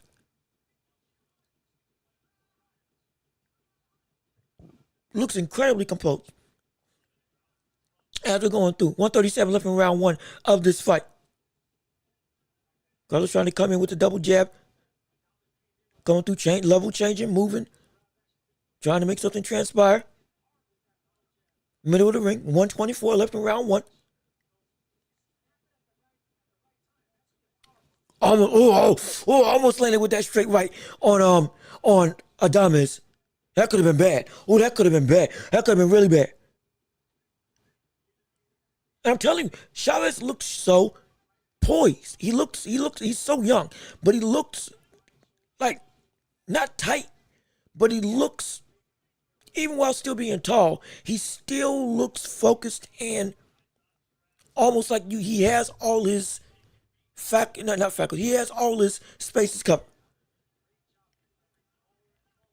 Like he looks like he fights tall, but he doesn't have the same mistakes as other boxers who fight tall. In terms of keeping his shit up in the air, consistently having himself open for counters and attacks, being potentially in position to be caught with shots that he doesn't see. Chin's always tucked. His guard is always built to be able to catch anything. Uses his elbows to frame if necessary. That's good. And a jab, again, another good jab. It's so sharp and so precise. And it's got some power to it. It's so good. Less than 10 seconds left in round 1 of this fight. And there we go. Round 1 ends right now. Chavez, I think he won that round pretty handily with the fact that he was able to essentially jab Adames, keep him at distance. And even when Carlos would be able to come on the side, was to be able to mitigate that offense. And so it's gonna be a tall task for Adames to be able to beat the likes of Chavez. He can do it. It's just shoot, man. This brother, Chavez, I'm already liking what I'm seeing. I'm already liking what this cat's bringing to the table. Again, this is my first time in full live seeing him fight. First time. So it's gonna be exciting. It's gonna be exciting to see what this man is able to do.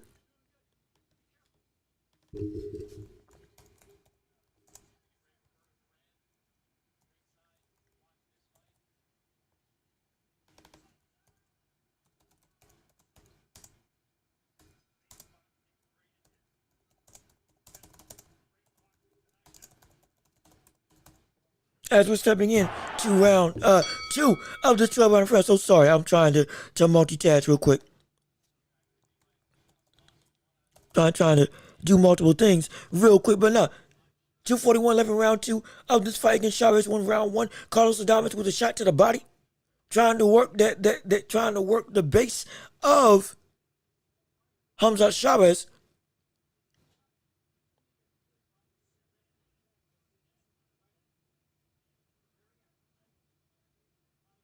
As they're going through a little bit, the space is slow a little bit. Carlos trying to jab his way into some level of success. Find some opening. Another check hook by Chavez that just misses.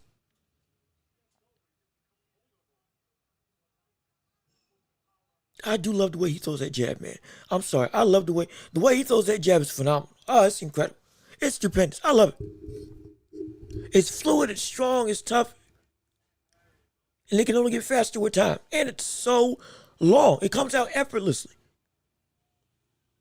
It comes out, again, he's an effortless fighter. I think I talked about this before. Was it him that I said he was an effortless fighter? He's an effortless fighter. Good jab, good stiff jab by Chavez.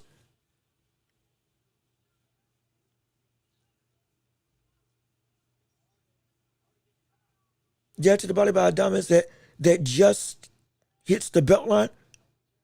As they're going through 123 left in round 2. Good straight right.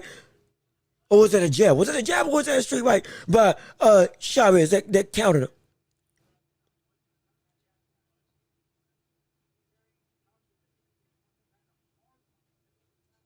Who almost caught him with the lead left hook. In terms of Chavez almost caught Adames with the lead left hook. 1 minute left in round 2 of 12. Chavez is right now in complete control with this jab and with this check hook. It has been good. He's looking to counter Adames when he comes in on the inside. That right hand is cocked for a reason. He ain't wasting it, but brother, it's there. A good double up the jab into a straight right by Chavez. 30 seconds left in round 2.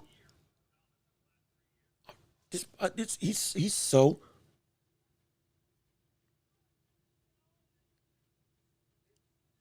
good. Triple jab by Chavez that finally lands.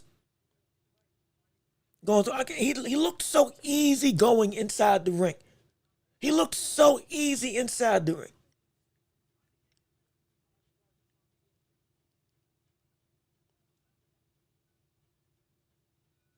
And then boom, round is over. And so yes indeed. And so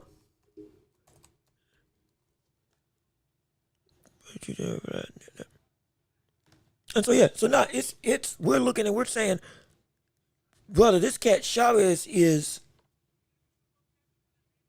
fundamentally sound. He's got good defensive guard. He doesn't put his chin up in the air.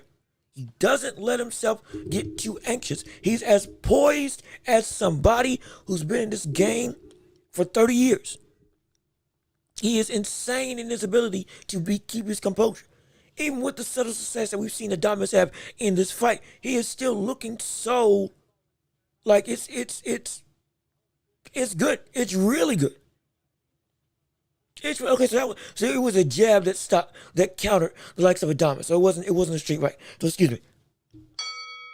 As we're going in to round 3. Let's see what Chavez can do. Is he going to try to build up and open up his offense a little bit more? Or is he going to still be judicial? Carlos with a 3-punch combination is all blocked for the most part. Another jab is blocked from Carlos by Chavez. Going through Carlos now, trying to really amp up the pace.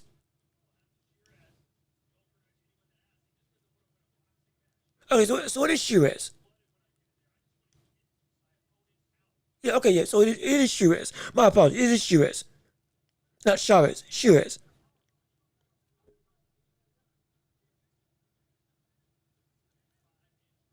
Jab by Adames, jab by Shiraz. He's so tall inside the ring, especially for this division. It's 6'3". It's ridiculous. Good head movement by Adames. Good head movement by Adames, and then a good straight right by Adames. Having a little bit of success. Starting to build and be more aggressive. Why does Adames look like Clubber Lang? Hold on, wait a minute. Wait a second. Why does Adames look like Clubber Lang right now? Why? It looks like Clubber Lang to some degree. Am I crazy? Am I crazy? Hope I'm not crazy, but he looks a little bit like Clubber Lang. Maybe it's the red gloves and the blue shorts and the hair and the beard. Maybe it's all of it. But it looks a little bit like Clubber Lang in the ring. just a little bit. But either way, Clubber Lang right now is having the best round of the night. Maybe showing he's a little bit bigger of a test than we may have expected on the standpoint of him versus Shiraz. I'm telling you, he looks like Clubber Lang. He looks like Clubber Lang. I'm telling you, he does.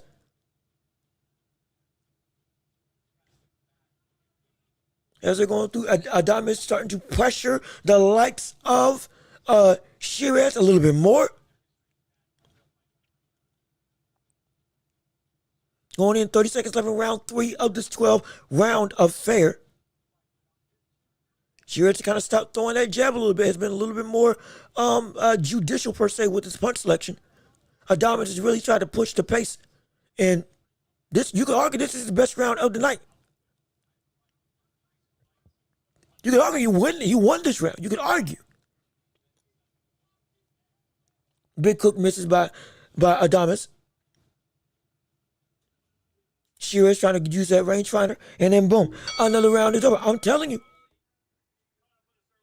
Carlos Adames is starting to show that aggression and power is starting to come forth. The ability to not just use his head feints to be a little bit hard to read, but when he lunges in on the inside to be able to catch you, he's got some pop. He can make you respect him. And so that's what Sheares has to do. Now, Sheares may have stopped punching a little bit so that he could reevaluate his game plan on what to do against this type of opponent. Potentially. And then we could see probably, they'll give it 2 more rounds. We see Sheares really start to layer on the offense that we know he has at his disposal. Probably starting with that jab, doubling it up. But again, we would have to wait and see. But I'm excited. I'm telling you. But Sheares, right now has a lot of quality work inside him. Has a lot of good, legitimately, like high caliber intangibles about him already. At least what I'm seeing right now. Oh, this is for the WBC World title. Oh, this is for the legitimate title. Oh, shoot. Oh my gosh. Okay, never mind. My apologies. I am so sorry if I completely gloss over that. No, this is for the legitimate a title, not an interim title or anything. Good hook to the body and hook downstairs.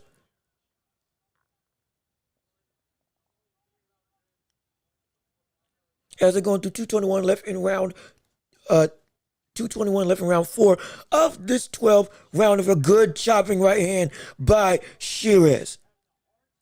As they're going through, he's got the ability to be, even at that length, a good body puncher. Good combination puncher as well.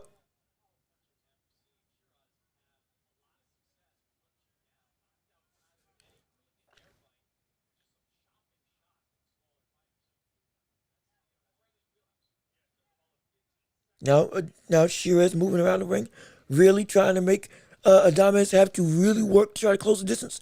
Good job by Sheares. Good straight right by Sheares.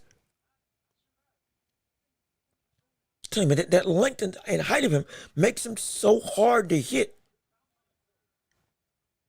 He doesn't do too much, but he's got the ability to do a whole bunch. Triple jab that's avoided and slipped by Adames.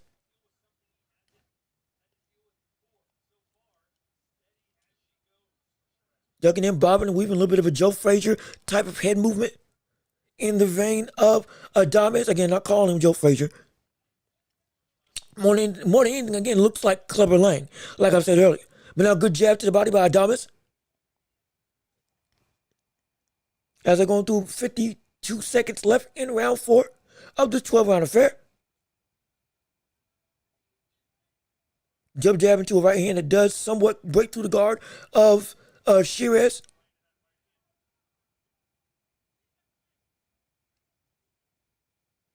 As it's going, it's pace to slow down just a little bit, but it could pick up at any moment. Understand that. Oh, Sheares almost tried to go, and Adames now trying to use some flashy head move to close the distance and get on the inside. Adames again is walking forward, walking and stalking, trying to cut off the ring of Sheares, but Sheares is again keep on moving laterally, keeps on changing direction.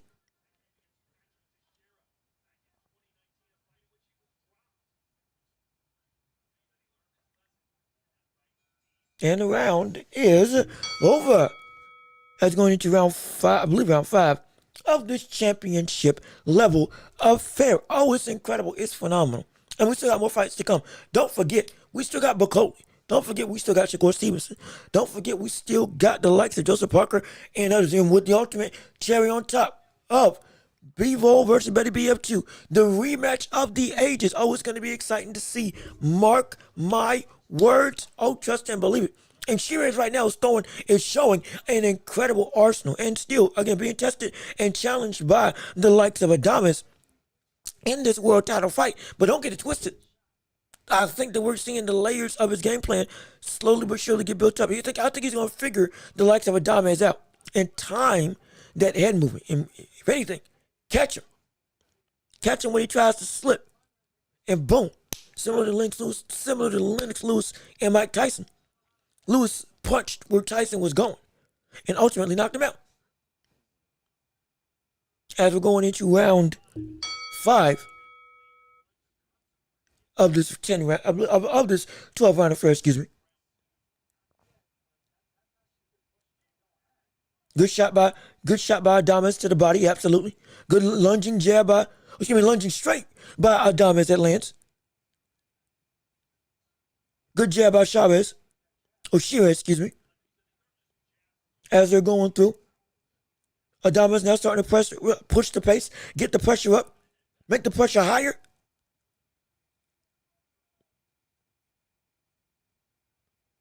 Lunging straight right. There misses. Good jab by Shiraz.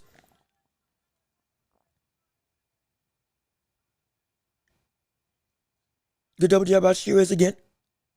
Carlos Adames again still is stalking and walking. He is still looking to close the gap on this brother. Oh, good lead left, good straight left.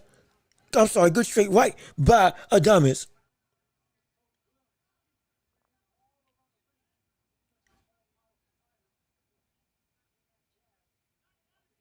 Good jab to the body by Adames. This is straight to the head.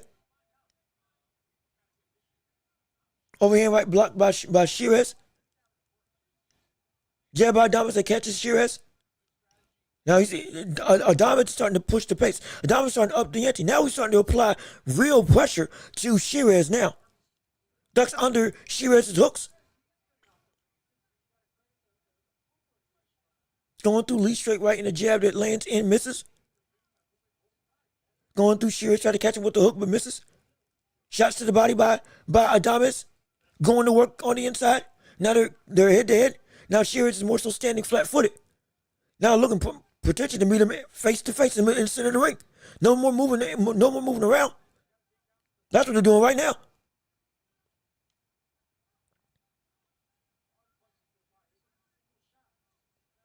Good hook by Shiraz. Jab by Shiraz is blocked.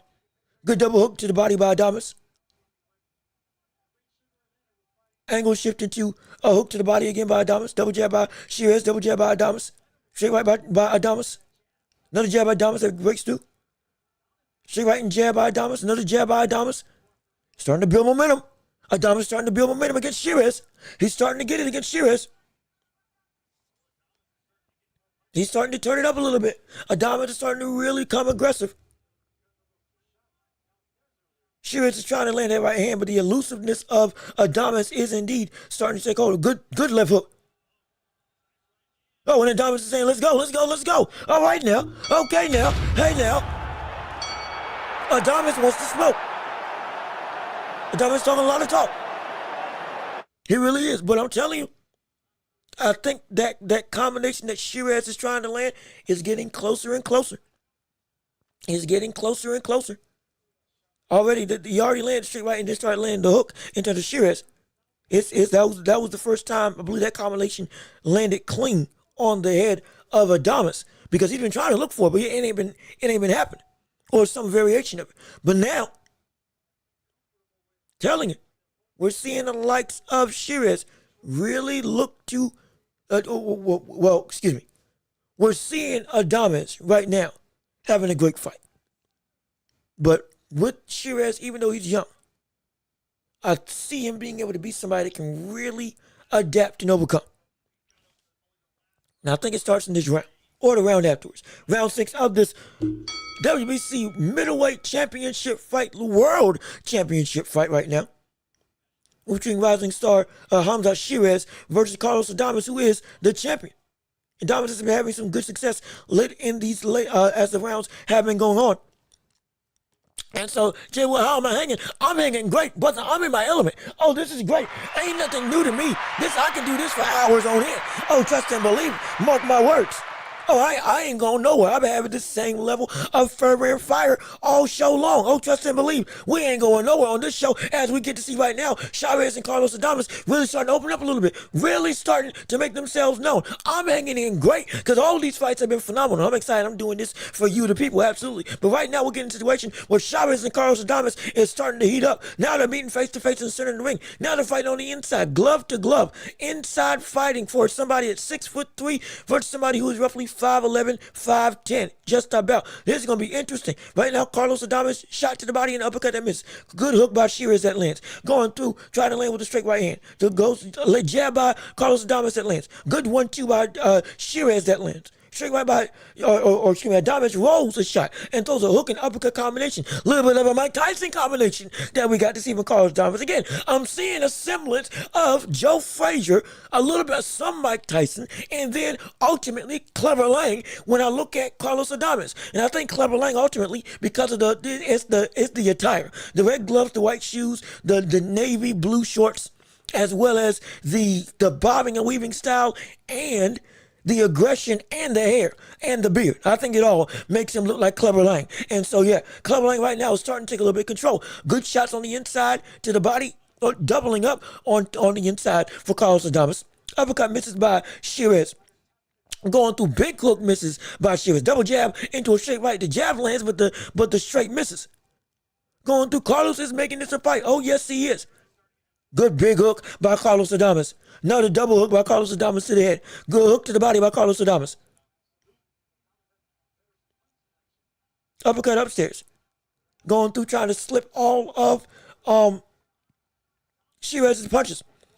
A triple hook to downstairs by the likes of Shiraz, or by the likes of Adames. Oh, a big hook that nearly lands on the side of Shiraz. As they're going through. Uppercut volume, well, good. You saw the sweat fly on that shot that Adames landed on Shiraz. This is good. I'm telling you, it's a good fight. It's a good fight.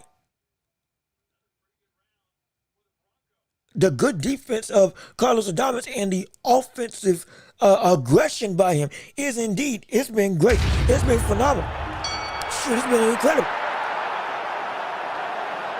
And up next, remember, don't forget, we got Shakur, maybe get your coffee ready, because we got Shakur Stevenson. Even though it's late in the day, brother, you might need to pick me up if this fight is indeed not as exciting as we would like it to be, regardless of which one of the biggest names in the whole of the sports world is getting ready to fight. We're excited to see it. And Shakur Stevenson versus Josh Padley for the WBC World Lightweight Championship. And this is going to further either cement the legacy of Shakur and potentially put him as a big-time star in the world of boxing, or it's going to be a situation where, hey, even if he does win, might not be a legitimately a quality win. Everybody's going to be saying they got problems with, and understandably so, if it's what we think it's going to be.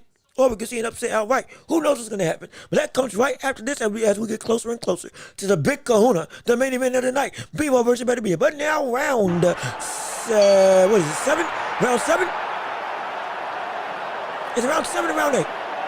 Round 7. Round 7 of this 12-round championship fight for the undisputed, or not for the undisputed, excuse me, for the middleweight, or excuse me, for the, is it lightweight or middleweight? I think middleweight, for the middleweight championship of the world. Between Hamzat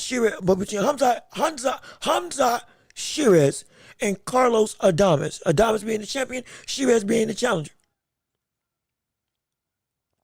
Adames throwing a volley of jabs in the face of Shiraz. Excuse me. Shiraz consistently throwing multiple jabs in the face of Carlos Adames, trying to essentially fence his way into a big right hand. Yep, just like that, just like I said. Going through good jab by Shiraz, and again, the forward aggression of Carlos Adames is indeed doing good work in this round. There's an argument he might be winning this fight, if I'm being completely frank, as the second half of the fight has come about.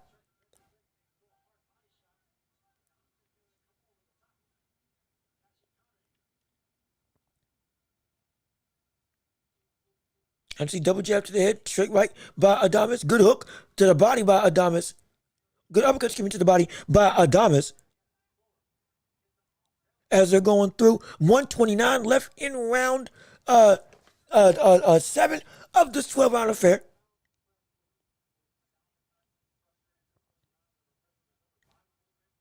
As they're going through, Carlos is landing jabs, but the aggression of Adames is indeed something that is Shiraz, or Shiraz is starting to struggle with. I'm not going to lie. And their head movement, the defensive abilities of Adames is something that we may have overlooked in his ability. Oh, good right hand by the likes of Shiraz. But again, right back to the aggression is Adames consistently making this fight an infighting war and not letting the length of Shiraz take hold. And essentially now Shiraz has stopped moving around the ring and is now trying to face him head on. And Adames, this is where he's able to shine. Another slip by Adames. Shiraz has got to potentially set some traps to be able to make Adames bite into the punch that he wants to land. He's got to, because right now,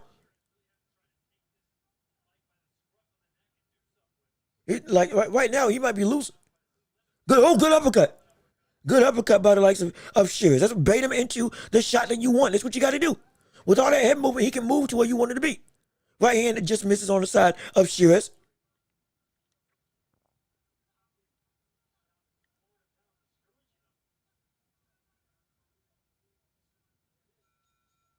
As they're going through, and the round is over. Right now, Shiraz is losing this fight. Let's not mince words about it. He's losing this fight. He's definitely, right now, Khamzat Shiraz is losing this fight.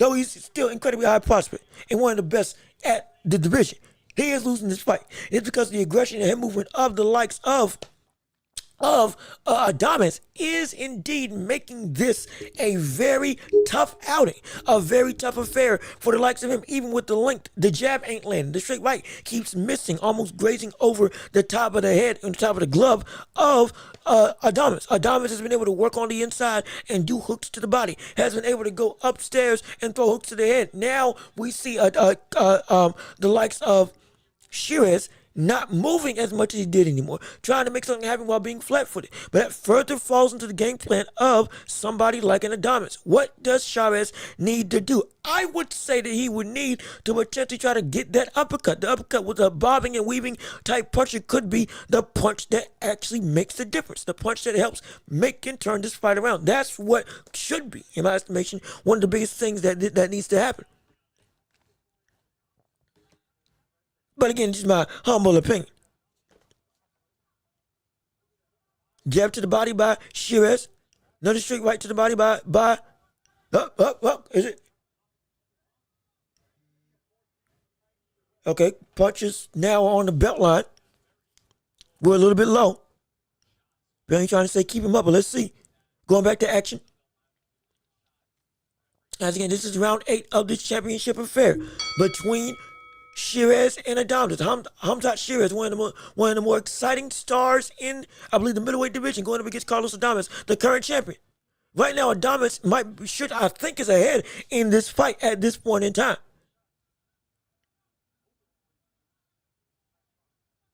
Yep, that's what I thought. He's ahead. Adames is ahead by 1 round in this fight.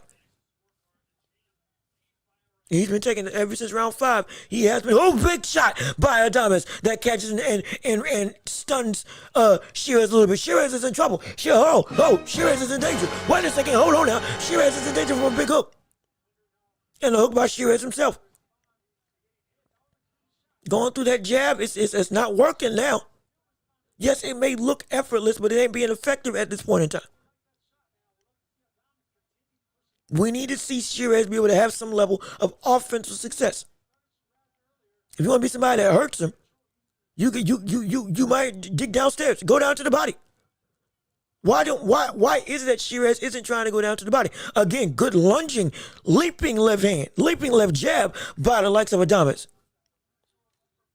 3-punch combination by Adames. A big right hand by Shiraz that doesn't hurt. Well, I thought it hurt Adames, but he's walking through, shimmying forward. Good straight right by Adames to the body. Jab to the head by Adames. As they're going, 50 seconds left in round 8 of this 12-round affair at this point in time. Jab by Shiraz that lands. But it's still Adames' fight. At this point in time, it's Adames' world. My apologies for mixing that up. But no, it's Adames' world. It's Carlos' world. Good jab by Shiraz. But he's got to do more. The jabs ain't enough. If you can, maybe try to land a lead uppercut. Now Shiraz is on his heels again. Again, using the whole of the ring. Walking, almost gliding around the ring.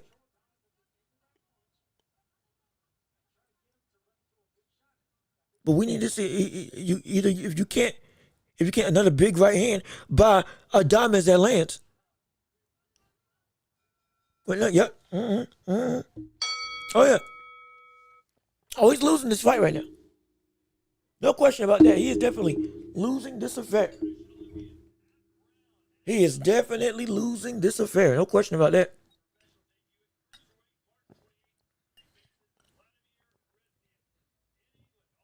Are there still open seats in the crowd at this point? Are there still open seats in the crowd? At this stage in the night, huh? Well, no, I shouldn't be too surprised, because that's what normally happens. It's kind of normal. The last 3 fights when people actually fully start showing up. Actually, but now the big overhand right by Carlos Adames, hey, that was something serious. That was something serious.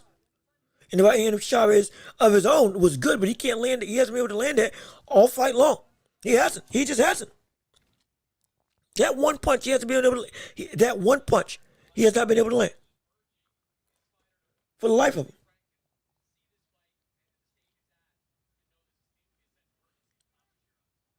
Jabs downstairs by Carlos Adames as round 9 goes underway.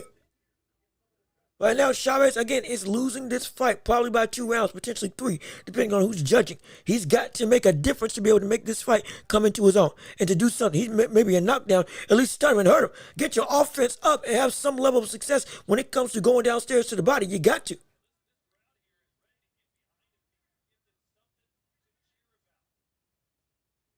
Double jab into a hook combination that misses. Multi-jabs that all miss on the side of Shiraz. Good shot by Carlos Adames through the guard of Shiraz.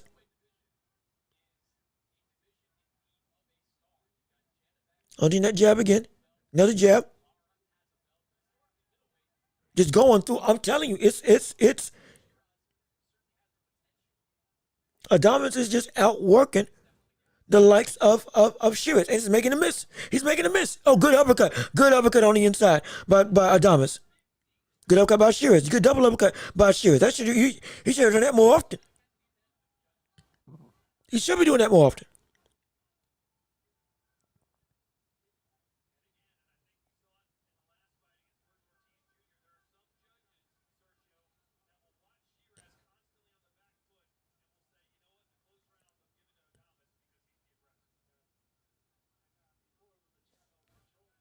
Another jab by Shiraz.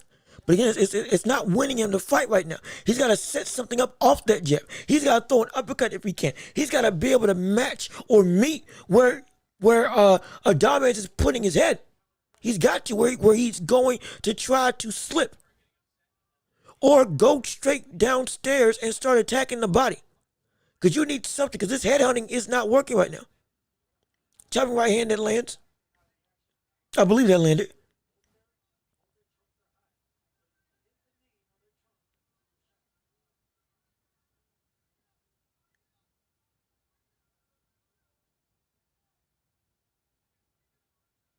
I mean, just pumping out jabs, just trying to almost had the double jab into the right hand. I'm telling you, this brother's head movement, it's been great. All fight long, his head movement has been great. And another, I don't think that was low. That wasn't low. I don't believe that was low.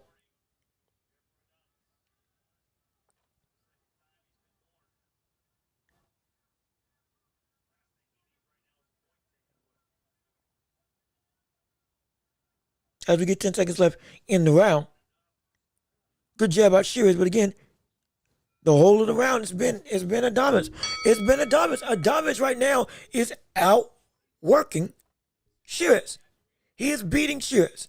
Shiraz right now can't land anything. It's not just the inside work. It's not just physical aggression. It's not just the ability of Adames to be able to land big hooks or jabs or lunging jabs or whatever the case may be in terms of what he throws. It is the ability of Shiraz to not be able to land clean when he does throws offense. And the move and the head movement of Carlos Adames is indeed something that is to behold. It is something that is really impressive. It's something I overlooked in this fight. I mean, my gosh, genuinely, what the world? It's incredible, and it's like you got to throw the uppercut. You have to. If you are Shiraz, you got to throw the uppercut, or you got to go downstairs at this point, because you keep trying to throw that right hand, and he keeps evading it. And when this fight is going to be a close affair, you're gonna have to make it your own. You don't have to. As round 10 goes on the way. Again, good uppercut as Carlos Adames again is coming in with aggression still. Throwing uppercuts consistently around and under the guard or through the guard of Shiraz. Walking him down now. Forget that movement now. Now he's really looking to go and make this fight an aggressive war. Makes him miss again, just with subtle head movement. Consistently getting out the way ever so slightly. It's incredible. Jab to the body by Shiraz, but Shiraz, he's got to move. That brother's got to work. Something's got to happen. Because if it doesn't, he's going to lose this fight.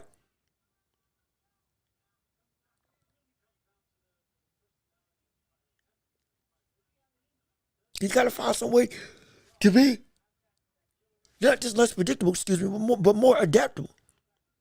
You got to find a different manner of offense. Maybe lead with the straight right rather than strictly trying to set it up with the jab. Maybe off the jab, go downstairs instead of strictly trying to headhunt. Because right now you got length, but your length isn't working right now. Because you can't hit what you can't hit what you can't touch. And right now you can't touch the likes of Carlos Adames. You just can't.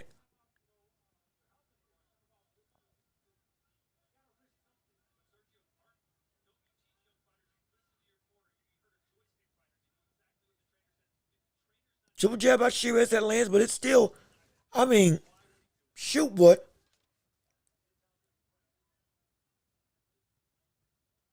Good uppercut by Shiraz, finally. He needs to do that more often. He needs to do that more often if he really wants to get this win. If he really wants to get this win, he needs to do that more often.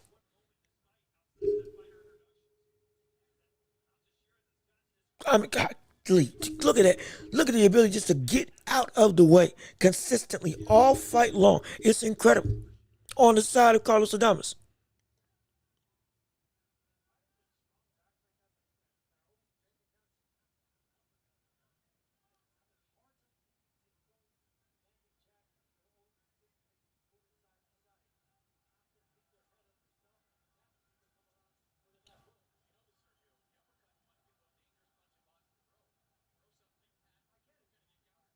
Ten seconds left in round 10.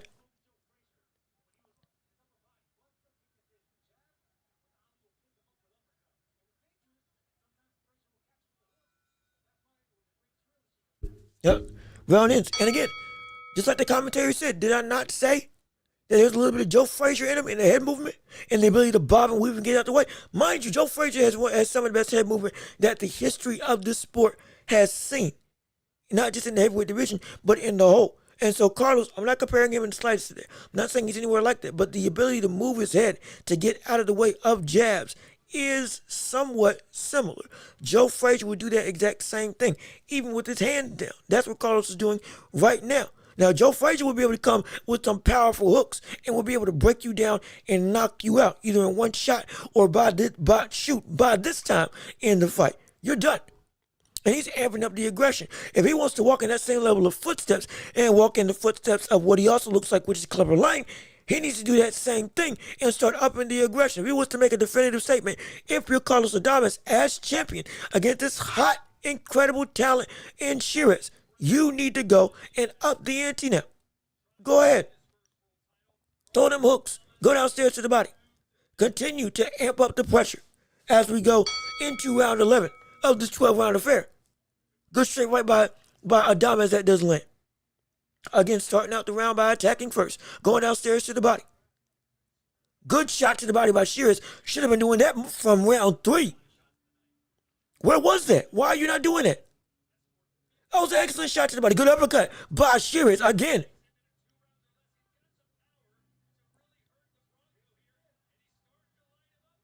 Now he's starting to land. Okay. Thank you. Thank you. Good hook upstairs. He's starting to land a little bit. There's momentum starting to shift. Another jab lands.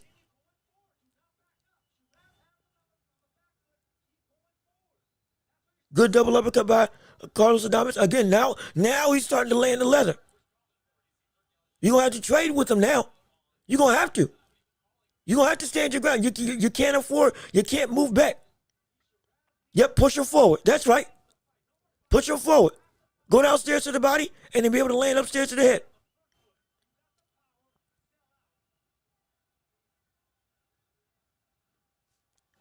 Multiple jabs and straights upstairs. Double hook by Adames.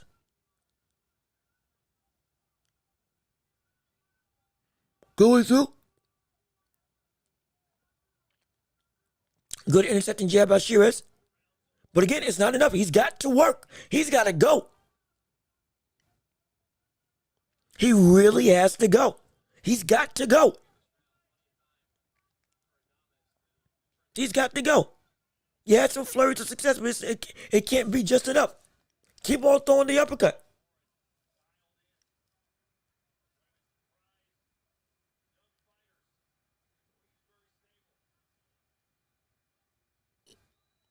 As he's going through 48 seconds left in round 11 of this championship fight.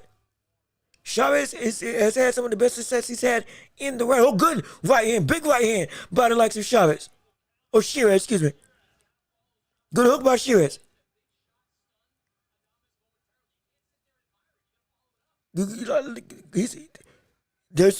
starting to gain some ground, but it's almost too little too late. He's got to get a knockout. At minimum, 8 knocked down. Big right hand by Shearers. Again, now starting to land. But you gotta build upon that aggression.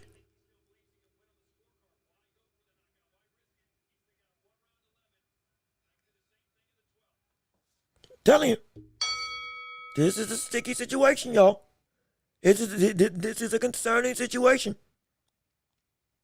This man, he can still win. He can indeed make this happen. He can indeed be spectacular. But my gosh, if he keeps on backing up, if we see Shearers continue to not try to set up his offense, if we see Shearers stop going to the body, he's got to go full force. He's got to literally leave it all in the ring. He's got to pop the clutch, put his foot on the gas pedal, and just throw. Overwhelm the likes of Carlos Adames. You have to. Or catch him with one clean shot with the perfect counter. But if you don't do that, it's going to be a very bad situation.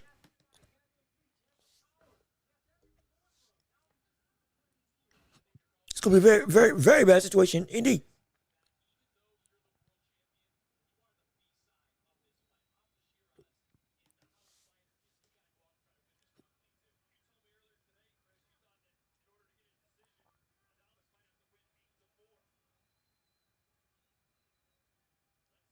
How's it going right now? Round 12. It's time. It started. Here we go. Adames is up on the scorecards. He's up on mine too. He needs a knockout to win. Shearers needs a knockout to win, in my opinion. If he doesn't get a knockout to win, it's gonna be a loss for him. And still, it's gonna be what's been hurt.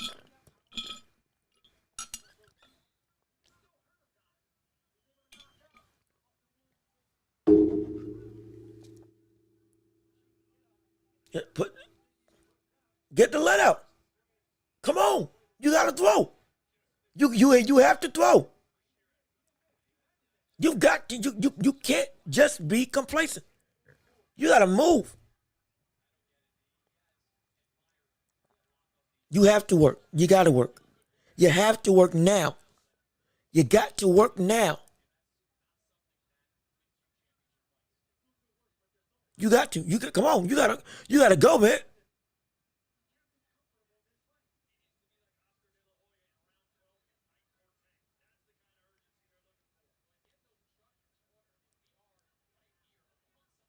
Carlos Adames again with the volleys of punches, keeping active.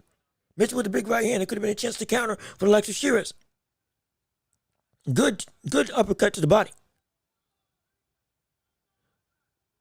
Yeah, Adames is making himself so hard to hit.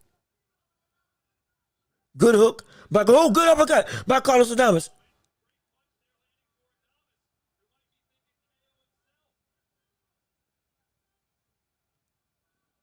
Oh, he's going for it. He's going to go for it. He's going for the knockout. Adames is going for the knockout. Shiraz, this may be your perfect opportunity to go get a knockout of your own. This is going to be the perfect opportunity to go get a knockout of your own. Perfect opportunity. 40 seconds left in round 12. Come on. Jenna catches him off balance. He's got to work. Chavez got to go. Chavez got to do something. Carlos is about to take this. Carlos is about to retain his belt.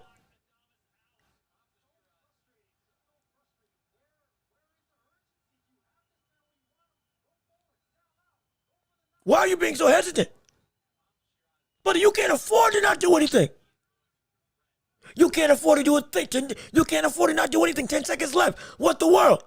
Chavez, you gotta go. Oh my gosh. My goodness. I mean, what the world? Chavez. Oh, you. Where was the urgency? Where was the intensity? Where was the drive? Where was the need to understand we are in a dire situation? We are in dire straits. We got to go. We got to move. We got to make this happen. We got to work and work now. Where was that? Where was that in the slightest? Why was that? That is, I mean, shoot, man. What in the world? How is it that he didn't get the urgency to make himself really work to try to make this fight his own? The man was down on every scorecard. The man was getting beat. He couldn't land his jab. He couldn't land his straight right hand. No, wasn't throwing any combinations. Was getting outworked and outslicked by Adames. He needed to go after that last round when he had some level of real success. He needed to open up the floodgates and go and work and move. And he didn't. And he lost this fight. He lost the fight. I know he lost the fight. He better have lost the fight. He better have lost this fight. He better have lost this fight. If he doesn't lose this fight, somebody said something about corruption in the world of boxing with Turki Al-Sheikh. If he doesn't lose this fight, then that means that the thing about Gervonta Davis not wanting to fight over here because it's their guy may have some validity to it. But doggone it, I'm telling you right now, there's no way in the world that Chavez won that. None whatsoever. Not one way that he won that fight.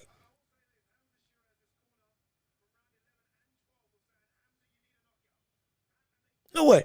There's no way. But he had to knock him out by the end of the round. He had to, and he didn't. No, he should have won. He shouldn't win this. There's no way in the world. No way in the world he should win this. No, it was a close fight. Absolutely. Oh, no question about it. It was an incredibly close fight. It was an incredibly close affair, but there's no way he should have won. None. There's no way he should have won that fight. None.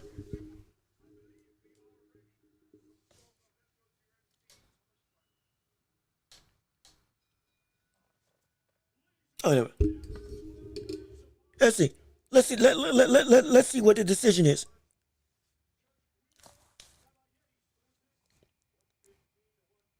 $115, $114. 114, 114 Shiraz.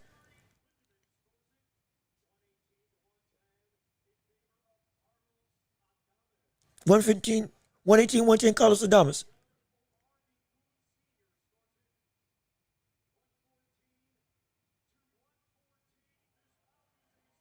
Oh my gosh.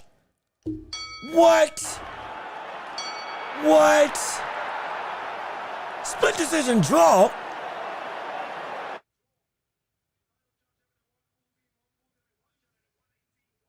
Wow.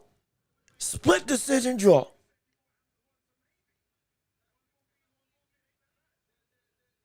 I mean,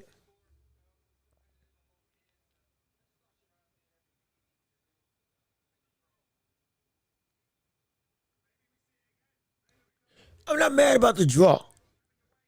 I'm not upset about the draw. It's just I thought he lost that fight. I thought Chavez didn't do enough. I thought later stages of the round, second half of the fight, was completely a dominance to take. And even in the first half, it wasn't clean cut. I mean, it was clean cut for a moment in time. And then more and more, it kept getting smaller and smaller and smaller. In terms of how much he was able to actually win those rounds. And then, ultimately, after round 7, it was all Carlos Adames. It was all. Outside that flurry that they had with the likes of what round was it? Was it round 9? Or round 10 when Sheeran was going? But now, split decision draw. I mean, like, I can get it. Do I agree? I think Adames won. But regardless of which, we'll see him running back most likely. Most likely, we will see them running back. It had to be the jabbing and volume early on versus the consistent work rate second half of the fight that Adames was able to have. That had to be what the issue was. Had to be. It's the only thing I can think of. That's the only thing I can think of. That's the only thing that I can think of when it comes to this fight. The only thing in the slightest. And so, yeah. So I'm like, shoot, man. But now we get to see Shakur Stevenson versus Josh Padley. Oh, get excited. Make some coffee, because you're going to need it. I'm going to need it, because this could be potentially a snooze fest. Boy, it could be something spectacular. All we know is that Shakur is fighting next. We need to see this man have a absolutely dominant display. We got to. And for the public, for his own credibility and standpoint of casual fans, if he wants to be taken seriously as a means to beat the likes of Tank and others, though he already is a talent that can beat him, I'm talking about from the landscape of the whole of the boxing community, viewing him as something worth watching. This fight has to be a fight that he takes and he wins dominantly by a knockout or by an incredibly one-sided performance, and not one that's boring either. I mean one that uses all of the tools in his tool set, because if he doesn't, it's going to be a problem. It's going to be a major problem, absolutely. Real quick, let me step out the way real quick. I'm going to get some food. I'm going to get a bite to eat, just a little bit. I'll be right back. Give me about 2 minutes. I'll be right back here calling Shakur versus Josh Padley. And please leave your thoughts in the comments. Who's going to win? What do you expect? What do you want to see from Shakur? All that and more. Leave it in the chat. When I come back, we can talk about it. And absolutely. And please, like the stream if you're here. Share the stream with everybody that you know, so we can keep on building up this empire of a community together and get everybody involved in the hottest show in all the globe right here on YouTube, The Welch Report, with me, Jean-Luc Welch. Absolutely. So again, don't go anywhere. Everybody stay right where you are. We're going to still call the whole card. Trust and believe. I just got to get a bite to eat real quick so I'm not falling over. So give me 1 second. I'll be right back. Don't go anywhere. And we'll return in 2 minutes.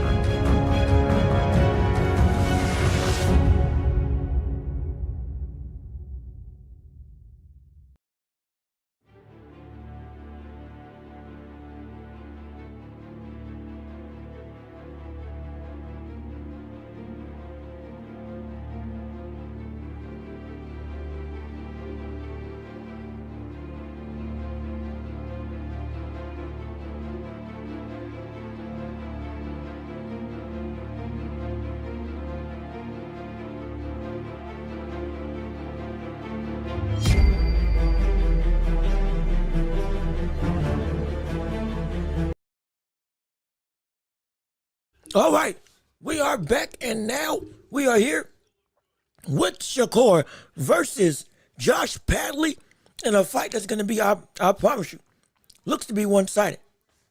79%.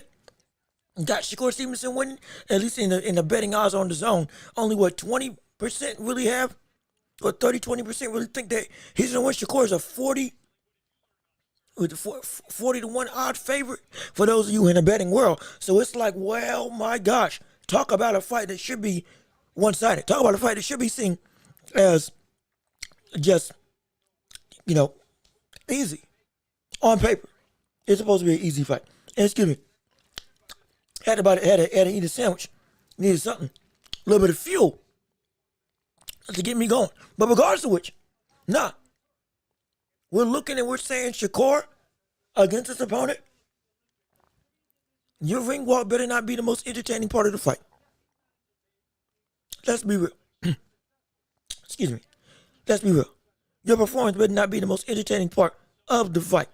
It better be a situation where we see something spectacular. Genuinely, we see something of you to have the ability to say, yeah, oh, you special. This is the biggest stage. You can't believe it. I see the look on your face right now. It's phenomenal. Take it in the sights. Take it in the moment. Taking in everything that comes with you being in Saudi Arabia on the biggest card of potentially the decade, if not all time. You are built to make the masses either love you or hate you, want to see you or not care about you. But it's all a matter of, no matter how much your hype is, what do you show in the ring? We just saw Hamza Shiraz, who was indeed all about the hype, just got beat by Carlos Adames. And Carlos Adames is great, don't get me wrong. Absolutely. But the hype, what the performance was, when on the biggest moment, now that's what people are going to remember. Not saying that Shiraz isn't still good, but it's like, man, now people are going to be saying to themselves, people are going to be asking questions. People are going to be having some issue. And since that's the case with Shakur, even a win with him just isn't enough. Just being victorious isn't enough. He's got to have some ability to show some real mettle. And so, again, Shakur versus the random guy. Right now, Josh Padley is indeed ranked. From what I found out, Josh Padley is indeed ranked higher than the likes of Floyd Schofield on the whole of the boxing regime. Again, BoxRec has Floyd Schofield ranked higher. However, other belt commissions have, I believe, Josh Padley ranked as like one of the tops above the likes of Floyd Schofield. So potentially, this could be a better fight in terms of a better talent than what we've seen in the past. Again, potentially. Not saying anything is for sure, but regardless of which, because people, again, you just made my point. Shakur versus the random guy. Most people don't know who this brother is. Most people don't know he's in the ring. This man was an electrician, I believe, on part-time. I'm not saying, again, do I know about his talent a whole bunch? No. I can only go off of what I know about the rankings of him as of right now. Most people don't know who this man is. And I'm not saying that disrespectfully. So because of that, the expectation is you've got to put this brother out with the greatest of ease. And you got to make it look entertaining. Because there's no business to say that you will need to struggle against somebody like a Josh Padley. A no-name in many people's eyes. You can't have that. You got to show some mettle. You got to show something serious. You've got to make this indeed your own. You got to. If you do, great. If you don't, it's going to be a problem. It's going to be a problem. 15-0, 4 KOs. He's probably a great boxer, but in terms of punching ability, no. Oh, no. Could be a problem.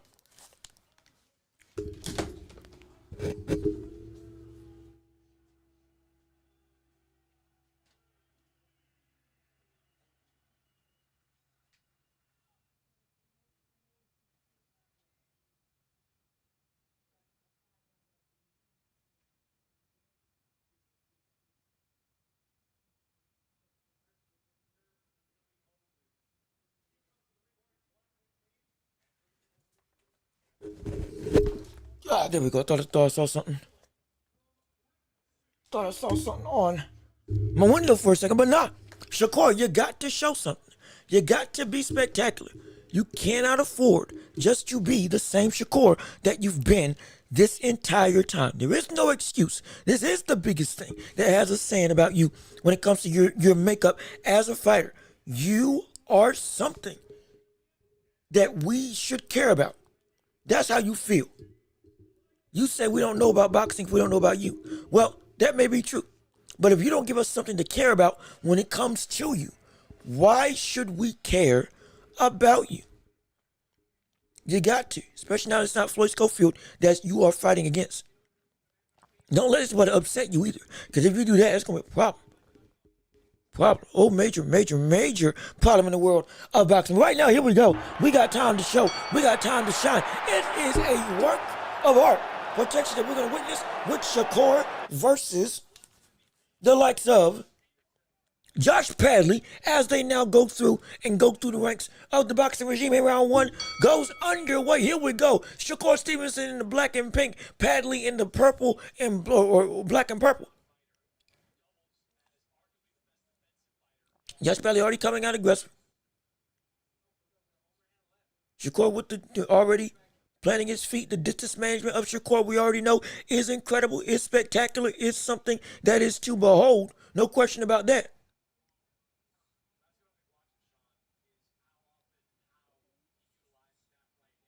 Hand speed still there, absolutely.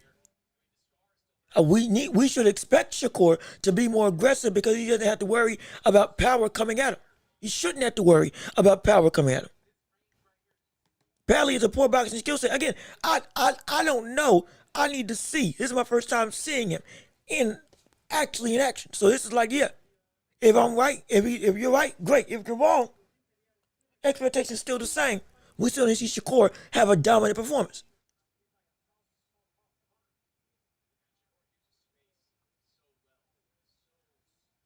Jab by Shakur, another jab. Looking to aim that check hook again. A good shift jab that knocks Padley's head back. Straight right by Padley that gets through. Oh. Lands a straight right. Hold on. Padley lands a straight right. To the shock of us all.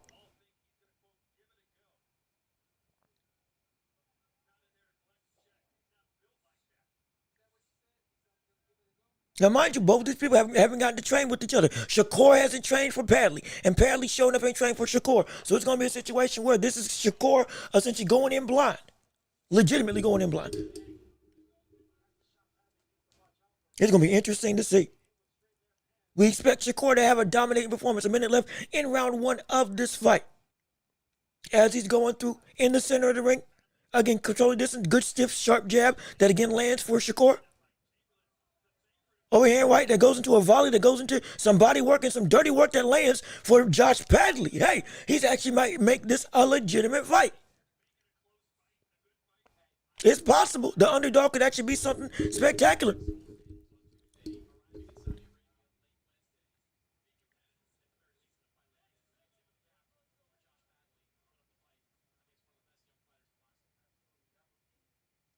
What can happen? 22 seconds left in the round. Again, middle of the ring.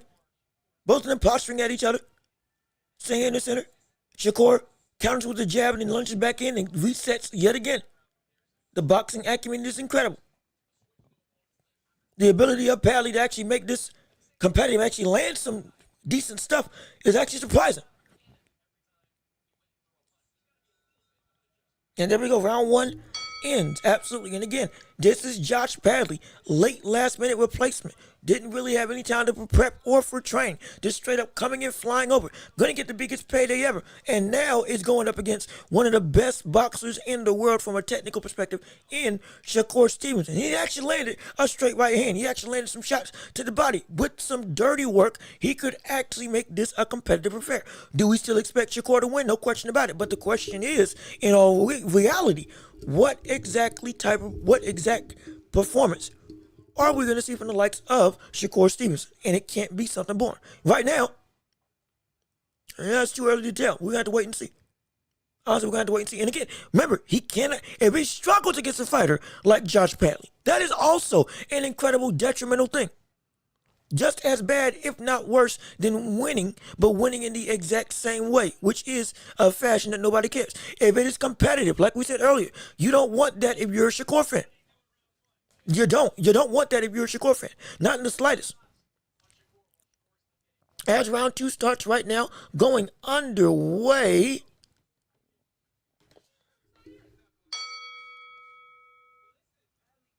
As they're going through again, center of the ring.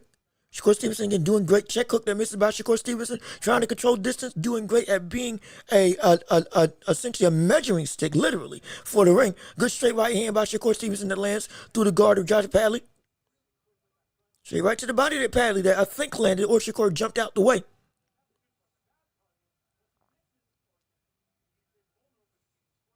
I wonder if maybe if Padley does a feint with his punches and then comes in, he may be able to land even more flush stuff.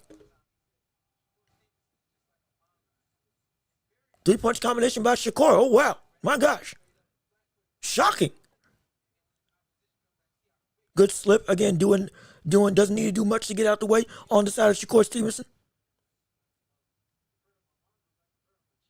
152 left in round 2 of this 12-round affair.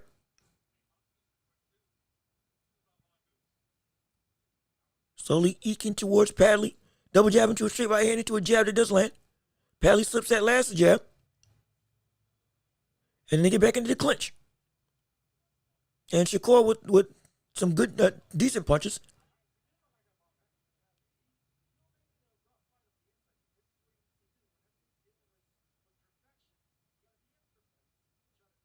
I wonder if Padley can really make this into a tough fight, as in a rough and tumble type fight. Clinching, dirty, sloppy, and all that stuff. That could be a way to beat the likes of Shakur, or at least have a good performance against Shakur. Maybe not real good. Good straight right hand. Good right hand. Or excuse me, I'm sorry. Good left hand. Good 3-punch combination again by the likes of Shakur Stevenson. Good hard snapping shot. This is what we want. This is all we were asking for Shakur to do. Thank you. 3-punch combinations. Effective quality work. Actually utilizing the whole of your tool set. That explosion, that speed, that pop, that snap, all of it. To do damage, not just to score.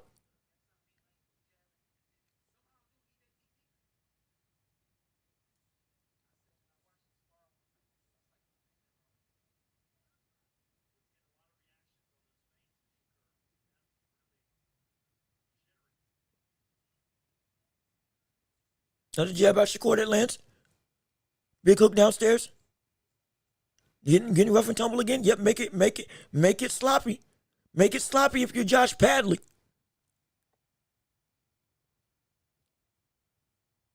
As they posture back in the center of the ring. And the second round ends. And yeah, see, you all just saw that.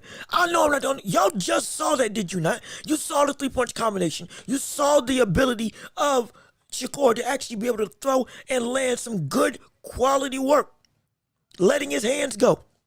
Showing the offensive arsenal that we've seen against, again, Jamal Herring and Yoshino. Not just pot shotting and doing stuff that isn't really like quality. We need to see this. If you are indeed who you are and you're better, way better than this person, prove it. When you outclass somebody, your aim should be to dominate them to Kingdom Come. Yes, they can be tough. No question. They can have a chin. Absolutely. That doesn't change. You should be able to have your way with them in every way, shape, or form. That's what we want to see. That's what we want to see. No question about that. And so now, let's see, as we go back into round 3 of this fight.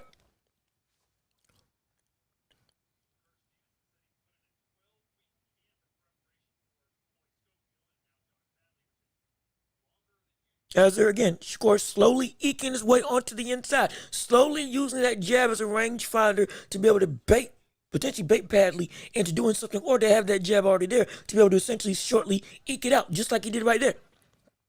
To be able to keep on landing, keep on controlling the distance of the fight. That's where Shakur operates at best, in that mid-range, in that distance where he can go and essentially no man's land. Good, coming forward, being aggressive. That's what we want to see from Shakur. Good hook into a straight right, straight left, combination. Having a good shot to the body to corner your opponent.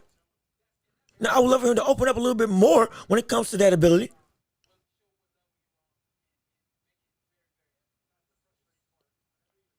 Jab straight left hand. Jab out Shakur.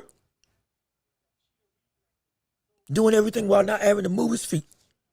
Which is, again, part of what his distance ability is. Good, yeah, good. That's what we want to see from Shakur.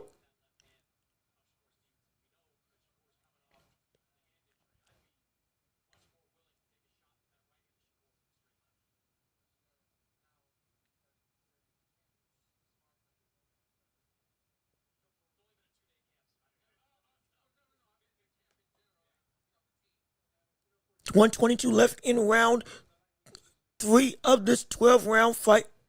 Shakur's got Padley in the corner. Shakur's jabbing, slowly eking his way forward. Getting out the way, and good digging shots to the body by Shakur Stevenson. Again, evading all damage and then coming back to the center to stand right in front of his opponent. 1:59, 1 minute left in round 3 of this 12-round affair.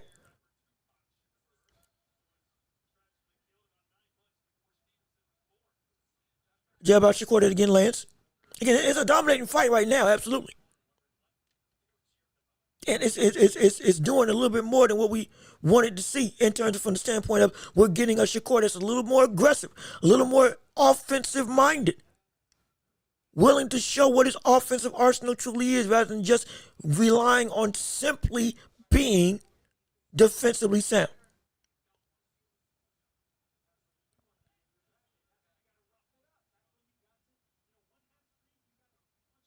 As they go, here we go. Again, another clinch. 13 seconds left in round 3. Getting ready to hear the bell. Good counter. Good shot by Shakur. There we go. All right, Shakur. All right. Okay. There we go. Yes. Doggone it, yes. That's what we want. Go and hurt him. Go and rock him. Go and set him up. Go and make something happen. Go and make it so that we see these fights indeed look like something that is worth our time. And now with Shakur Stevenson fighting on this right now, this is good. This is good. Expected domination still needs to be domination. It can't be just something that is blasé, that is oh hum, that is oh well. It needs to be expected domination. It still needs to be domination outright. Still got to be a legitimate cause to say, yes, you are indeed worth exactly what we're looking for. This is what we want. Exactly what we want. Good shot to the body. Good digging shot to the body. Absolutely. No question about that. And a big hook to the head, and then straight right there nearly buckles him and knocks him down. That's what we want to see. Thank you. As we go into round 4 right now.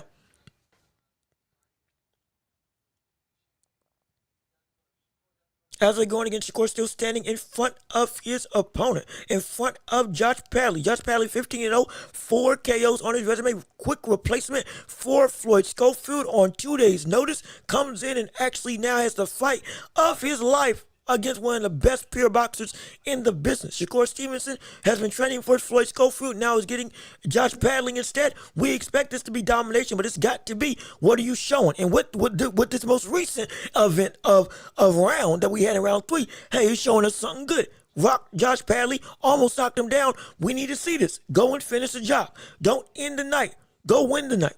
That's what we want to see.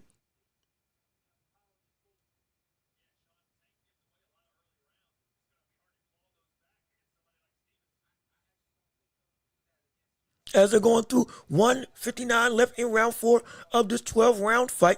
Josh Padley again trying to make it dirty, trying to clinch up, trying to get on the inside of Shakur Stevenson. Shakur being quick to be able to get out the way. And again, going in for the clinch. And now Shakur, can you work on the inside? Can you work on the inside of your Shakur Stevenson? And right now, disengages and goes back to that distance that he knows he does best. Absolutely. Inching his way forward, crawling his way with a lunging jab, with a good jab, slipping out the way of Padley shots. Padley should go to the body if he really wants to have some level of success. Padley, I think, slipped the shot right there, or he might have just gotten caught in his head, got bounced back. Now, Padley's getting pushed to the ropes. Padley's getting pressured by Shakur Stevenson, which is good. But when you see Shakur actually work, instead of just applying the pressure, do something to go and make that pressure worthwhile by landing some shots. Be aggressive. Get yourself a legitimate situation where you are able to really harm your opponent. Almost got him with a double hook out of the clinch. Thankfully, a minute left in round 4. 50 seconds left in round 4 right now.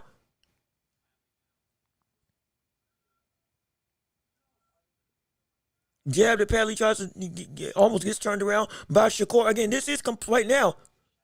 Outside of the slow run within round 1, which Padley may have actually won, it's been just about complete domination on the side of Shakur Stevenson. From the standpoint of he's winning the fight. Absolutely. 30 seconds left in round 4 of this 12-round fight between Shakur and Josh Padley. Padley needs to make it rough if he really wants to make this happen. He can't outbox him. No. But straight right to the body and going downstairs in the clinch is going to be your best bet.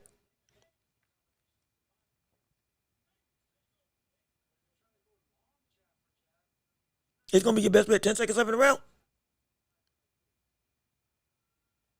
And the round is over. Absolutely. Let's see what you all have to say in the chat below. This is a good start for Shakur, being aggressive and fighting on the front foot. Yes, it is. No question about it.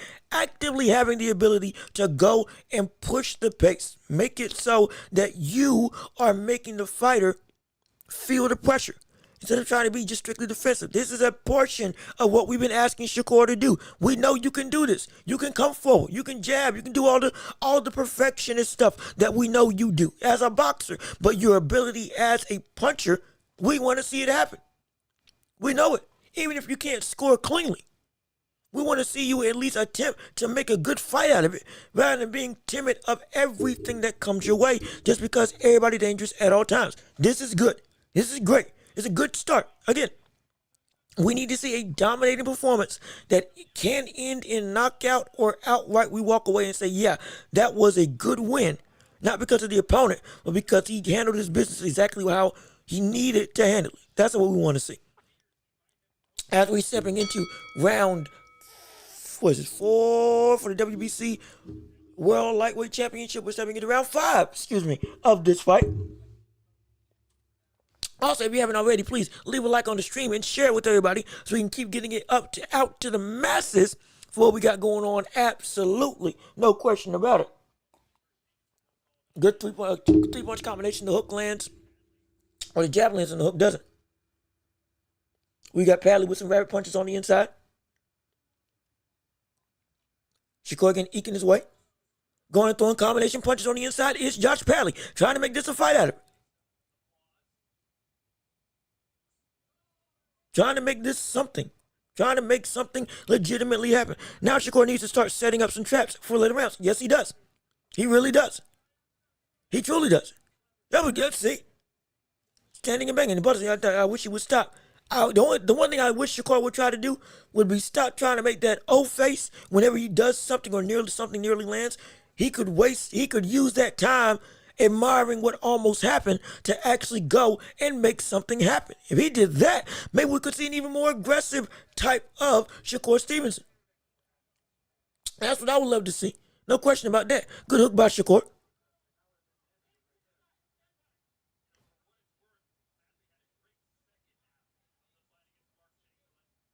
As they're going through releasing the clinch. Going back into, again, round 5, 124. Left in round 5 of this championship fight between Stevenson and Josh Padley. Padley again going into the clinch. Shakur I think he landed a hook and then lands a shot to the body. Now going to getting aggressive. And then he reset. Dang it. The brother reset. Why? That's the one.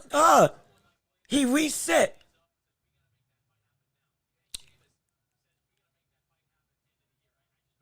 He reset. Why did he reset?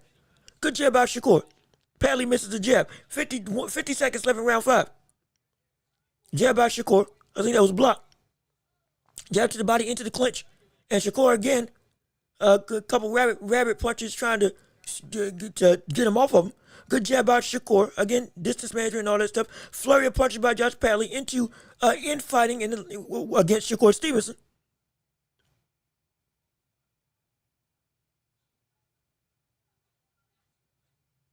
Good 3-punch combination by Shakur. That's good. That's good. Sit down on your punches. Sit down on your shots.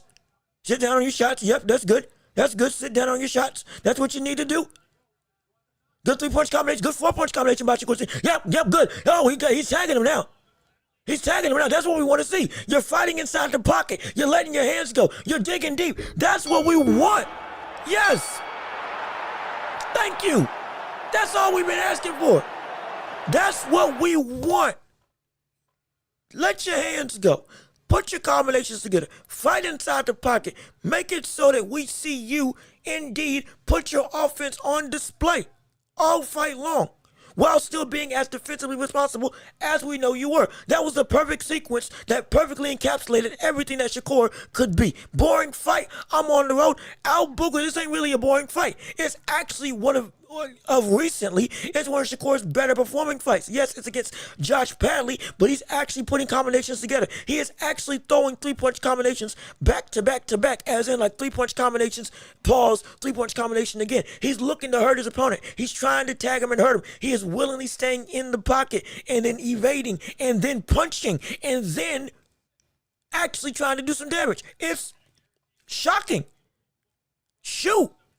I ain't seen this type of Shakur in years. And this is what we want. As we're now going into round 6 of this 12-round fight. Hey, this is on the right track.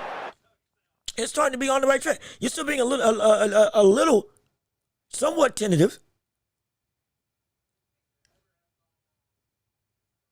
But at least we're seeing him open up more than we've ever seen him before when it comes to the landscape of this fight. Again, round 6, 2:30 left in the round. Josh Padley just went in for a flurry inside the clinch. But again, Shakur shakes it off and then keeps on marching forward, inching forward, centimeters, step by step until he gets in range. And then he opens up with the jab of his own. And goes through and he's walking forward in the center of the ring. Josh Padley again with a volley of flurries. Nothing to land hard, but just something to land is what he's trying to do. Good jab by Shakur Stevenson as he's going through the land.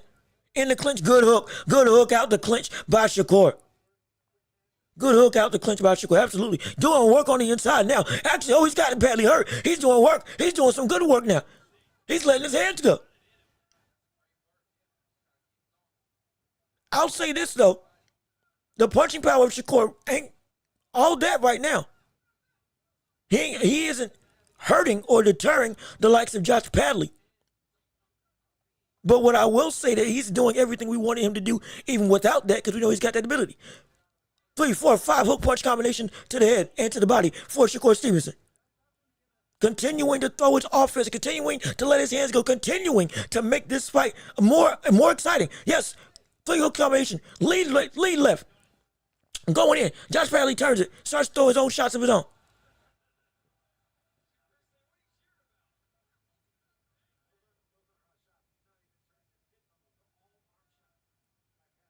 As he's going in, again, Shakur got him in the corner. 1 minute left in round 6. Shakur with a good punch combination. Padley catches him with a good jab, but then they clinch up against the ropes. Going into, again, nearly 50 seconds in round 6. Shakur Stevens is now walking Padley down. Shakur Stevens is now looking to actually do some damage. He's still oohing and ahhing, but he is indeed doing better work than we've seen offensively than we've ever seen in his most recent fights of the last, 3 or 4. Good hook to the body by Shakur, trying to set up stuff. Again, going to the clinch. Josh Padley upstairs and downstairs for Shakur Stevenson. Going and digging hooks downstairs. He's got Padley to the rope. Up. Did he hurt his hand?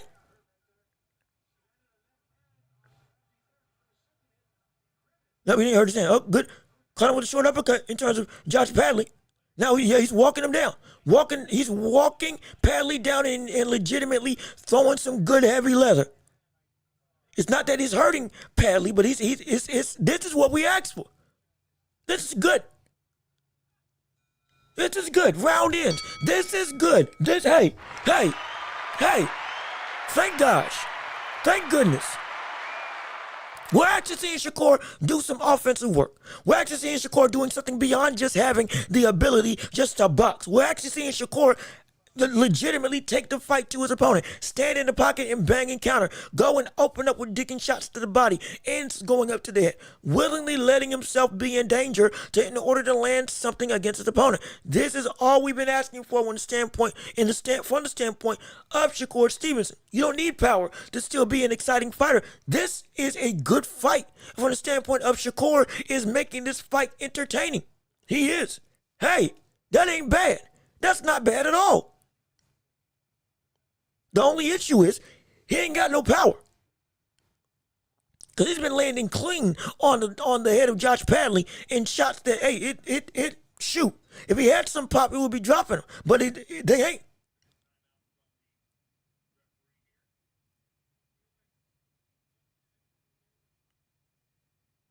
And as we get started, round 7 going underway in this fight.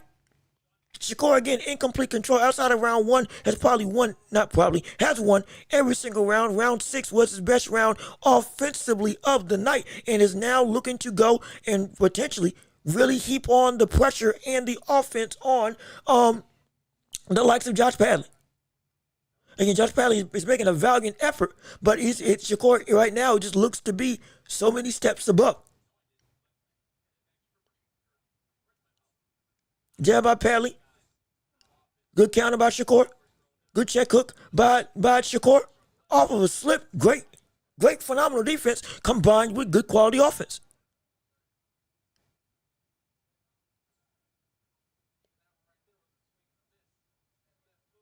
Going through 2 minutes left in the round. As of right now, both of them standing in the center of the ring. Shakur again slowly walking forward, slowly inching his way like he's been doing all fight long. A flailing jab just to get Padley's attention. Coming through, walking in, good check, good hook by Shakur Stevenson. Padley with a combination of his own, all of which are blocked. Going through into round, again, this is round 7, 135 left in round 7. Hook to the head, double hook to the head for Shakur Stevenson. Postures with the jab and lands the left hand, excuse me.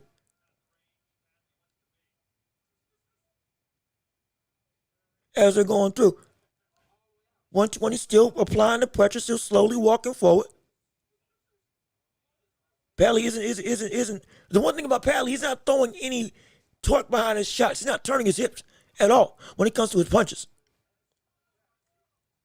He's not throwing his hips at all, or turning his hips at all when it comes to throwing his shots.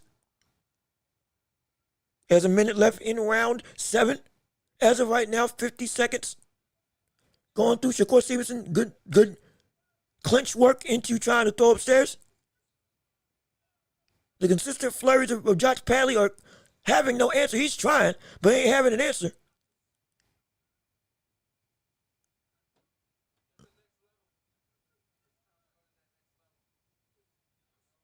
As they're going through, again, 29 seconds left. Padley trying to do the best he can on the inside. Good straight to the body. Oh, he hurt him he might have hurt him to the body. Yeah, I think Padley's hurt. Padley's trying his best, but Padley's hurt. Padley's hurt to the body. Oh, shoot, wait a minute. Hold on. 10 seconds left in the round. Padley's hurt to the body.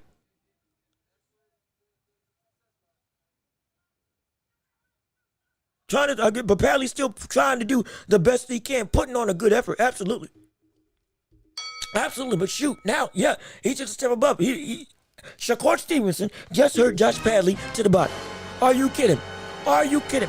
Because of the consistent, deliberate work, because of the constant, not only quality shot placement, but the aggression to be able to put himself in a position to hurt his opponent. That's what we are seeing. It's good. It's good, very good. Again, I'm not saying he's going to turn the house on fire, but this is a lot better than what we've seen from the past performances that we've seen from the likes of Shakur Stevenson. They're definitely good. And don't forget, be here. Get everybody tuned in because Bacoli is up next. I repeat, Martin Bacoli versus Joseph Parker. Martin Bacoli, who came in at a staggering 315, weighing in unofficially on the night of the fight, whose reach on BoxRec is currently listed as not applicable. Legitimately unknown, but I believe it's 83 inches or maybe even longer. But right now we're going into the likes of, that's next coming after this fight in the coming event. But right now we're going into round 8 of this championship affair with Shakur versus Josh Padley, and Shakur is in complete control. Shakur has hurt Josh Padley to the body in round 7. I repeat, Shakur has hurt Josh Padley to the body in round 7. Now at the start of round 8, 2:35 left in the fight. Good jab by Shakur Stevenson. Again, Padley trying to do flurries of offense with the same combination. It's not working. It is all getting blocked. Shakur with a good check hook. as they're standing in the center of the ring. Shakur, again, like he's been doing all night long, slowly eking his way forward. Distance management has been incredible. And his ability to be an offensive fighter right now is showing to be a lot better. Though, yes, we know the opponent that he's fighting against. It's still, we just asked for something, and it seems like we're getting a little bit of that. Combination slipped by Shakur Stevenson. Padley tried to throw a big shot, but misses. Shakur with a straight left to the head and a right jab. Going through, he's got Padley in the corner right now. Jab out Shakur that misses. He's got Padley in the corner. I would love him to do some work. I would love him to do some work while he's got Padley in the corner. Jab blocked. Jab lands, or check hook lands by Shakur. Going with the 1-2, another hook that's blocked. But now walking down Padley and throwing hooks. He's digging deep to the body again. Good uppercut and good hook combination. Padley comes and tries to fire back with something, but still to no avail. Shakur Stevenson again controls the distance of the ring, controls the distance of this fight, and is indeed trying to go and fight himself out of the clinch with a good combination on the inside. Digging to the body and to the head, digging downstairs and upstairs, changing levels in his ability to throw combinations. It is indeed good. It's better than what we've seen in a mighty long time from the likes of Shakur Stevenson. This is all we've been asking for him to be a fighter that, hey, this even in a fight, if you don't get a KO, this can be a good fight for you. This is one of those performances.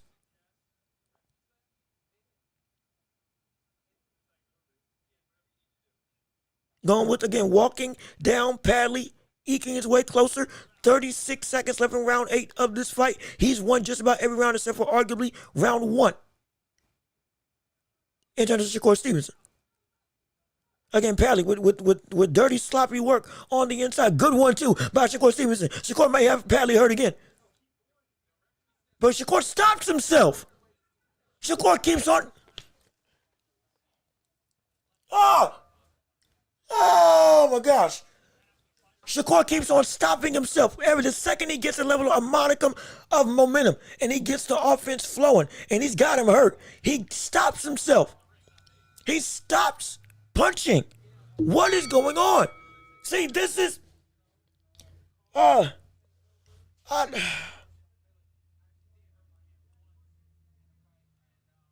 brother, why every time, he keeps, every time he has Josh Padley hurt, every time he has Josh Padley on the ropes, every time he's got Padley genuinely in trouble, he's rocked him a couple times. He has stunned to it's like, I don't get it. And he's doing everything we're asking him to do. Fighting out of the clinch, throwing combinations and hooks, putting himself in position to hurt Padley downstairs, making this fight genuinely exciting or at least entertaining because of his own body of work. But the problem is when he does get to a point where it's like, okay, he may be close to ready to go, or at least you can start the process, he then stops, resets, and gets so acclimated to just boxing that he doesn't go and try to end the night. It's like he can't help himself. The world, man. Round 9 going underway. It's round 9 starting right now, as we're rolling through. Score again, taking all dominant control. Josh Padley was another incredible flurry, but again to no avail. It's good gosh. Padley's only landed 64 punches out of the 351 that he's thrown on the night. That's insane. He's thrown more than Shakur. Shakur's thrown 351, but it's landed over 140.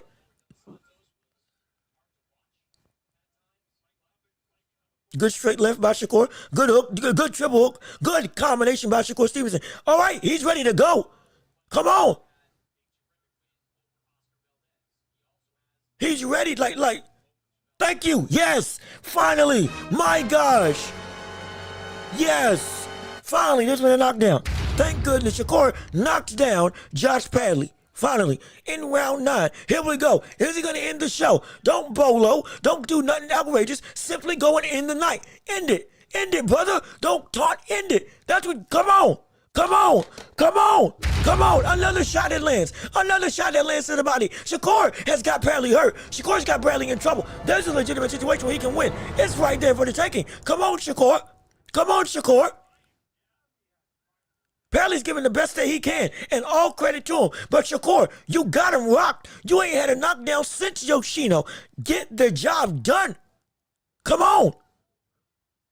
You ain't had a knockout since Yoshino either. Good shot to the body. And again, another going, he punched him while he was down. Wait a minute. Hold on, he punched him while he was down. Shakur knocks down Josh Padley again, but punches him while he's down. Can Padley survive? Another knockdown for Shakur. Is he going to go and end it? Is he going to go and end it?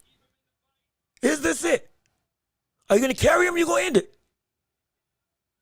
Padley fighting for his life right now. Padley's trying to do everything he can, but the shots to the body are just they're too much right now. 34 seconds left in the round. He's going downstairs. Shakur is being deliberate. Is being serious. Is looking to go and make a statement. Is looking to go and land. Is looking to go and get a knockout. He could actually get a knockout. 20 seconds left. Can Padley survive round 9? Gosh, man, the way Padley throws his punches, it just ain't it. Oh, good straight right to the body. Yet again, another knockdown. Another knockdown to the body. 3 knockdowns in 1 round. That's good. And it's done. And it's done. The corner stopped it. The corner stopped it. The corner stopped the fight. And finally, Shakur defended his title and has been in showed, hey, entertainment fight. Shakur got a knockout. I can't believe it. Are you kidding me? What? Hey, look at What? We got the problems here. What? We got the problems here. My gosh. After all this time, he finally got a knockout. Mind you, we aren't saying that this is an impressive win. We're not saying this is an incredible win. All credit to Josh Padley getting more money than he's ever gotten. Hopefully he'll get even more down the line, but he's gotten more money than he's ever received most likely in his life, and he's going to be set for his family and friends and everything around him. Love it. Absolutely. But my gosh, again, it's about time. It doggone it is about time. It's about time. It's about doggone time that we got to see this brother actually get a KO, and this finally was against somebody who was indeed at least game, but he went for it.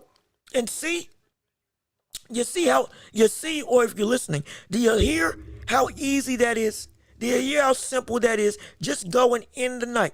You can do it. Ooh, and I think Shakur, his hands might be hurt again. But at this point, I'm just thankful that we finally got ourselves a win in the knockout column for the likes of Shakur Stevenson. He went and showed everything that I said he could be.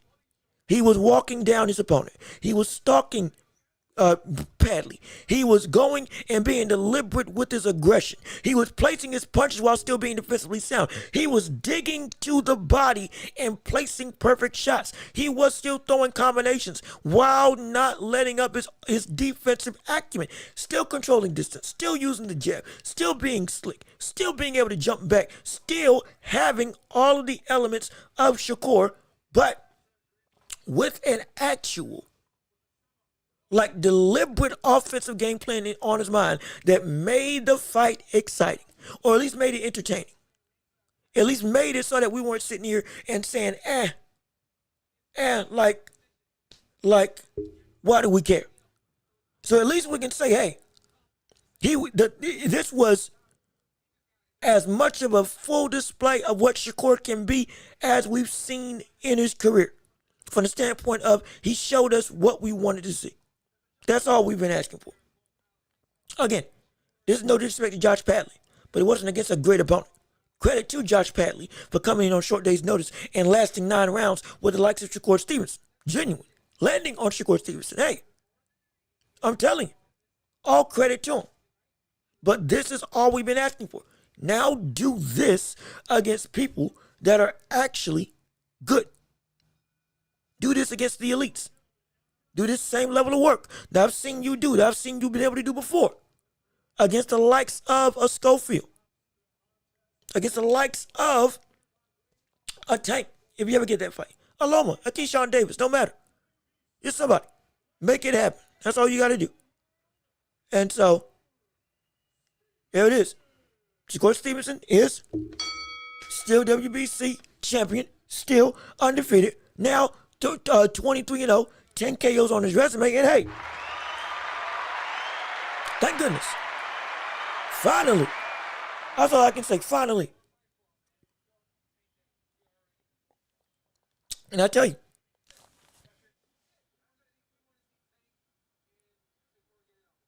people can hate from the standpoint of people cannot like it, but people can also say they don't have to like Shakur, but they can't say that this performance was boring. They can't.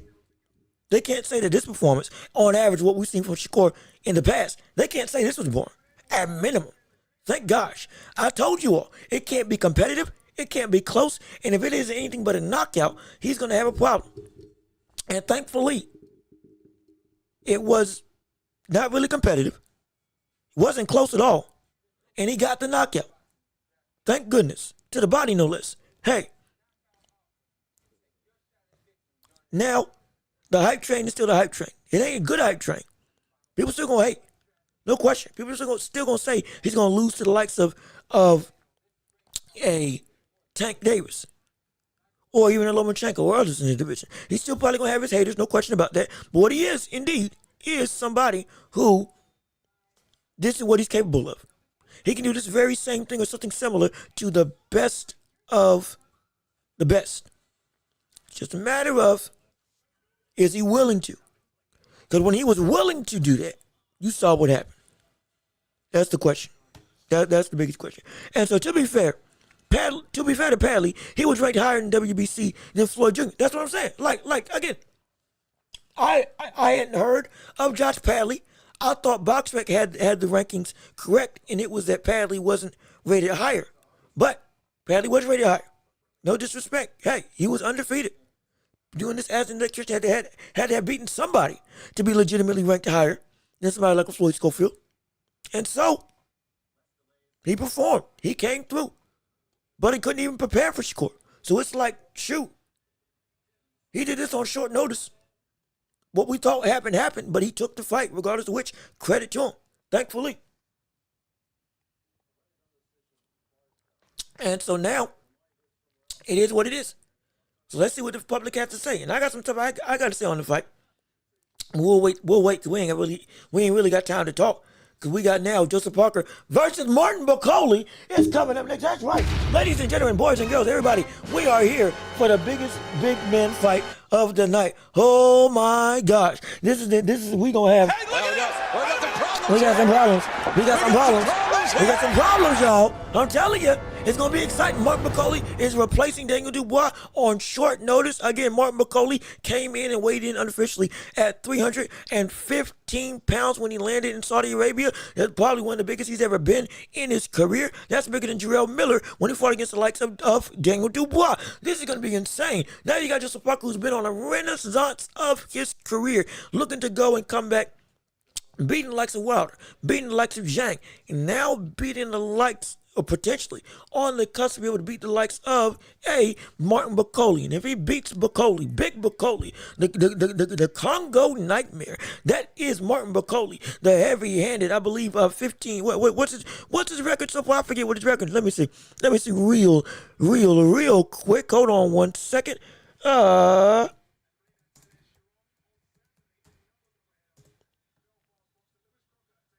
Martin Bacoli, again, 31 years old. His reach is, based on BoxRec, unknown, but I believe it's actually like 82, 83 inches, similar to the likes of a Tyson Fury. Ranked number 5 in the world, is indeed 21-1 with 16 KOs on his resume. One of the most feared punchers in the division outright. Wait, hold the brakes. Dave Beterbiev is here. He's going to be here, and whoever, he's probably going to step in the ring to try to get a shot at Undisputed for the mandatory.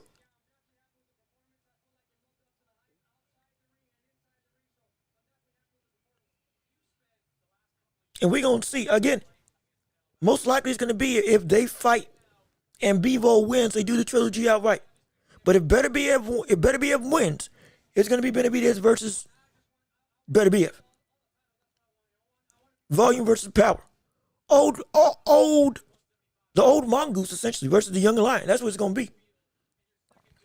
And it's gonna be incredible. I can't wait to see it. Whatever the outcome may be, we are one fight away from the main event of the night with Bivol and Beterbiev. It's gonna be a war. It's gonna be a spectacle. Real quick, let me get my sandwich real quick. I'll be right back. Let me go grab my food while we got an actual break. Thank goodness.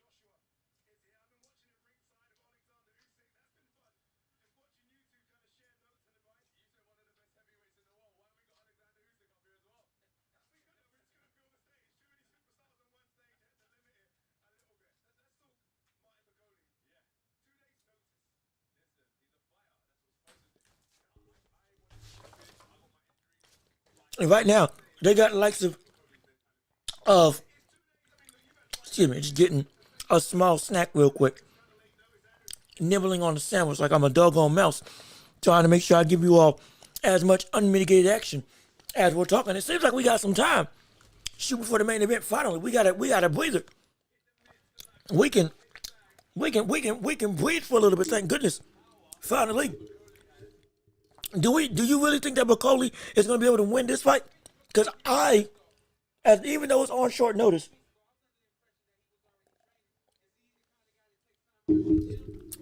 I was under the impression that. Oh, hold on, wait, excuse me. They're talking about training.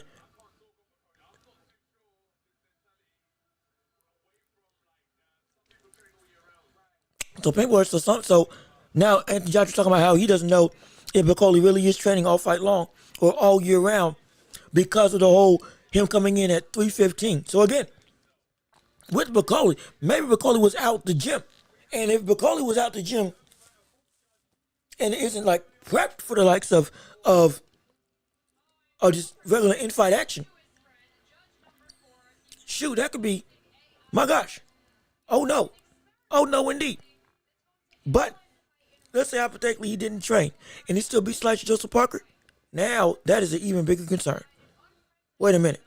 There's a possibility. There is a hypothetical situation where if we see that Martin Buatsi, who wasn't actually training all year round and actually was fully unprepared for the likes of this fight or any fight for that matter, because nothing had been made. And he comes through on 1 day's notice and or 2 days' notice and comes and beats up and knocks out the likes of Joseph Parker, then yeah, that's horrifying. Yeah, that's terrible. Oh my gosh, that is absolutely, oh no indeed. But regardless of which, that's what's going to happen. Now, do we think if Buatsi did win, what would it be off of? And it'll probably be off of the uppercut. It'll probably be off of the uppercut.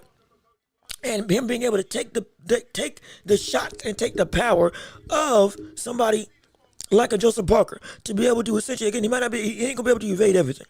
Like I said before, his defense is not something spectacular. It's not a situation where Buatsi is just a behemoth of a man that's a gold medalist as well, unlike with George Foreman.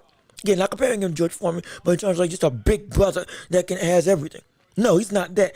But what he has got, his defense is his size. His defense is his durability. His defense is his length, his reach, and the threat of the offense that comes his way. That's his defense. And so he's essentially a walking wall with spikes.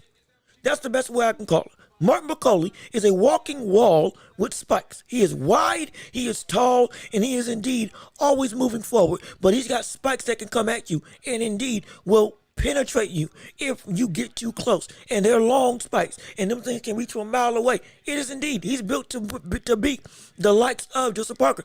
Mind you, the man who just lost to Kabayel in Big Bang Zhang lost to Joseph Parker.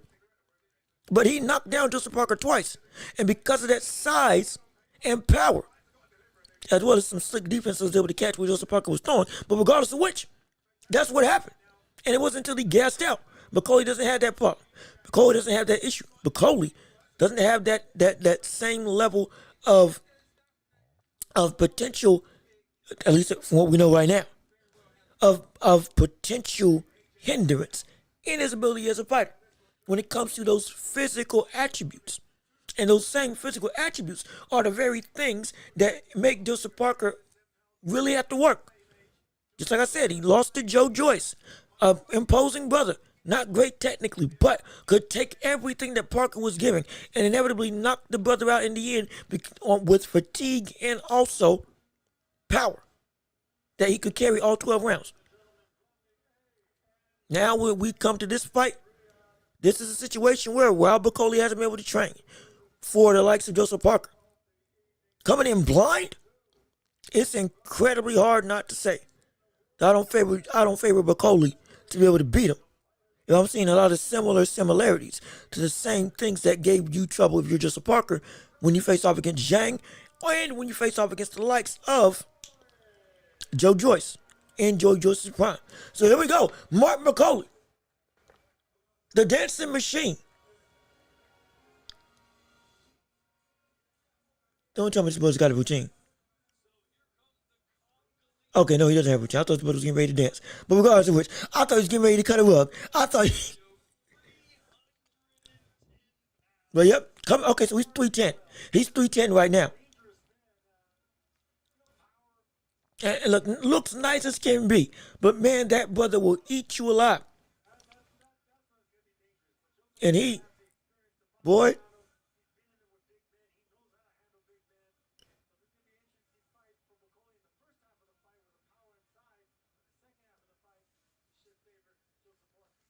Does he look nervous to you?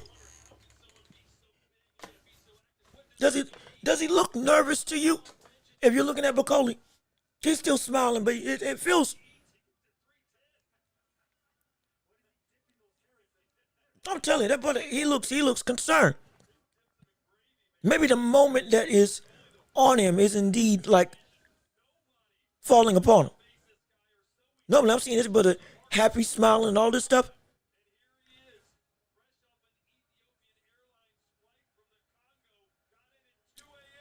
Yes, this is gonna be an interesting affair.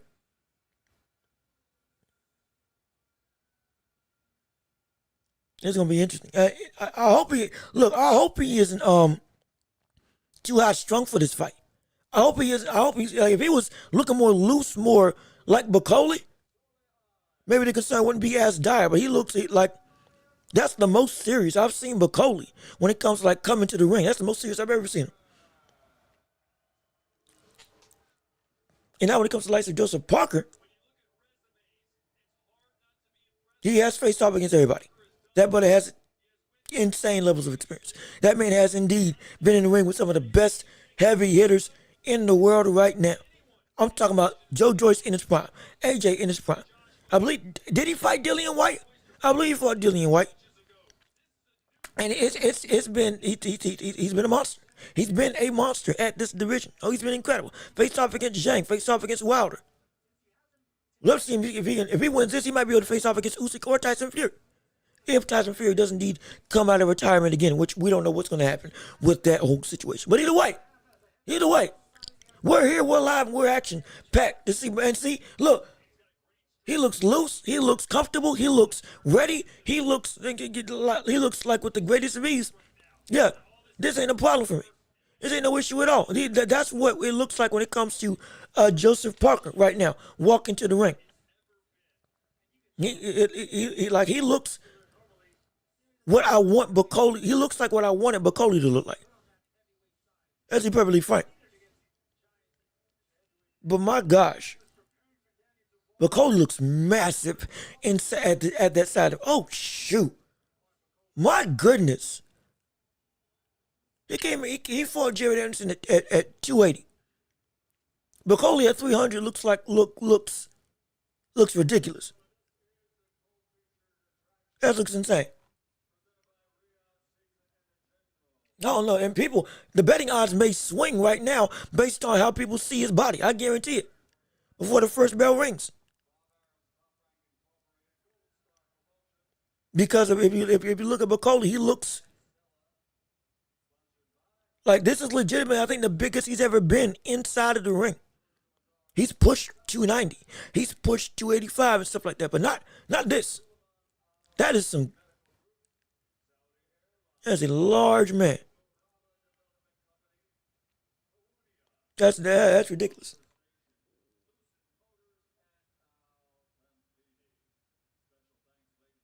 And look for Bacoli to use that straight right hand. Look for Joseph Parker to use that overhand right that he was using against the likes of Daniel Dubois, not Dubois, that was using against the likes of Deontay Wilder. Look for that overhand right to come into play and really be something that makes a difference potentially in this fight. Hypothetically, you see that it's going to be the uppercut. He's going to have to fight to reach the lengths or to reach the height of Bacoli. Also, we can see Joseph Parker, similar to Wilder, lunge in and use that speed and explosiveness to be able to close the gap on the length that Bacoli brings to the table. Because Bacoli is indeed a long that brother. He's like his reach is insane. His reach is across the ring. Genuine. It's ridiculous. It is indeed ridiculous.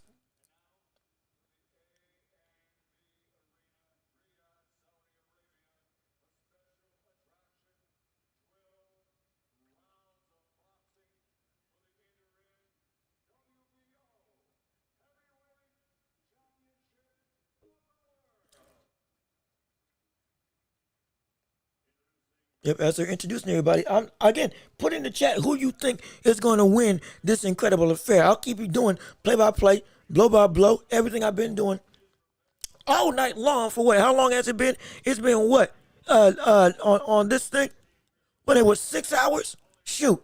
6 hours of straight, unapologetic, unmitigated levels of talking and walking, doing the best we can on this show, absolutely. And please leave a like on the stream if you would. We're getting ready to get closer and closer and closer to the main event of the night. Absolutely keep on sharing the show with others that you see come through. They're going to want to see what we got going on. Trust and believe this is going to be a show everybody's going to want to know about right here on the Watch. But we got engagement. We got a bunch of fire and energy still covered up from 11 o'clock in the morning. Oh, we ain't wasting no time when it comes to making this a grandiose affair that it deserves, absolutely. And so I'm excited to see it. Oh, yes, indeed.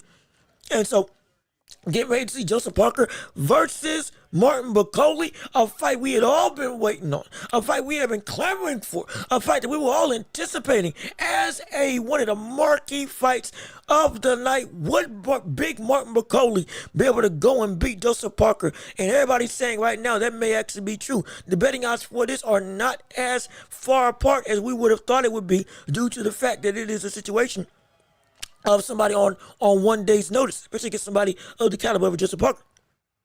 And so, this is going to be an insane type of endeavor. We're going to two of some of the biggest men in the sport, one of which might be one of the biggest right now. Look at that. Just look at how wide he is. That is ridiculous. That is freakish. This man is like on 2 days' notice, and essentially saying, yo, you want to fight? Let's run the fade right here, right now. Okay, let's do it. Like, this is something different. If we see Bacoli beat Joseph Parker on 2 days' notice, oh, that's going to be ridiculous. But we're getting excited. We're getting ready. We're getting energized. Brother, it's time to go. Brother, it's time to fight. Let's get it on. Let's get it popping. Round one of the show between two of the monsters of the heavyweight division, Joseph Parker and Martin Bacoli. Bacoli in the plaid, I believe plaid or checkerboard, black and white trunks. Joseph Parker in the red and blue. Going through Joseph Parker again, jabbing to the body. Martin Bacoli again standing his ground, being not really moving a whole lot, literally being like a tree, standing his foot standing his feet firmly into the ground, ain't moving nowhere. That jab of his is ridiculous. Joseph Parker using that speed, going down to the body yet again with that jab, coming off angle, jab to the head by Joseph Parker. Joseph Parker's quickly taking this round just off of simply being aggressive with his jabs, still hesitant of the power. Absolutely. Another jab by Joseph Parker that does land. 2:10 left in round 1 of this 12-round affair. Right now in the center of the ring, Bakoli is just standing still, not in the manner of he's not doing anything, but he's standing his ground, not letting Joseph Parker move him back, genuinely planting his feet. Joseph Parker that brother, he knows what's in front of him. Bakoli's trying to get a readout, using that jab, trying to see if he can land, almost lands a check hook on Joseph Parker and lands a jab on Joseph Parker now. I mean, that's ridiculous. Bakoli, it's just, oh, big right hand by Bakoli that nearly lands on Joseph Parker. Now Bakoli's starting to Bakoli ducks under Joseph Parker's hook. Shoot, man, I'm telling you, this is a high-profile fight because it can literally end at any moment. Joseph Parker with Bakoli with the double jab that lands on Joseph Parker. Bakoli being deliberate. Subtle head movement to try to get away from the jab of Joseph Parker. Another jab that just lands. Good hook, good check hook by Martin Bakoli. I mean, like, brother, he doesn't defend. He just stands there. Like, hit me if you want to. That's what Bakoli's doing right now. It's ridiculous. What the world? Good jab by Joseph Parker. Landing on the chest and then on the head. Jab by Bakoli that lands. Overhand right that just misses on the side of Parker. Jab that lands by Joseph Parker though.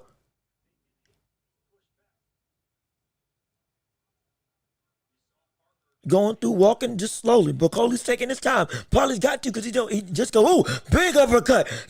Shoot. Oh my gosh, big uppercut by Bakoli. And now Parker is trying to maul and clinch up Bakoli. I mean, that was a big uppercut by Bakoli that just grazed the nose. Again, another big hook by the likes of Bakoli. Oh my gosh. Oh shoot. Oh gosh. But that hook caught me off guard. But Bakoli was standing with this guard and threw a lunging uppercut. I mean, threw an uppercut like literally threw a George Foreman-esque uppercut, I believe, with his lead hand. And then all of a sudden, quick as lightning, comes back around with a hook before Joseph Parker could react. I thought Joseph Parker was just had just tripped. But no, that bully got caught. Uppercut that missed into a short uppercut. Those short punches, man. I'm telling you, short punch that caught Joseph Parker when Joseph Parker was ducking down after he had ducked inside of the initial uppercut. Those arm punches of Bakoli are a nightmare to deal with. Joseph Parker's going to have himself a time dealing with this big behemoth, this big Congolese nightmare that is facing off the ring against him. It's going to be incredible. Round 2 going underway right now. We'll give Joseph Parker that round, but Bakoli quickly is starting to impose his physical presence. Now starting to come forward. Now he's got his high guard up. Now his jab is out. He's looking a little bit more deliberate with his punches. Good flip, good slapping hook to the body by Martin Bakoli as he's starting to back up Joseph Parker by walking forward now instead of just standing still. Yes, indeed. Got that high guard up. Shakes his head at Joseph Parker. You ain't hurting me at all. You might as well just be hitting the pillow at this point if you go downstairs because it ain't going to affect this brother in the slightest. He's looking for another uppercut. Bakoli's looking for another uppercut. Hook in the right hand, and another short shot by Bakoli that lands to the body. And then just slapping hooks by Bakoli that are indeed landing. Joseph Parker is doing some good work, don't get me wrong. Bakoli with a shot to the body and a hook to the head that misses. Joseph Parker, good, working downstairs. Bakoli, again, just short. I mean, just slapping. But it's just slapping. That's all it is. He's just going like this, and it's landing. Like it's not even ineffective. That's the thing. Slips a straight right hand by the likes of by Joseph Parker. A good uppercut on it. Again, just short uppercut on the inside. Arm punch, a good shot to the body, too. Oh, the combinations of McCauley. Oh, they're starting to take hold now. Upstairs, downstairs. Arm punches upstairs for McCauley. Just, it's short and subtle, but they're landing and they're effective. I mean, just ain't breaking the sweat. Ain't breaking the sweat, but it looks like, oh, good. Oh, he shook it off. Oh my gosh! McCauley just shook off Joseph Parker. He stopped, shook off Joseph. Oh! No, he's hurt. No, never mind. McCauley's hurt. Never mind. McCauley got rocked. I'll take it back. McCauley got rocked. McCauley's genuinely hurt. McCauley's in trouble. Oh my gosh! Oh shoot! Oh, we caught it off. Oh my gosh! Joseph Parker just knocked out McCauley. Oh shoot! Oh! Oh my gosh! What? Martin McCauley just got knocked out by Joseph Parker. Are you kidding me? And when it looked like Joseph Parker was having all the success in the world, when it looked like McCauley was starting to have his way, Parker landed one clean shot. McCauley ate it, shook it off, and started walking forward, almost like he was taunting, literally like he was taunting Joseph Parker. And the next thing you know, that brother goes down. What the world? Oh my gosh.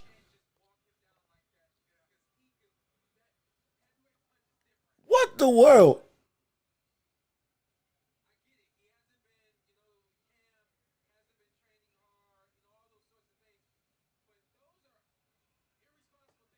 Wow.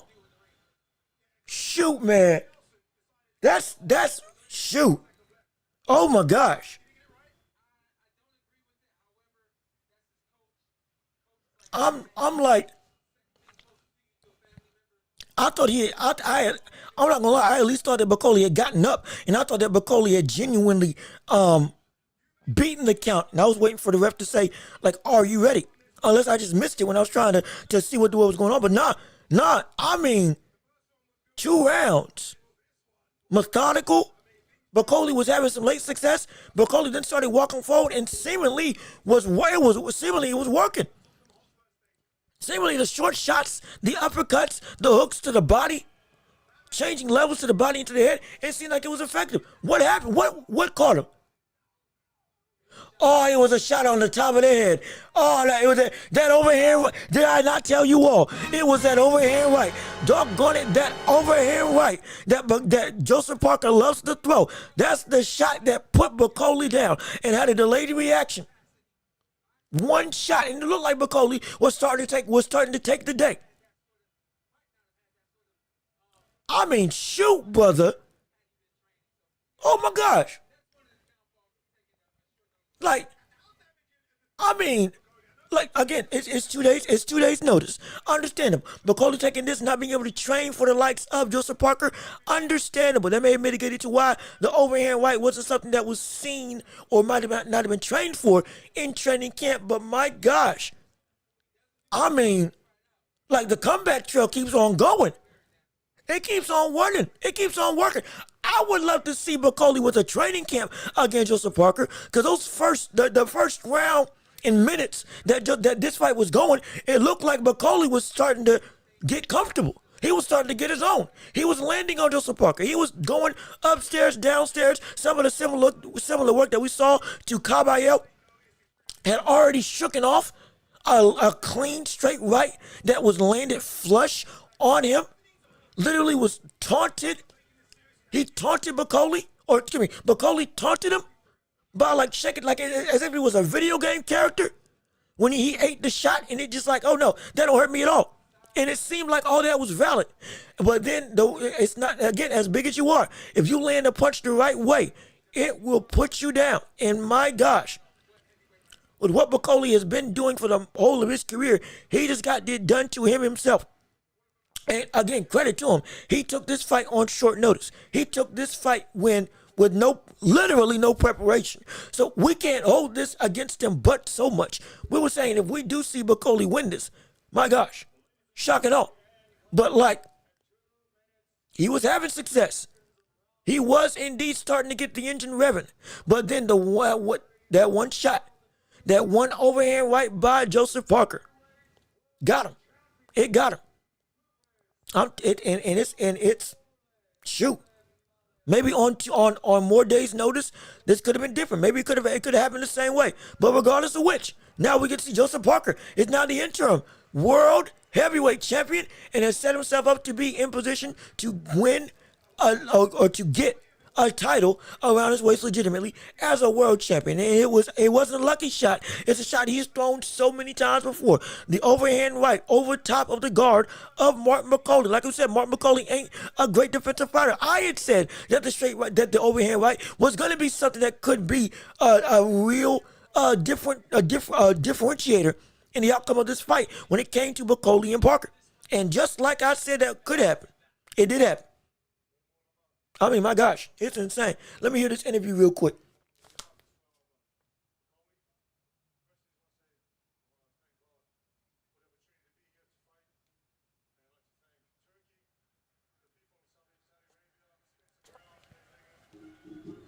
I mean, shoot, boy. McCauley got knocked out.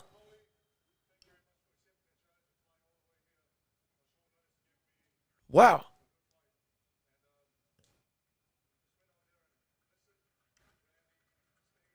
And again, McCauley was not doing a bad job.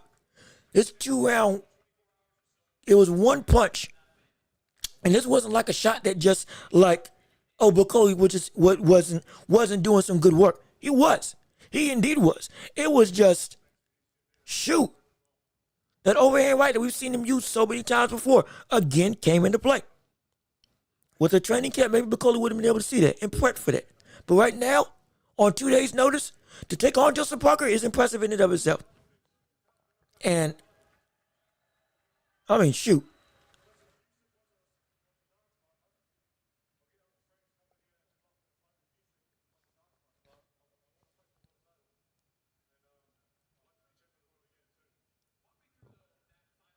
And he's saying he wants to fight against Usyk. Now, he's right now, he's straight in the running. He's straight in the running now. He has to be. He has to be straight in the running.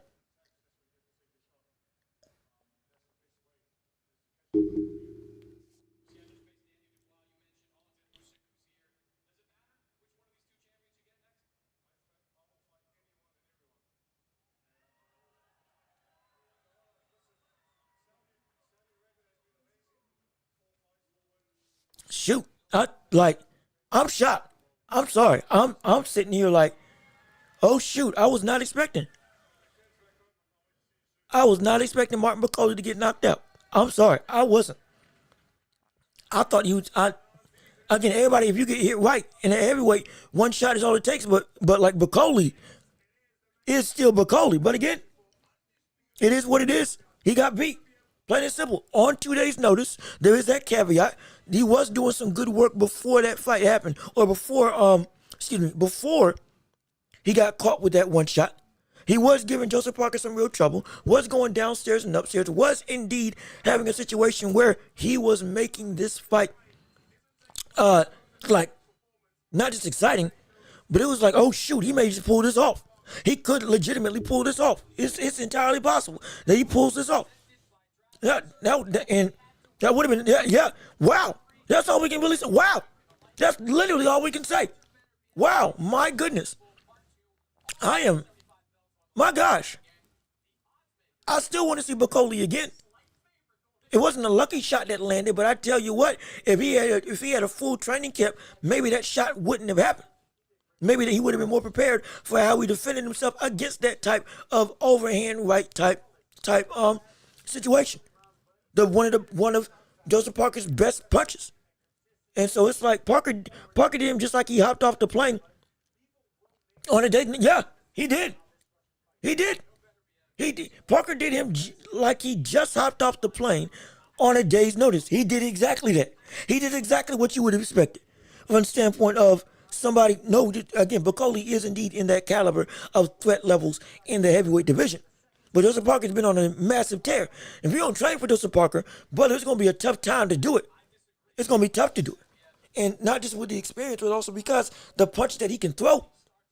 Like, if you ain't ready for him, preposterous.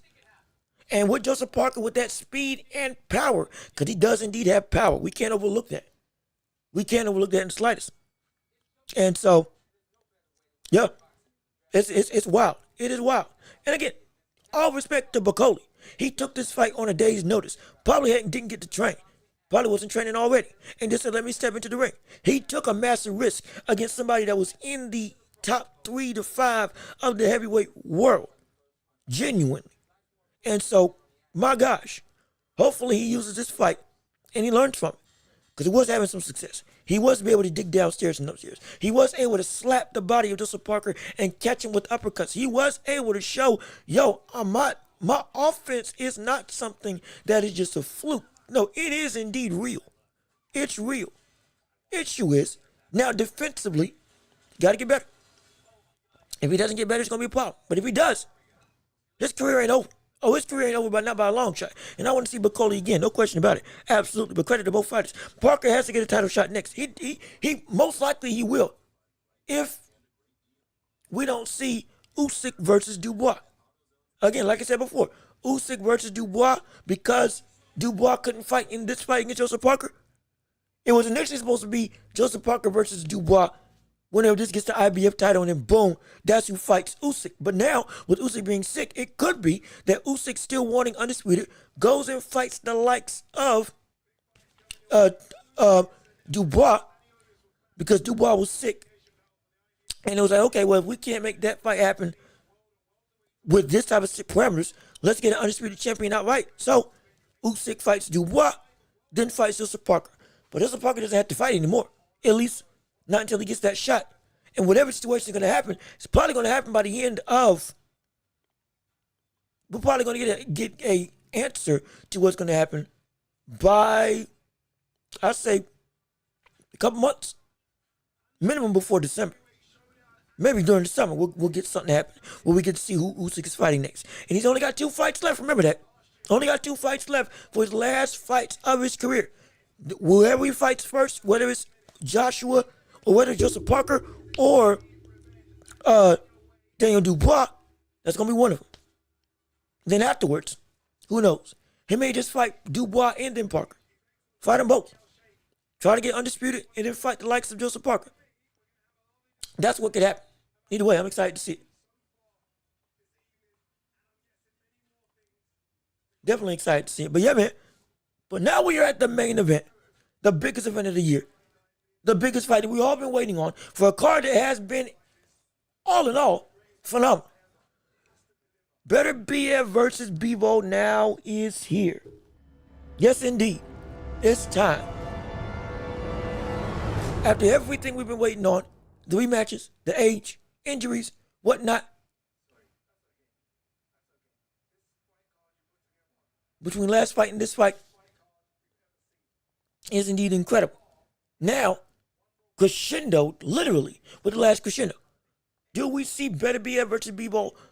Do we see Beterbiev take the win? Or do we see Bivol get his revenge? I genuinely think that Beterbiev is going to knock out the likes of Dimitri Bivol. I do. I truly do. I got Beterbiev beating Bivol. I got Beterbiev beating Bivol. I got Beterbiev knocking out the likes of Bivol. And because of that, like I said, I got it within 9 rounds. For me. I got it within right now. I could be wrong. I could absolutely be wrong. But if I'm not, then hey, ho. Talk about a phenomenal display. Talk about an incredible type of situation. And if we do in fact see Beterbiev win, then it's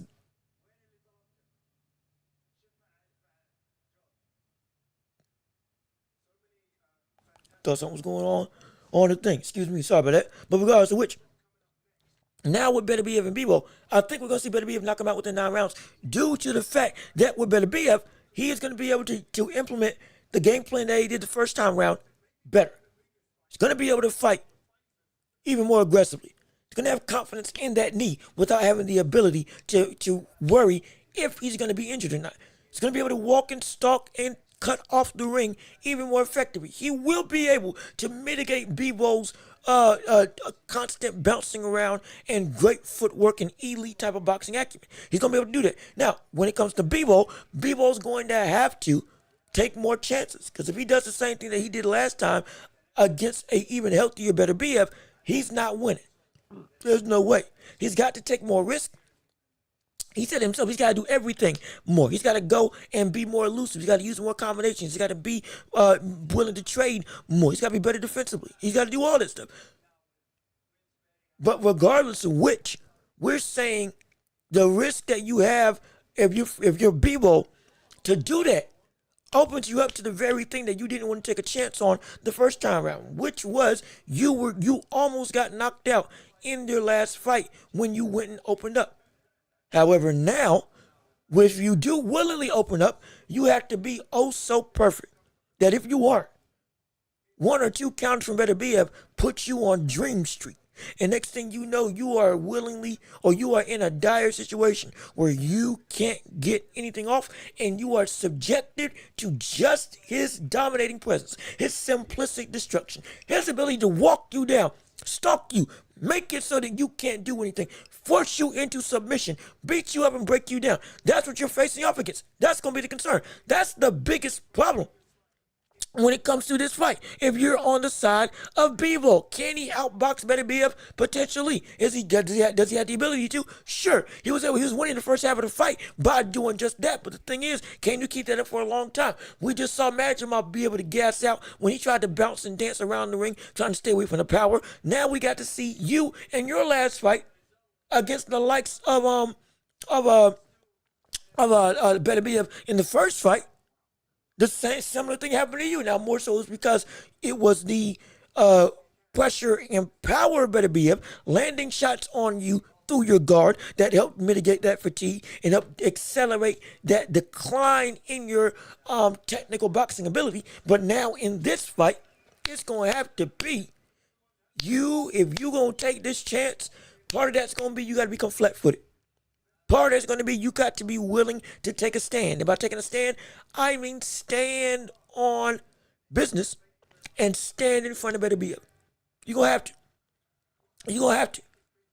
Not just overwhelm him, not just outbox him, but you're going to have to stand on business and genuinely make this fight a situation where you got to be willing to say, I'm as big of a dog as you. That's what you're going to have to be.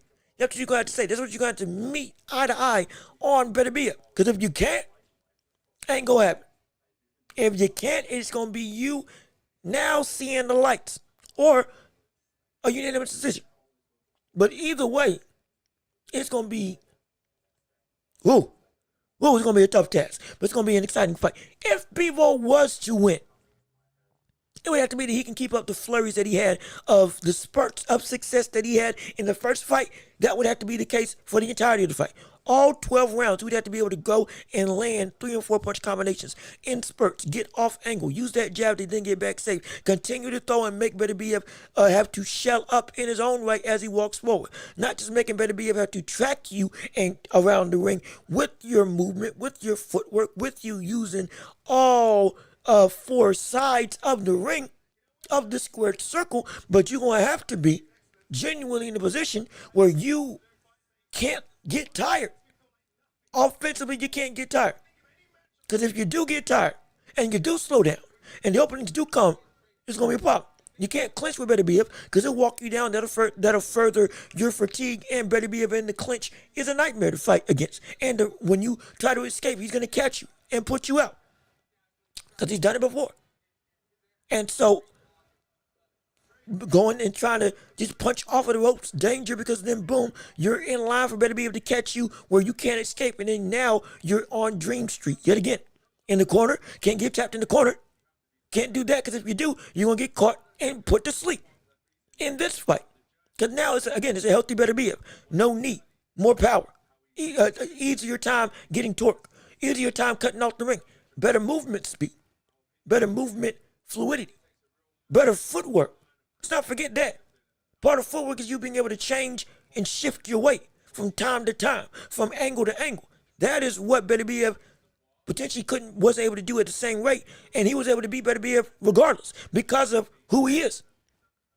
Now with a knee that can do that and can track you and can put weight on it and can now put full torque around it when you go to throw, as well as with you being able to cut off the ring, Beterbiev is going to have a time in the best way possible fighting you in Bivol. And so it's going to be exciting.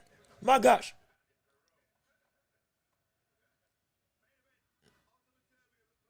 It's going to be ridiculous. And I'm excited for it. Who do you all think is going to win? If you bet, who you place your money on, who you're seeing as the man to make this fight truly their own. Do you think you're going to see Bivol get the upset and force a trilogy? Or do you think you'll see the likes of Beterbiev genuinely go and repeat in more dominant fashion, hypothetically, what we see or what we saw from the first time round? And so it's going to be exciting.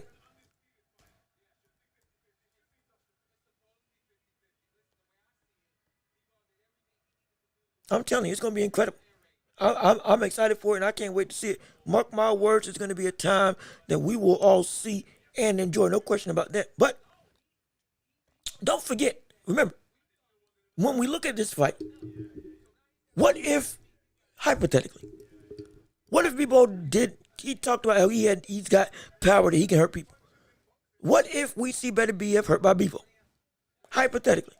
We've talked about this, and we've talked about other situations in the past. We've talked about all these other events. We've talked about everything that we know Bivol is and is not. Everything we know what Beterbiev is and is not. We've broken down the fight countless times. But let's say hypothetically, Bivol lives up to the expectations that he's talking about now. Let's say he hurts the likes of Beterbiev. Let's say that he goes and actually is able to stun him. He's able to rock him. He's able to actually give him some trouble. Genuinely is able to make the fight a complete 180 of what everybody expects when it comes to what we see on the night of the night. On tonight, excuse me. And if that does happen, understand this. If Bivol does hurt Beterbiev, it is still going to be Bivol getting knocked out. Because the one thing about Bivol, when he does get an opponent hurt, like he did against Lyndon Arthur, like he did against others, for somebody who is as pugilistic of a boxer as Bivol, again, phenomenal, he will get overzealous, even if that does happen. And the risk at that point against a Beterbiev, who, mind you, his recovery powers are insane, are incredible. His chin by itself is phenomenal. He can recover in a heartbeat. If, in fact, we saw Bivol rock Beterbiev, it could still be detrimental. Because then you get overzealous in trying to end the show against the opponent you thought you would never be able to crack. Now, boom. Same thing that happened in round 7 happens now. You get caught, you get counted, you get hurt. And now you're rethinking life. That's what could happen. It is a real possibility. But at the same time, if he can hurt Bivol, or if he can hurt Beterbiev, that means that he can make Beterbiev respect him. And if he can make Beterbiev respect him, now all the other technical stuff that he wants to do is way more applicable because it is now viable, because there's room to work. With Beterbiev, he makes it so that there's no room to work. That's what Beterbiev does. He makes it so that there's no room to work. Beterbiev has always made it so that he completely overshadows his opponents. He makes opponents submit, but like with his dominating nature, with his continued ability to go and make you fall to his power, fall to his ability, fall to his weight, fall to him. That's what he does. But if you can indeed make it so that he's got to respect you, now the pressure to fall lightens up a little bit. The pressure of his dominating presence now gets a little easier to manage. And that makes it so that you can now go and indeed implement the other stuff. You can now go and say, now that because he has to worry about me, now I can work like I really want to work. And if they can make that happen, that's the best way that we can see Bivol win. That's the best way that we can see likes of Bivol genuinely make this fight his own. It might just be the only way. Because again, we are looking and saying Beterbiev is so much of a incredible, powerful presence. That to make him respect you, it's so much bigger of a win than we may all even realize.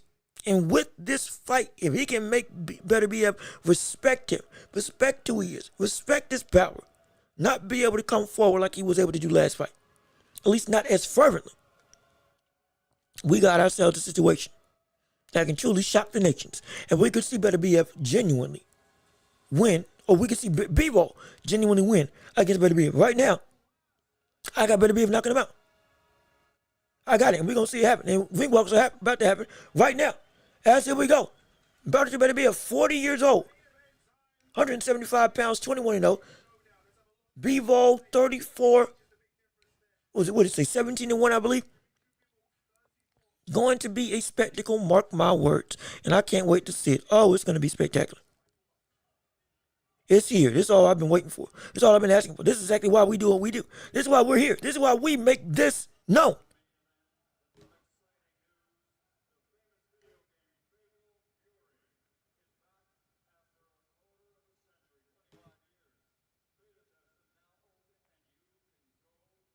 Excuse me real quick as I'm going through. Just make sure this thing's gonna be all good for when we are. What's the one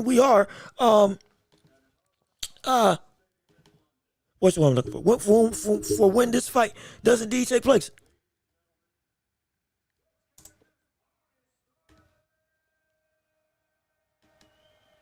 All right, there we go. Yeah, we're good, and we set. We're good, and we set, and we ready. Ooh, it's gonna be a time. Oh, it's gonna be phenomenal. Again, please share the show with everybody. You know, we got ourselves Archie Beterbiev versus Dimitri Bivol. It is happening right now, ladies and gentlemen. Oh yes, the fight we've been looking for. The last crescendo. One of the biggest, high-touted rematches that we've seen in boxing is now upon us. One of the greatest. Two of the greatest light heavyweights that we've seen in history are getting ready to come upon us to be able to witness history, witness greatness, witness the true best in the world at the light heavyweight division. It's going to be incredible. Legacies will be stamped. Everything's going to be known, and we will indeed be here to talk about it all. Trust and believe. It's going to be a phenomenal show. I'm excited for it. Again, thank you for tuning in and listening. We're for this live fight commentary, and we're here for the big kahuna, the mega event of the century. Beterbiev versus Bivol is now in our midst. Dare I say, not even dare I say, the fact of the matter is, it is happening right here, right now. Again, put your comments in the chat, put your predictions in it, and let's see who you think's going to win in this ultimate showdown of between two of some of the best in the world. Right now, as Dimitri Bivol, excuse me, the now challenger is coming out to see the world of the boxing ethos, to face his biggest failure, to face his biggest regret, to face his biggest obstacle that he's ever had in his career, losing the light heavyweight championship of the world. Now going into the ring with the new presence, with the new fervor, has had some outside problems, it has some family problems, but now it's looked to all but put that behind him as he's looking to make this another crowning achievement in his life, becoming for the first time in his career, an undisputed champion. He's already beaten the likes of Canelo. He's already beaten all of the best at 175, but the only man he's never been able to beat is the man coming out right now, the monster, the simplistic destroyer. While Bivol is the great tactician, is the great tactician, the essentially one of the most versatile minds and boxers that we have from a technical perspective in the history of the light heavyweight division, as well as currently right now. But now he's going off to face the simplistic destroyer, the utter essentially destructor. That's what he is. He is decimation. He is outright oblivion. He is the embodiment of power incarnate. One of the most powerful boxers in the world today. One of the most powerful boxers of all time. 21-0, 20 KOs. Nearly had a perfect knockout record coming into this fight. Until he faced off against Bivol. Bivol being the only man to not touch the canvas against Ortiz Beterbiev. But Beterbiev is the simplistic destroyer. He is the lineal heavyweight champion. And he is the undisputed heavyweight champion. He is, right now, the king of all at light heavyweight. And is ranked higher than Bivol in the pound-for-pound top 10 rankings. And if he does indeed pull this off, oh gosh, talks will be had. Legends will be written. And the stamp will be placed of who is indeed the best of this era at light heavyweight. And probably be submitted as one of the greats of this dominant era in boxing that we've been seeing, filled with people like Beterbiev, filled with people like Gervonta Davis, filled with people like Canelo, filled with people like Terrence Crawford, Usyk, Fury, Joshua, and others. He will etch his name in that same list at 40 years old, as already he is one of the best, but as definitively the best in this era in his division. No question about it. We'll be able to put his name with some of the greats, like with, again, Canelo Alvarez, the best at 168 of this era. Terrence Crawford, the best at 147 of this era. Inoue, right now, the best at 122, 120, and 118 of this era, because he conquered all three of them with the likes of Tyson, of Fury, and, of Usyk, who is indeed right now the best in the world, pound for pound number one, and also the definitive best boxer of this era, and potentially top 25, top 15, top 10 all time, depending on who you talk to. This is a legacy defining fight for both of these people. If Bivol gets this win, he will then get a rematch against Beterbiev to go, and essentially it's the rubber match. It's the trilogy, and one of the great trilogies in boxing history will be written right in front of our eyes if in fact we see Bivol pull off what would seem to be an upset in this fight and topple the destroyer, the monster, the decimator himself in Ortiz Beterbiev. And it's going to be insane to see. My gosh. Hopefully I hyped it up for you. I can't give you any better type of introduction, any better type of explanation, any better type of history behind these two than I have right now. This has been and going to be one of the biggest defining fights of this generation in boxing. It's going to be crowning who is indeed the best light heavyweight of this era in the sport. No question about it. Somebody's probably going to move up in the pound-for-pound ranks, most likely, depending on who wins this fight. It's going to be a war. It's going to be a time. It's going to be an outright slobber knocker, to quote the great JR. And now, we're here finally waiting and willing for these two to get it on inside of the ring. Bivol looks comfortable and loose. Beterbiev looks determined and driven. Both of them are looking to prove something. Bivol's got something to prove in redemption. Beterbiev's got something to prove, honestly, in legacy. And so, at this point in time,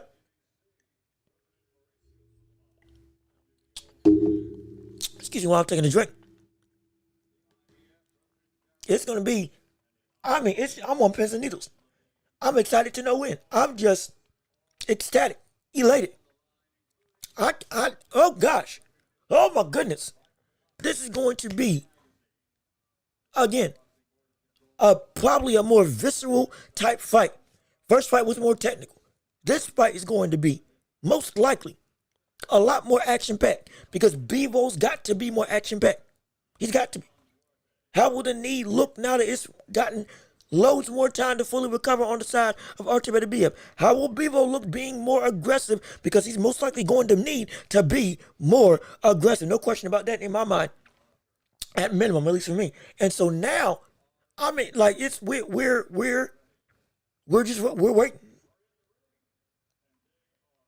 We're just excited. And you know what? The only thing I don't like,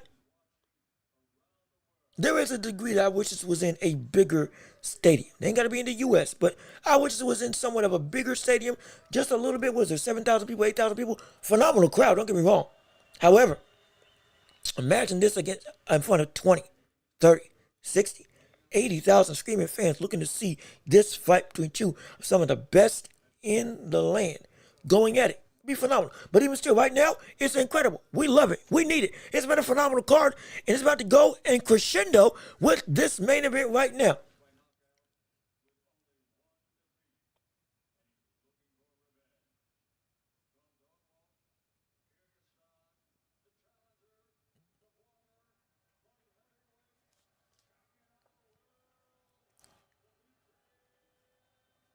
Oh boy. Oh boy. This is what we paid to see. This is what we've been asking for. We've been waiting on this. We've been waiting on this. This is exactly what I've been waiting for when it comes to the world of boxing on the whole. And I'm telling you, every time Beterbiev's got the body of a Rocky Marciano. He indeed does. It's gristled. It looks rugged. It looks so primed with power. That's what it is. It looks primed with power. It's just naturally incredibly detailed physique, brimming with just outright bludgeoning power. The ability to put anybody's lights out with any type of shot. Doesn't matter who. Doesn't matter what he throws. It's incredible. And now they're stepping into the ring. It's finally going to be a time. Oh, I can't wait. Oh, I'm excited for this. Oh, I'm so excited for this. Absolutely.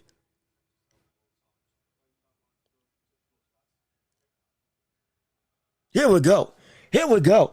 Here we go. Here we go. Here we go. We've been waiting. We've been waiting. Primed and ready. And now, for the thousands in attendance and the millions watching around the world, it's time to fight. Let's get it on. It's time for us. Hey, like we do best, to step into the ring. Yes, indeed. Let's get this started, baby. Round one of this undisputed title. Archie Beterbiev in the all-black trunks. Bivol in the silver and black. And Beterbiev again taking the center of the ring. Bivol again looking to avenge his loss against Archie Beterbiev. Double jab by Bivol. As it goes through, again, Bivol now, again, not necessarily bouncing as much. Good jab, now looking to trade shot for shot with the likes of Beterbiev. Woo, that crowd is ruckus. Oh, that crowd is ruckus. Yes, indeed. 2 minutes, 22 seconds left in round one of this fight. Going through Bivol with a good shot to the head. Good jab to the head. Straight right to the head as Beterbiev tried to come in. Bivol's being a lot more aggressive. Yes, he is. Standing his ground, planting his feet. Excuse me. He's not running around the ring or not using his legs nearly as much. Now he's standing and banging.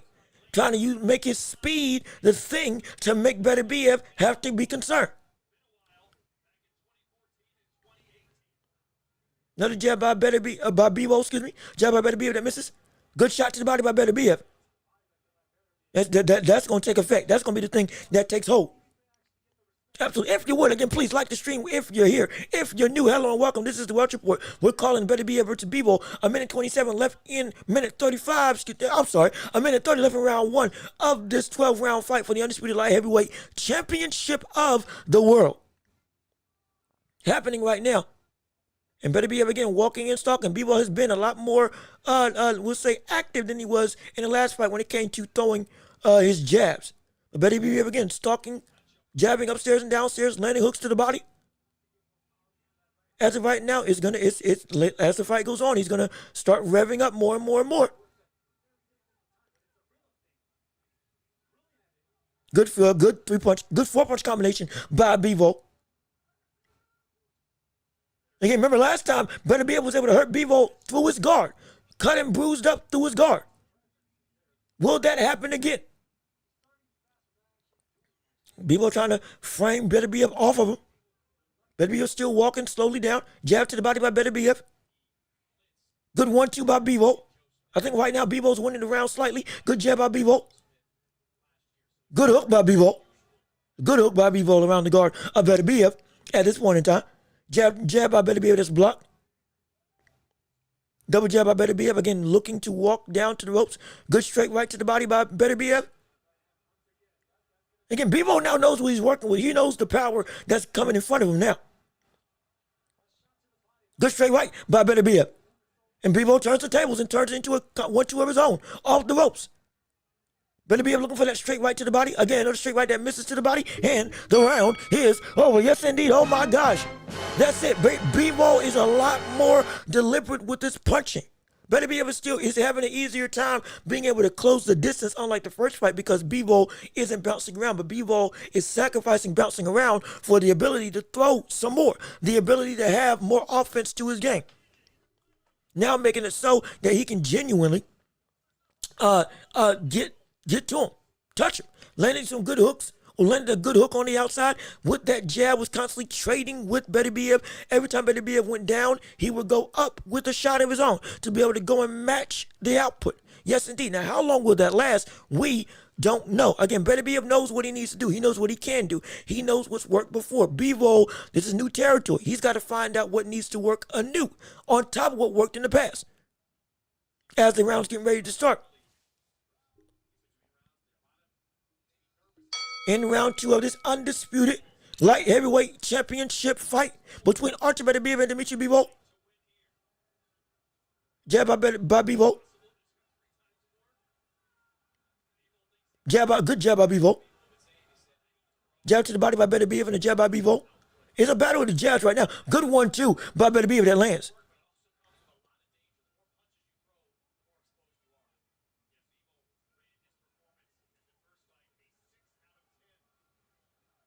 Now going through 228 left in round 2. Double jab, chasing Bivol down. Beterbiev blocks most of Bivol's punches except for the jab. Wilson Stokes got Bivol to the ropes now. Bivol trying to do offbeat punches to get Beterbiev to be able to something to land, but most stuff's being blocked by Beterbiev. Going through, get him. He's got Beterbiev starting to corner him. Good 1-2 by Beterbiev on the ropes. Good hook by Bivol. Good 1-2 by Bivol to the body. The flurries of Bivol now is starting to take pressure. Yeah, he's starting to throw more. He is indeed throwing a lot more. Letting his hands go. Not being as content with just boxing. Getting a little bit more activity. Another jab by Bivol. Another jab by Bivol yet again.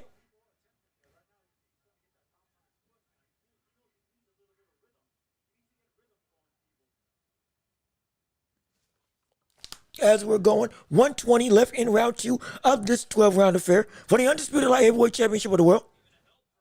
Good right hand by Bivol.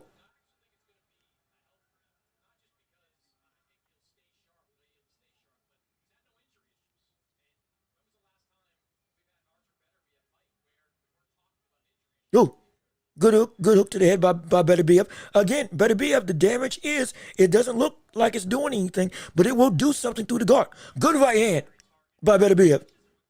And another multiple jabs by Bivol, trying to throw and force Beterbiev back. Sitting down. Good shot to the body by Beterbiev.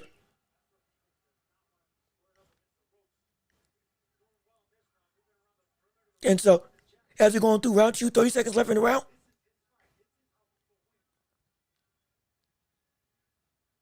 Jab upstairs, Bivol still trying to box a little bit. Good jab by Beterbiev.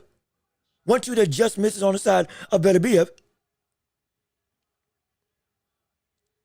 Standing his ground, Bivol planting his feet.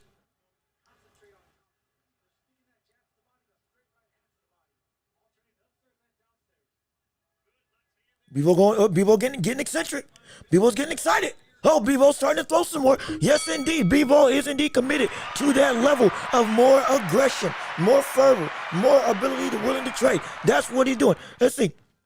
What do people have to say? Is Bivol, it's kind of crazy he got braces on both knees. Yeah, it is. It's probably for safety at this point. He's still, again, we haven't heard a thing about injuries, and nothing seems to be any different. I think he's doing that just for safety. Now that he's like, okay, I've had injuries in the past, but he is indeed 100% healthy. That is undeniable. But when it comes to, is Archer noticeably slower? It's not that he's noticeably slower.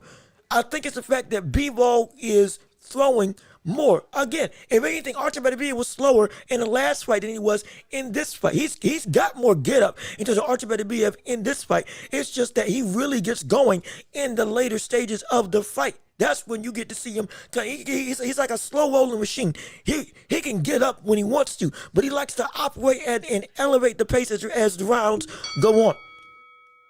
Just like he did in this last fight. Oh, good right hand by Beterbiev. And as I say that right now, didn't I just tell you? All of a sudden, Beterbiev is starting to look a lot more aggressive, ain't he? He's starting to get a lot more fervent, starting to throw that jab out a lot more. Now starting to really apply the pressure on the likes of Beterbiev. Bivol did win those first 2 rounds, no question about it. And now Bivol is starting to really take precedent. If you want to trade with me, okay, fine. I can go the distance with that. I'm going to start implementing what I did the last fight round. That's what we're seeing. So, no, I don't think he's slower. I think that brother is exactly where he needs to be. We're in round 3 of this undisputed fight between Beterbiev and Bivol for the light heavyweight championship. And now Beterbiev is starting to put the gas on. Beterbiev is starting to get more aggressive. Good right hand by Bivol, but jab to the body by Beterbiev. Beterbiev had a big flurry early on in the fight. Yes, he did. Good 3-punch combination ending with a straight right. Good hook. Oh, good. Oh. Good hook by Beterbiev that caught Bivol's attention. All of a sudden, Beterbiev Bivol's back to bouncing around.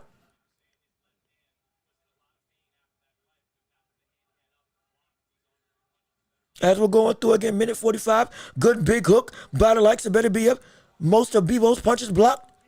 Again, most of Bivol's punches blocked in this round right now. Big shot to the body by Beterbiev. Again, he's closing the distance a lot more effectively. He's doing a lot more work. And he's getting up a lot earlier than he did in his last fight. That knee looks fine to me. Big right hand that nearly lands for Archer Beterbiev. Jab by Bivol. Bivol trying to keep and force Beterbiev off him. That Beterbiev's pushing the pace earlier than he did in the last fight. Oh, yeah. Oh, he's walking him down. Good off-angle shot by Bivol, but then good defense by Beterbiev to, again, mitigate and duck under the hooks of Bivol. Good uppercut that lands by Bivol, good uppercut lands by Bivol, but Beterbiev's having the majority of the success as of right now. Beterbiev's starting to come forward even more aggressively from the first out in round 3. Last time it was round 5 or 6 that he really started amping up the pace. Now, because his knee's probably a lot better, he can go for broke a little bit sooner. Good straight right hand for Archer Beterbiev. Another good Bivol's blocking the shots, but I'm still seeing it taking effect.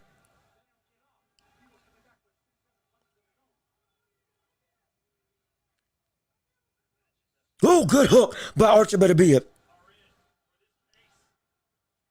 Good shot to the body by Archer Beterbiev. Good hook to the head by Archer Beterbiev. Archer Beterbiev he's starting to gain control. He's starting to have his way. Bivol's good hook by Beterbiev. I told you, Bivol tried to trade and he got caught. Bivol tried to trade and he got caught. I told you. Did I not tell you? Oh, I told you. Bivol's got to throw more. And if he does throw more, he's going to get caught some more. That's exactly what just happened. We just saw Archer Beterbiev catch Bivol again with trading shots and caught him worse for wear. This is what Bivol didn't want to do, but this is what Bivol's got to do. Now, it's pick your poison. Are you going to get tired or are you going to get knocked out? And if you get tired, are you going to do it based off trying to fight me off of you, or are you going to do it by trying to box around the ring? Either way, the outcome looks to be the same thing may transpire. Beterbiev won that round in my estimation. Yes, he did. He was blocking a lot of Bivol's punches and as well having the ability to, in his own right, land flush. Bivol's still doing some great work, but my goodness, Beterbiev is looking healthy, good, prime, ready to take on anything. This is great. We're getting ready to get back into the round. As of right now, round 3? Round 4? And Beterbiev was already pushing the pace. 2:50 left in round 4 of this fight. Beterbiev, I think, won that last round, so now it's 2-1. And Beterbiev is hunting down Bivol now. Beterbiev's hunting Bivol as if Bivol's hurt already, as if Bivol's been rocked already. Beterbiev is walking, really being aggressive. We didn't see this type of aggression until round, 5 or 6 for Beterbiev. Now he's starting this in round 3. Going into now round 4. Oh, it's insane. Yes, indeed. There's trouble of brewing. There is indeed trouble of brewing.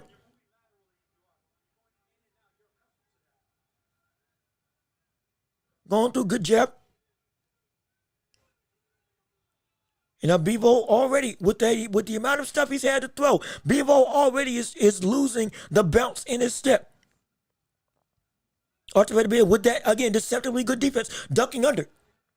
Catching Bivol through his guard. Again, double jab into a right hand, just like the last fight. Jab upstairs and downstairs. It just looks like it's pot shots, but it's hurting the fat. It's hurting the body. It's hurting the head. It's hurting the hands. Big hooks to the body. Big hooks to the head. He throws Bivol off balance. Bivol is right now in a legitimately scary situation. Bivol expended all that energy, and now Bivol is indeed in trouble. Bivol is already at the situation that he was in rounds 11 and 12 in the first fight. Now in rounds 4 in this fight. Already he's lost some of the luster. He's already, looks to be, he can't dance like he used to be. The combination punching isn't coming out as quickly. The punches as a whole aren't coming out the same.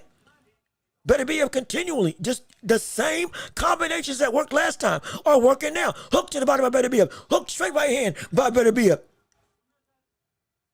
Another double jab into a right hand. It's working, it's effective, it's kicking. Bivol cannot trade with him. He's getting, he's already hurting. There's some swelling, I believe, under the eye already. The body might be already starting to take effect. He's trying to punch while going off the back foot. It's not working. It's not working. 45 seconds in round 4. Beterbiev just, again, simple. 1-2. Double jab, straight right hand. Hook to the body. Right hand again. It's working. It's just flawless in terms of aggression. Combination punching by Bivol is blocked. Bivol double jab into a straight to the body. Blocked. Bivol, oh shoot, Bivol looks, I've seen, Bivol didn't look like this until, again, the later stages in the last fight. Oh, Beterbiev almost had a clean right hand. Almost had a clean right hand that would have rocked Bivol to Kingdom. Good lead left hand. Oh! Okay, I'm sorry, I thought Ortiz Beterbiev, good counter by Bivol. Now he's starting to counter him a little bit. Hey now, hold now. Wait a second. Oh, shoot. Oh, my gosh. I thought Beterbiev was rocked for a hot minute, but nah. Bivol would just landed 2 good counters. Hey, maybe that's the respect that we're looking for. Maybe that's the respect that we wanted to see from the likes of Dmitry Bivol. That's genuine. Maybe. And still, that was Ortiz Beterbiev's round. A continued domination, consistently being able to work and stop the momentum of Bivol. Now stopping him in his tracks with that jab, with the simplistic combinations. Double jab, right hand, jab into a hook, straight up raw hook to the body, straight right hand to the body, going through and using his lead left hand, essentially not as a jab, but as a power straight in all facets. Oh, yeah. It's good. Bivol did have some success with the overhand rights and hooks, but at the same time, at what cost? The stamina to be able to go and essentially fight for your life, which is what you're doing right now. It's interesting. It is incredibly interesting. And let's see, I got a 3-1 Bivol. Yeah, understandable. Right now, I think I might have a 2-2. What's round 5? No, 3-1. No, I got a 2-2. I got a 2-2. I got a 2-2. I have a 2-2. I got a 2-2 for me. Because Bivol won rounds 1 and 2. Rounds 3, I thought Beterbiev won outright. And in round 4, Beterbiev did win again outright with the combination punches. And then Bivol won, had some late success. But it was still Bivol was down. And so, okay, so you had the TV. Okay, so Chris Mannix agrees. And that it's the 2 rounds. It's 2-2 for me instead of just being a 3-1 for Bivol. But I'm telling you right now, Bivol is looking like the same thing. Good shot to the body, good hooks to the body. He needs to keep that up. That'll be the thing. That'll be where instead of just going and jabbing up and downstairs, I would go and throw hooks to the body. I wanted him to throw even more of those later in the fight. Yep, jab to the body, jab upstairs, downstairs. Those combinations are looking a lot really crisp for Ortiz Beterbiev. Yes, they are.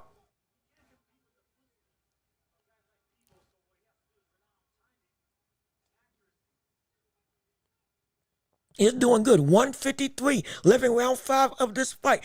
I have it 2-2. Some people may have it as a 3-1 for Bivol, but either way, it's turning into a really competitive affair now that Beterbiev is really starting to turn up the aggression earlier than he did in the last fight out.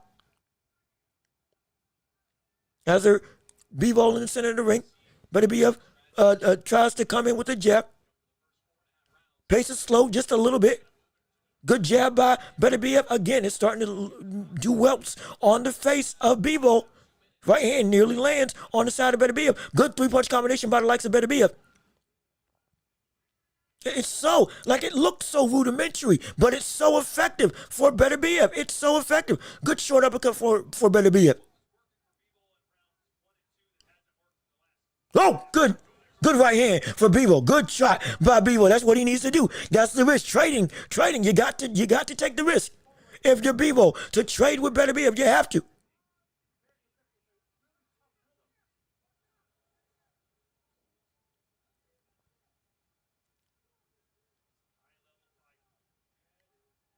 This is great. I'm telling you. 28 seconds left in round 5. Beterbiev again pushing on the pace, pushing on the power. Going through and walking and stalking. Good straight right by Beterbiev. Oh, he loads up for that one. Bivol's a little bit in trouble. He's really running him down. Good shot to the body by Beterbiev. Good right hand by Archer Beterbiev. Another good right hand by Archer Beterbiev. Bivol may be hurt. Bivol is looking a little bit shaky. Looks a little bit wobbly. His feet ain't under him like they used to be. Oh, shoot. My gosh. I'm telling you. My goodness. It is.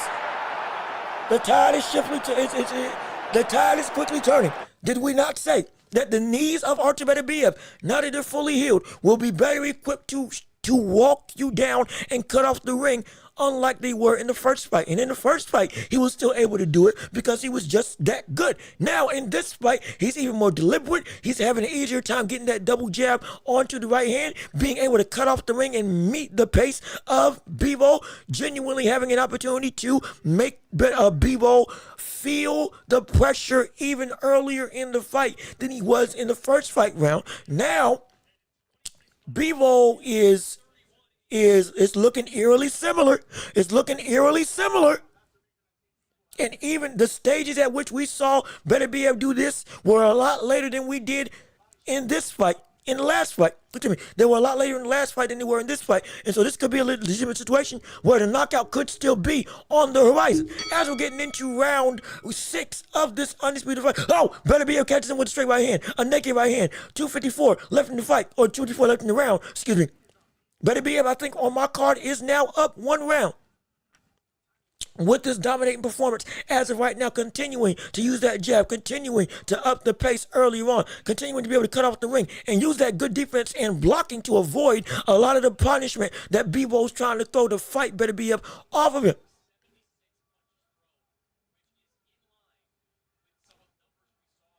Ridiculous. And he held Bivol to only 11 punches in that round. So it's like I told you, Beterbiev's defense is not something to slack over. Oh, it's not. Not in the slightest. I mean, shoot, man. This is...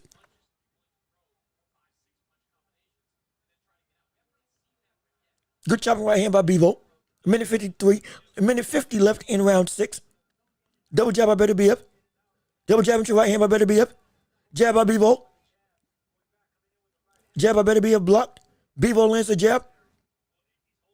Bivol, I think, lands another jab. But Bivol trying to stand his ground a little bit, trying to stay flat-footed. Going through, but I don't think he can use his legs like he used to. I think he's more at that detrimental stage at this point than he was in the first half in the first fight. Oh, good 4-punch combination by Bivol. Absolutely. That's the work you need to do. Let it go. Let your hands go. Breathe. Not even breathe. Hold your breath and throw. And at this point, excuse me, Beterbiev just on him like white on rice. That buddy's on him like, I mean, he Beterbiev was on that buddy like he stole something. He is on that buddy as if he legitimately just, he slapped his mama. He will not give up. This is more effective. This is, I mean, it just keeps compounding on the pressure. Short shots, short, powerful shots. It is a rolling dervish on the side of Archer Beterbiev that continues that continues to be an effective nature for Archer Beterbiev. Good right hand by Bivol. He's having spurts of success. Hey, he is fighting back. Yes, he is.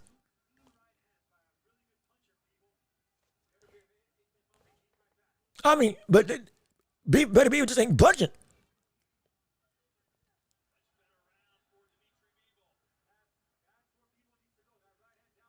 Oh!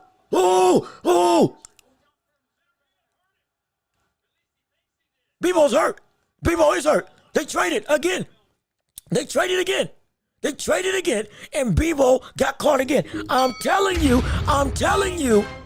They traded again, and Bivol got caught again. It's the end of the round, by the way. I had to make sure. But Dimitri Bivol is taking more chances. He got caught yet again, and he was landing some good flurries. Oh, yes, he was. But he got caught once again with a shot while trading with Artur Beterbiev. You're not going to be able to get away with that. One of these shots is going to land, and it's going to put that brother to sleep. It's going to be a dangerous situation, as you can see. Or if you're looking at if you're listening to the replay, Beterbiev. Walking, doing everything that Beterbiev had been doing all fight long. Throwing short uppercuts and hooks and straights. Bivol trying to get to escape and gain some distance. Throws a straight right hand of his own. Lands. It's clean. It's good. That's a quality punch. Beterbiev eats it like it's nothing. Beterbiev then lands a hook. Bivol lands a shot. And then Beterbiev lands a short straight right hand that legitimately hurts. It wobbled him. It hurt him. Had him shaking. Had him moving. Oh my gosh. Next round going underway for the unified or undisputed light heavyweight championship of the world. Round 7 of this fight. Beterbiev is now starting to take real control. Beterbiev really is turning this fight into his own. More and more and more. We're seeing likes of Beterbiev genuinely go and win. He's more aggressive. He's not as tentative as he was even in the first fight. And in the first fight, it was legitimately, he was fighting great in terms of Beterbiev. But now Beterbiev is genuinely, since round 3, has been moving and coming forward and attacking Beterbiev. So implementing the same game plan, but even more dominantly. Like at this point, Bivol's he's got to do something. That boy's got to be slick as a cat. Turn it to Shakur if you can. Slip shots, score shots, and then go back and reset.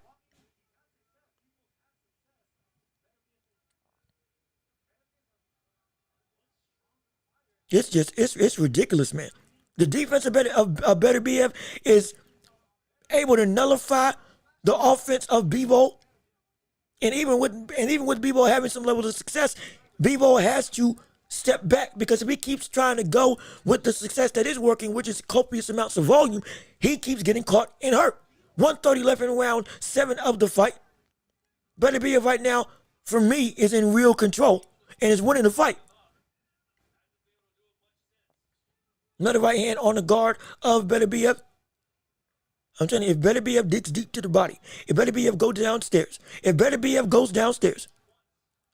that's going to be his. I promise you, if Beterbiev goes downstairs and digs down low like he did in the last fight, but even more fervently in this fight, we got ourselves a potential knockout in the making. Going and stalking, just won't leave Bivol alone. Won't let Bivol rest. Won't let Bivol do anything. Bivol jab upstairs and downstairs. Going through, Bivol's looking for a straight right hand if he can to counter.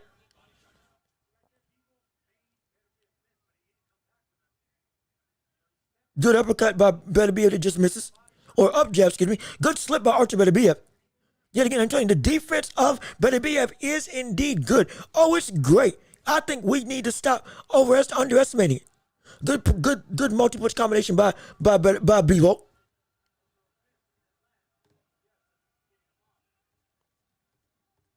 As we're going through 10 seconds left in round 7. It's looking eerily similar. It's looking good straight right by Bivol. Good 1-2 by Bivol.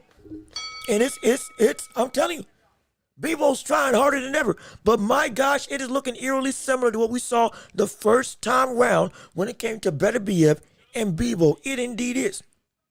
It indeed is. Oh, absolutely. Let me handle this real quick.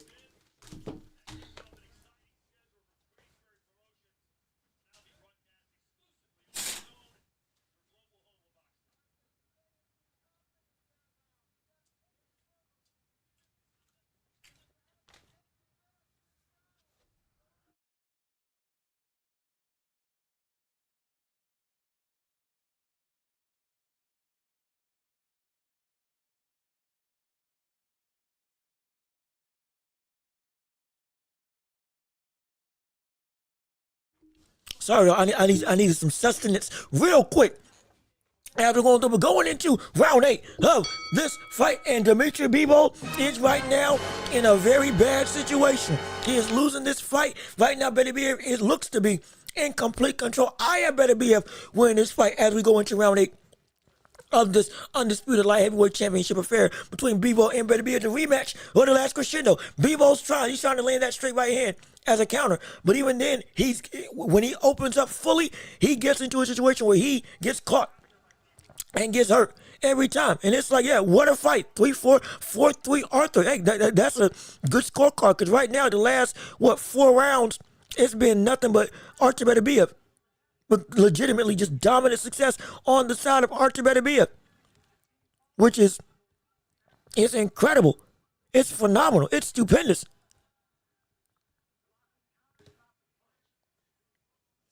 Going up for a jab. 2 minutes left in round 8. Bivol jab to the body. 1-2 combination. Would love to see Beterbiev go downstairs.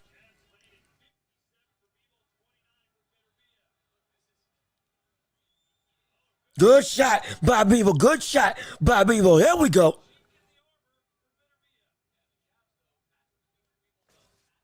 This is gonna be an interesting fight. I mean, really.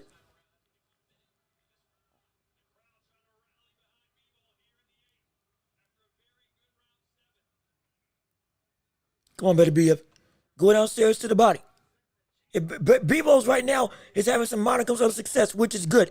But Beterbiev can mitigate all this if he went back downstairs. Stop headhunting. Stop waiting for the jab, though it has been working. And go downstairs to the body. Make it so that, again, you make him feel what your power is. That's what you need to do.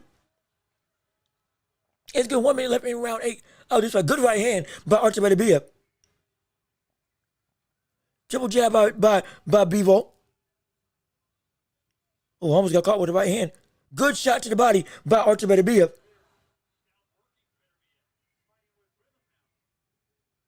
This is a good round. Right now for Bivol, this is better than what we've seen in the past.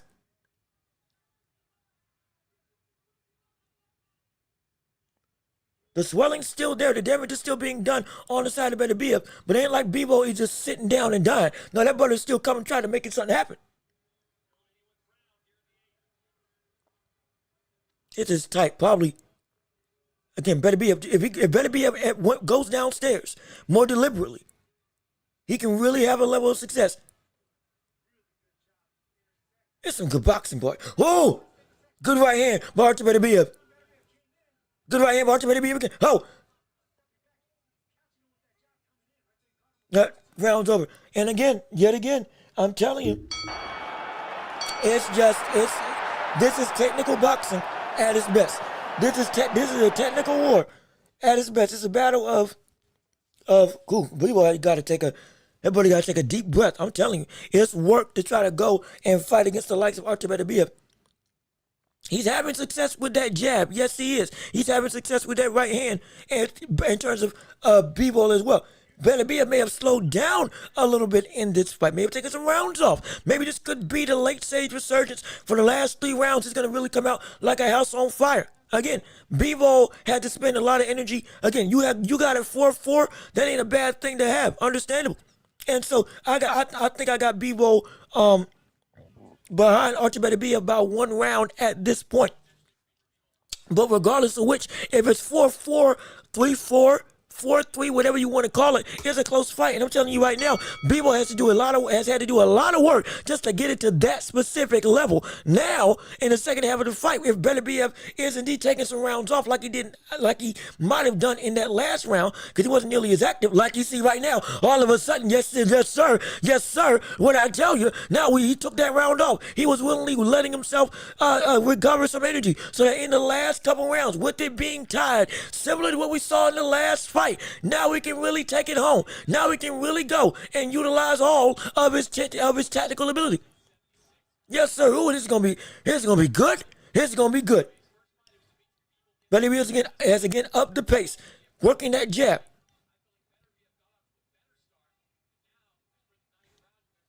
Again, if Beterbiev goes downstairs to the body, hooks downstairs like he did in that first fight, that is going to be a very qualitative thing for you to be able to do. Again, round 9 of this championship fight between Beterbiev and Bivol. Right now, it is tied all 4 rounds roughly. Again, I may have to go back and look at some cards, but we'll say for the sake of this, it's tied up 4-4. Everybody wouldn't be mad at that, and I'll say add some more drama. So we'll go with it right now. And since that's the case, we got Beterbiev trying to go and walk down Bivol. Bivol still trying to go and land those jabs and use those, again, in this case more so pot shotting, to be able to score points and outwork. Good slip by Archie Beterbiev. And then good combinations on Beterbiev as well.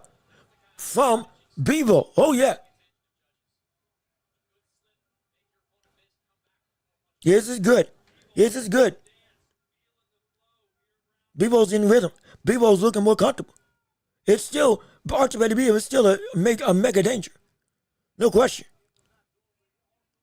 Beterbiev needs to go downstairs.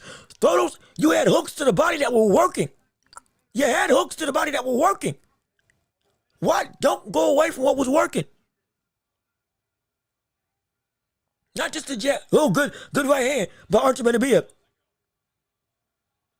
All those shots blocked by Dimitri Bivol. Bivol throwing a lot. Yes, he is. Oh, he's putting everything he can out of him. He's trying. He's feeling. He's getting there. He's now bouncing back on his toes.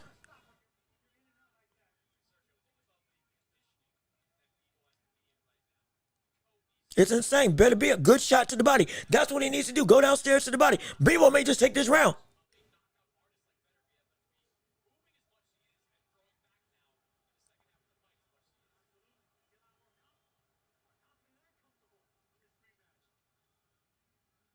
Beterbiev still not letting him. Good shot to the body.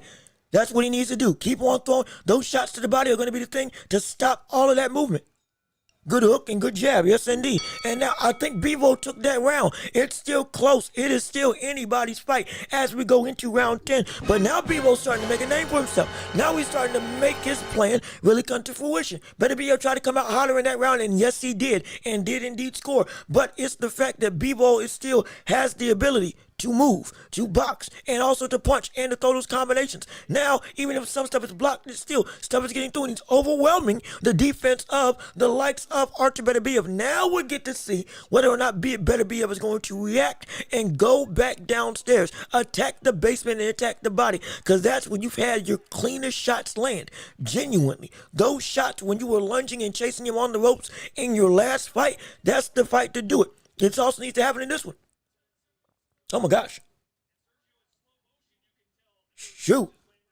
They rubbing Bivol's arms. I think Bivol's arms are starting to take some real brunt of all this punishment that he's been taking from Beterbiev with him blocking shots. As we're going in to round 10. Here we go.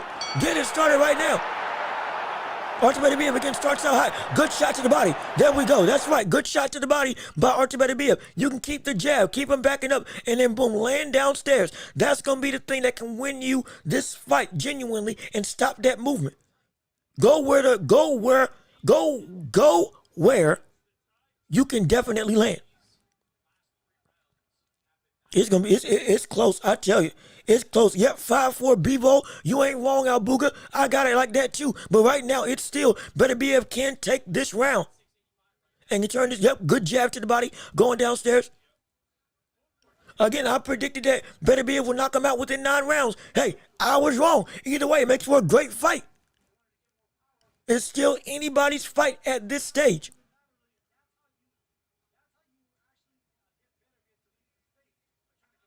Good straight right by Bivol. Going through. A little bit of patience. Beterbiev again, another jab.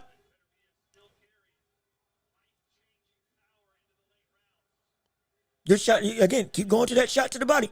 That's what's going to help you out. Beterbiev 1-2, Bivol 1-2. That was blocked. Good straight right. Turns Beterbiev around. Throwing straight. This is a close round, man. Beterbiev doing better body work. Bivol still having the sense of success that he's had over the last 3 rounds. Good big shot. And Bivol throws a big shot of his own, but it's blocked.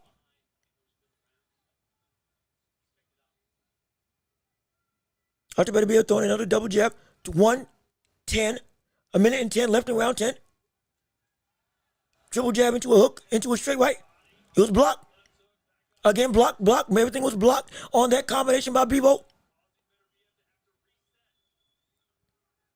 Another straight right that lands for Beterbiev. Go downstairs, Beterbiev. Good straight right by Beterbiev.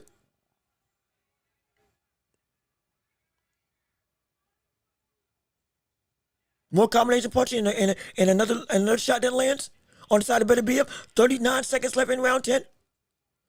Going through jab by Beterbiev. Good hook to the body by Beterbiev. This last 30 seconds has been Beterbiev so far in a round that's been back and forth in terms of how it's been scored. This is gonna be close. Good straight right. Good triple jab into a straight right. This is good. Beterbiev, this is just a good fight. This is a good fight. This is a great fight. Another jab by Beterbiev. People might look a little bit winded. My gosh, it is close and competitive. Insane. Bivol slips a shot. Bivol slips another shot. Bivol lands a jab. Bivol tries to go with a flurry. All the flurry is blocked. And now, holding his hand on his hip. That brother's tired. My goodness. That brother looked like a father that just got off of work. Shoot. That man looked like a mother that just got done cooking. That brother looked like he just been through something serious. My gosh. Shoot. It speaks to this is insane. It's an instant classic. You're doggone right. You ain't said not one lie. This is an instant classic. This is a 5v5. I tell you, that man Bivol is like, and LW, yeah, look, that brother, I've seen that pose before. Head down, your hands on your hip, you just tired. Just out and out. Tired. That's what you are. Not tired. Tired. That's what you are. If you got that pose, well, now we getting back into the fray. Round 11. Let the championship rounds are upon us. Ladies and gentlemen, it's time to fight. Let's see what's going to happen. It's tied up 5-5 going into round 11 with Beterbiev, in my opinion, winning that round. It is the championship rounds. Who's going to pull it out? Who's going to make the... They gave it to Bivol? Really? Wow. I don't know about that. I thought Beterbiev won that. But regardless of which, it's still a phenomenal fight. It's still anybody's game right now. This is going to be good. It's going to be really good. Good overhand right by Archer Beterbiev. Good combination by Bivol. I tell you what, Bivol has indeed, offensively has fought a lot better. Beterbiev has got to go to the body. Go to the body, please. Good right hand by Archer Beterbiev. Going through 2:10 left in round 11 of this championship fight between Archer Beterbiev and Dmitry Bivol. We've been here all night long. It's been phenomenal action going through. Again, good combination punches by Archer Beterbiev as he closes the distance. Trying to, Bivol clinches up the fatigue. Hey, I told y'all, that brother's tired for a reason. All this stuff, it's a lot of work. Either way, you're going to come to the same result. Have you done enough by the time you get winded? That's the question, and that's what Bivol is asking himself right now. That's what we're looking to see as this fight goes on. We're looking at this fight. Beterbiev with another jab against Bivol. Going through 136 left in round 11 of this fight. Beterbiev's best weapon would be, again, going downstairs. Good uppercut by Bivol also. But again, Beterbiev continues. Oh, good hook. Good right hand by Bivol. Well, some of the best shots that he's landed all night long. The consistent work by Beterbiev versus the constant eye-catching shots of Bivol. Which one's going to win today? Who's going to be valued by the judges? It is 1:15 left in round 11 of this 12-round championship fight. Good overhand right by Archer Beterbiev. Trying to get in, then Bivol slips back to the ropes. Continues to make this a slick and hard affair. Beterbiev slips some shots. Beterbiev is still looking to do damage. Bivol is still trying to be offensively sound and deliberate. 50 seconds left in round 11. Good straight right by Bivol. Another 1-2 by Bivol. Good jab by Beterbiev. My gosh, this is good. Shoot, man. Another straight right by Beterbiev. Two straight rights by Beterbiev, excuse me. Beterbiev ought to go downstairs, man.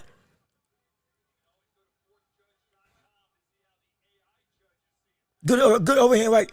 Good right hand, excuse me, by Bivol. Bivol throwing the flurries. Bivol fighting. Bivol's fighting. That's what he needs to do. That's what he needs to do.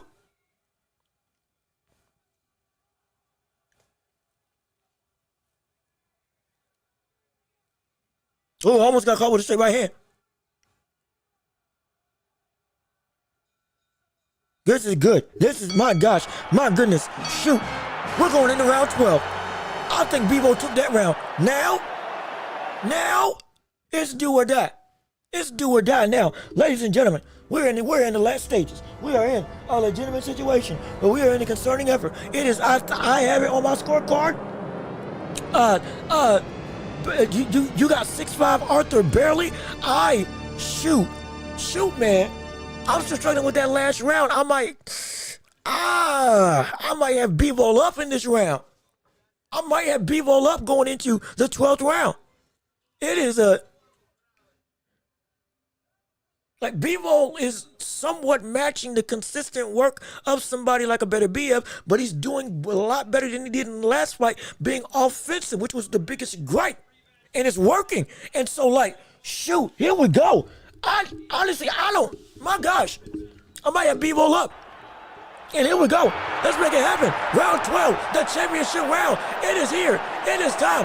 What's going to happen between Archie Beterbiev and Dimitri Bivol? Let's get it popping. Round 12, the last round of the fight. Beterbiev's coming out with big hooks all across the head. Going through right now. They got Bivol winning 106 to 103. I got it right now. Bivol up slightly by 1 round. I need to see if Archie Beterbiev going downstairs can either get a knockdown or win this round with outright aggression. He did it in the last round. Can he do it? He did it in the last fight, excuse me. Can he do it in this fight again?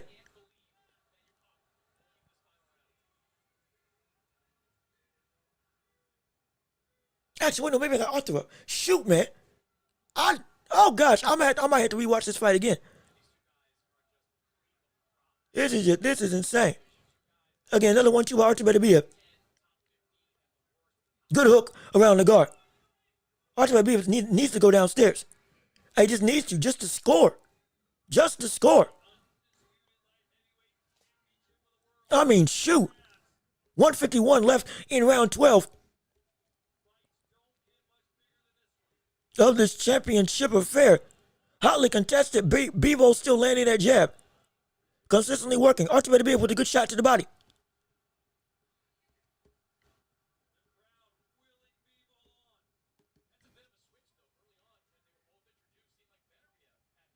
Good 1-2 by Archie Beterbiev. Good jab, Archie Beterbiev. 122 left in the round. It's still anybody's round right now. It's still anybody's round.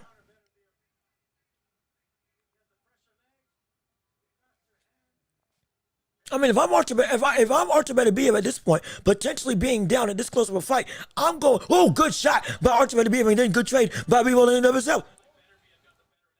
He definitely did. Beterbiev did get the best of it. Oh yeah, Bivol felt that. Bivol's in trouble. Bivol's on his bike because that brother is indeed damaged. Go downstairs, stop the body, and then land a hook up top. That's what you need to do. That's the best way to do it. Oh, that eye. Oh, that eye of Dimitri Bivol. That eye is something. Beterbiev's going to work. Fight out the clinch. Fight out the clinch. Keep the pressure on. If you're Archie Beterbiev, you got to keep the pressure on. Good straight right by Archie. Oh, good hook by Archie Beterbiev. Catching him. Oh, the damage is starting to show now. It's all coming about in one go. It's in danger. 10 seconds left in this round. What's going to happen? Bivol keeps holding. This is an insane fight. It's an insane fight. Oh my gosh. And it's over. What a fight. What a fight. What a fight. My gosh. My goodness. Absolutely incredible display. He definitely won that round. Shoot. Rounds 1 and 2, I had it for Bivol. 3, 4, 5, and 6. I think even 7, I had it for Archie Beterbiev. 8, 9, I had for Bivol. 10, I had for Bivol. Shoot, man. What do I should have brought up my, I should have brought up my scorecard. I should have done that. I was so busy with trying to just get this fight happening. I forgot to put my scorecard up. I'll go and rescore this afterwards. We'll talk about it on Tuesday. Don't get me wrong. But right now, I might have this a draw. Genuinely. I might have, and you see Al Booker, you got a 7-5 Arthur, great fight. And again, if that does indeed happen, phenomenal, incredible. I can completely understand. It's just Arthur Beterbiev did indeed, when I thought it wasn't going to be possible, he did indeed improve on what he did the last time out, which was surprising. Was landing better, landing more threatening shots. Yes, he got caught more, understandable, but he didn't go down. He was able to take it and keep it running, and he was able to have his own offensive success that made Beterbiev have to at least hesitate to some degree, a little bit, in terms of not in terms of like stop the forward momentum, but to stop the outright moving aggression. But I'm like, honestly, this is another classic. This is another classic. It's another classic. Arthur Beterbiev started out earlier on fire. He started out more with more fervor. He was still blocking a lot of Bivol's shots, but at the same time, he hurt Bivol more often and had the ability to consistently land and do more damage. Bivol, however, had the ability to land more than he did in the last fight. That jab was working flawlessly. The right hand was working great. He even landed some uppercuts in between the rounds. He was willing to throw and put himself at risk, and it worked out in his favor. The hand speed of him throwing was indeed phenomenal. But it's what do the judges value? Is it still the forward punch that they valued more? Is it the clean and effective punching? Or was the spurts for Bivol enough? Or was it a situation where it still wasn't enough? And I'm like, I don't know how they're going to score it. This is going to be tough.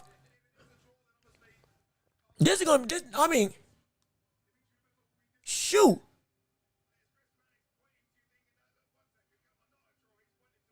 You know what? I'll change it. I think I got Arthur Beterbiev winning by a round. I think I do. Because the dominant display throughout the rounds, I think some of those rounds, like the Chris Mannix scored, I don't think that's right. I think that Bivol had one ahead, or a draw outright. Or Beterbiev had one round ahead of Bivol, or one outright, or a draw. 116, 112, 115, 113. Majority decision. And new. Oh my gosh. Oh shoot. Bivol did it. Oh my gosh. Bivol pulled it out. What the world, ladies and gentlemen. And new undisputed heavyweight champion in the world, Dimitri Bivol, pulled out an incredible display, an incredible fight, a phenomenal showing. My goodness. Avenged the loss. Wow.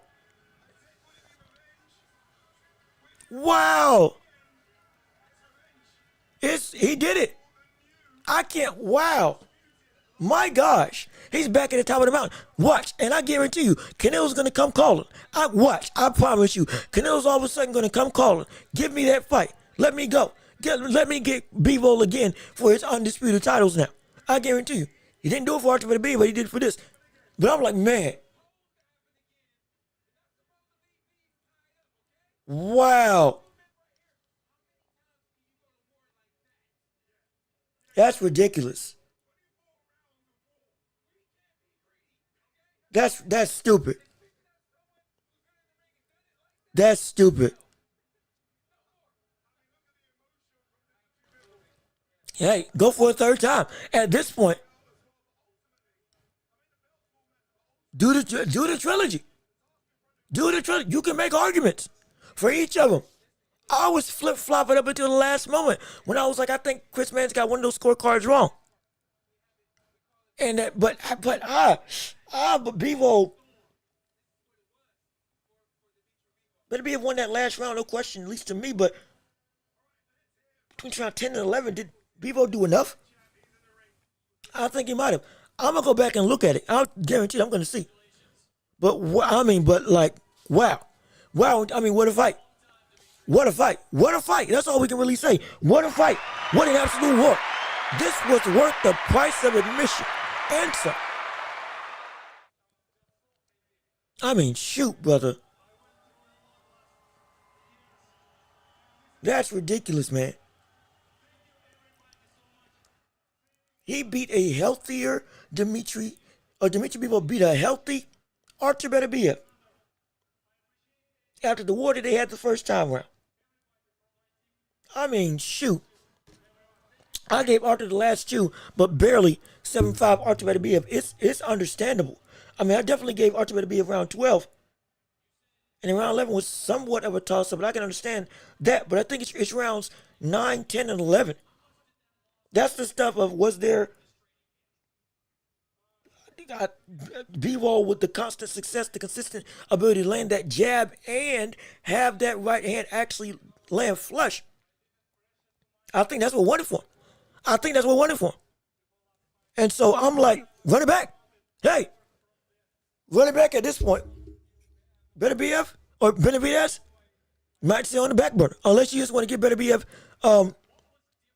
unless you want to just give Benavidez Bivol next outright. At this point, if they do run it back, I'm paying for it. Let's let it happen again. I mean, shoot, man. He got revenge. I can't believe it.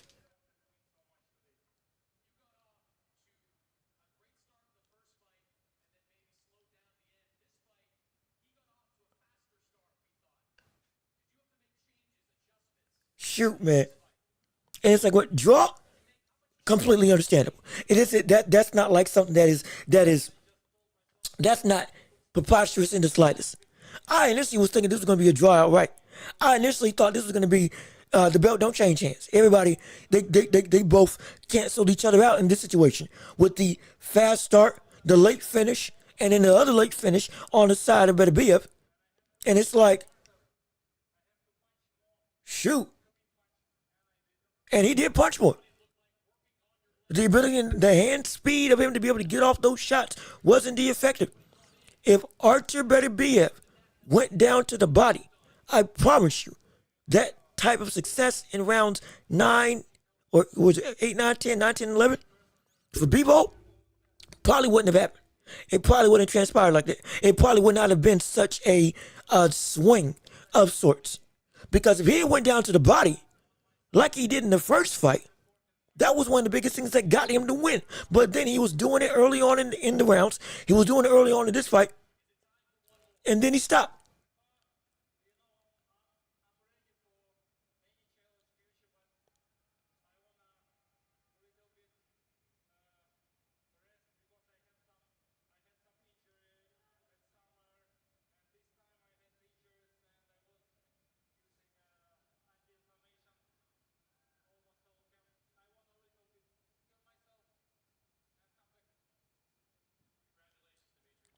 Hear yourself, come back. Let's see it. Let's run it back for a third time. I want to sit. I'm listening to the whatchamacallit, to the interviews in the ring. I want to see what the boxers have to say.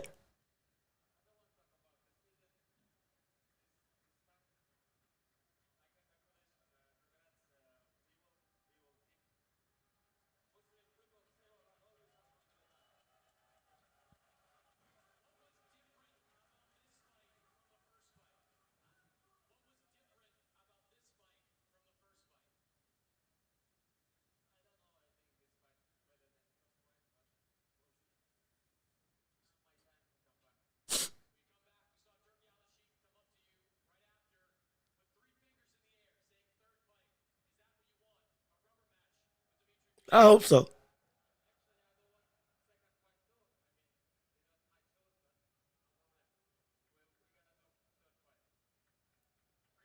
Well, they're gonna do it. He wants to do it. David Benavidez, brother. Like, for bad, low-key, I'm like, well, no, I don't feel bad for David. David Benavidez is still in the rings. Oh, he wants him back. He wants him back, but not. But that was talk about a war. I mean, really, talk about a spectacle. And was this not? I don't. Again, this wasn't a robbery. Let's get that frank right now. This wasn't a robbery. Okay, we don't need to all lose our minds and say, "Oh no, this is a problem. This is corruption." No, it wasn't a robbery. Wasn't a bad decision. You can legitimately make arguments for both sides, and with what Bivol did, actually producing better than he did in the first fight, which we didn't think was possible. Yes, he did fight better. Yes, no problem. Phenomenal. I'll go and rewatch the fight, and I'll go back and see exactly what happened and how this whole fight went down, and who indeed is in fact the rightful winner. Was it a situation where the wrong person won, or was it where the right person won, or was it that it was a draw right? I'm gonna go back and find out, but I'm gonna tell you this right now. In this situation, my gosh, it's gonna be a situation where shoot. This is a trilogy that I can't wait to see. And this whole card for the entire night was absolutely spectacular. And I do mean spectacular. Can we give it up for boxing living up to the hype that we all thought it was going to be? Can we clap and cheer for the very thing that we've been looking for the longest time, which is an event or consistent events in the boxing landscape that are indeed worth the price of admission, worth us getting up, staying late, doing 7-hour streams, listening to watching the entire show. This is all we have been wanting for the night. And it's just, I mean, shoot, that was incredible. That was phenomenal. And it crescendoed. It had some legitimately great moments throughout the whole night. Joseph Parker knocks out Martin Bacoli. My God, shocking everybody. Weekend fight of the night being Callum Smith and Joshua Buatsi of all fights, which was the first quote-unquote meaty fight of the night. Insane. We get a situation where Shakur Stevenson against Josh Padley actually was entertaining to watch and ended in a knockout. Can you believe it? Can you believe it? Can't you believe my own buttons on this thing? Can't believe it. It shocked us all. It's insane. Had a situation where, I mean, like, shoot. My gosh. Virgil Ortiz beats Madrimov. Doesn't knock him out, but he's able to stop the constant movement and is able to walk him down and force him into a legitimately, like fight and not just a boxing affair. Oh, it's great. It's phenomenal. Shakur was the fight of the night. Well, you know what? That wouldn't be my fight. But if that was your favorite fight, hey, I'll give it to you. No problem. It was the most pleasant surprise of the night when it came to the fights that we had on the night. I wouldn't say it was my fight of the night, but if it was yours, hey, more power to you. More power to you. No problem with that in the slightest. But regardless of which, I mean, shoot. We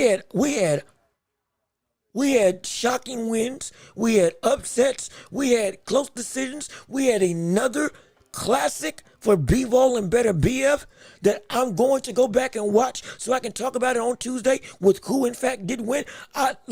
Notice I was switching my stuff right after Artur Beterbiev. Or right after the rounds ended. I was flipping back and forth between whether or not Bivol or Artur Beterbiev won. I initially had Bivol. Then I was like, oh, maybe it was a draw. Wait, the more I think about it, I think they misjudged one of those rounds, and I think Beterbiev took it. And I'm like, I was all out of sorts. But I didn't know who won. I was more confident in the last fight of who won than this fight for who won. In terms of Beterbiev, I think he pulled it out. I'm like, Bivol, there's definitely an argument. Oh, trust and believe. But I got to look back and see. But again, it is not a bad decision. It is indeed a phenomenal fight. And the trilogy, when it does happen, is going to be incredible.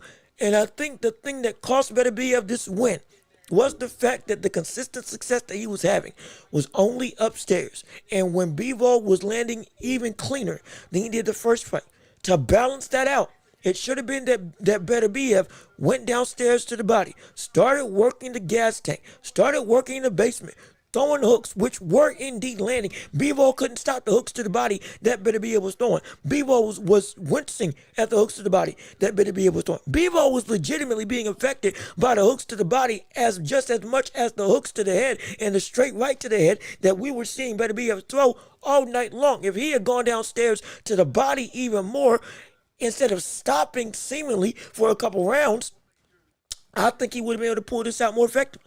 Genuinely, at least in my estimation. And so, yeah, but Sean Porter is so tough.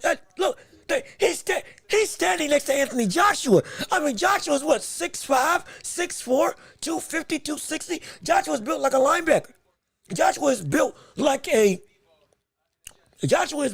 fit Charles Barkley. Because Charles Barkley was 6'5", 260, 280.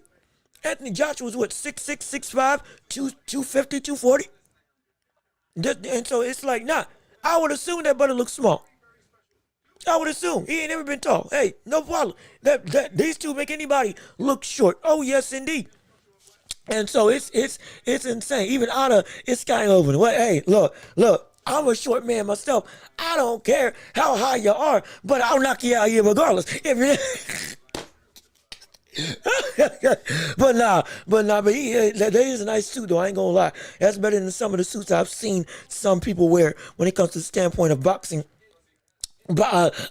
Being a boxing pundit per se, but nah, both of them, they all look clean, they all look good. Again, both of them were knocked out. Addy, I would love to see Sean Porter versus Anthony Joshua. Hey, you want a spectacle fight? I'd pay for that just to see what we, just to see. Just to see how much heart Sean Porter really got in him. Oh, man. But no, that fight would never happen. Sean Porter would die. I'm almost sure Sean Porter would absolutely die if he fought against Anthony Joshua. But he's a heavyweight. So, like, it is what it is. But regardless of which, again, a night filled with fun, a night filled with excitement, a night filled with absolutely phenomenal fights all night long. And it was a pleasure with me to call it all with you. Absolutely. I tell you what, this has been an event. I can't wait to do this again when I am available. And so, yeah, they're definitely not. No, I don't want to see that brother get knocked out. I don't want to see that brother put in the dirt against trying to fight above his. Now, if he did win, hey, hold on now. If we saw Sean Porter beat the likes of Anthony Joshua, my gosh, wait a minute. What does that say about Sean Porter? What does that say about Terrence Crawford? What does that say about the likes of Errol Spence Jr.? Again,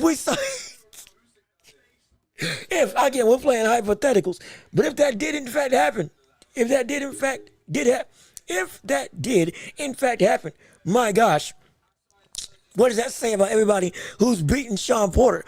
Maybe we need to reevaluate this pound list after all and put some of these people above some of the old cats that we held as the best in the world and the best of all time. But again, that's a whole other conversation. But regardless of which, I think we are wrapping up. This has been a night full of fun and action, a night full of knockouts and legitimately great fights, a night worth the moniker of the greatest card in history, potentially, and minimum the greatest card of the decade. This is one of the greatest cards of all time. And every fight just about lived up to all expectations or blew them out the water in some respects. We're all thankful. We're all excited. We're all going to enjoy the night. Bivol is your new undisputed light heavyweight champion. There will most likely be a third fight on the night when it comes to Bivol and Beterbiev. We don't know what Beterbiev is going to happen, or what's going to happen with Beterbiev now that he is no longer going to be able to get his opportunity, because I'm almost assured that it's going to be Bivol and Beterbiev running it back later on this year in the summer. I can almost guarantee it. I'm almost assured that would happen. And all that being said, what's next for David Beterbiev? What's next for Martin Bakole now that the giant has been dethroned, or the giant has been slayed outright? All of a sudden, we're asking from the biggest, from the most avoided opponent to a brother who's been knocked out. It's going to be, shoot, I don't know what's going to happen. It's going to be exciting to see, though. All that, we got a situation where Joseph Parker versus Usyk. Could that be next? Or Usyk versus Dubois? So many questions. Shakur Stevenson, now that he knocked out Just Padley, how are people going to feel about him as his cachet and stock as a fighter? And is it going to be a situation where he is now going to get in the ring with a Gervonta Davis? And if that does happen, ooh-wee, what's going to transpire? Will that be the man that he calls out next in terms of Gervonta Davis after this performance with Shakur Stevenson?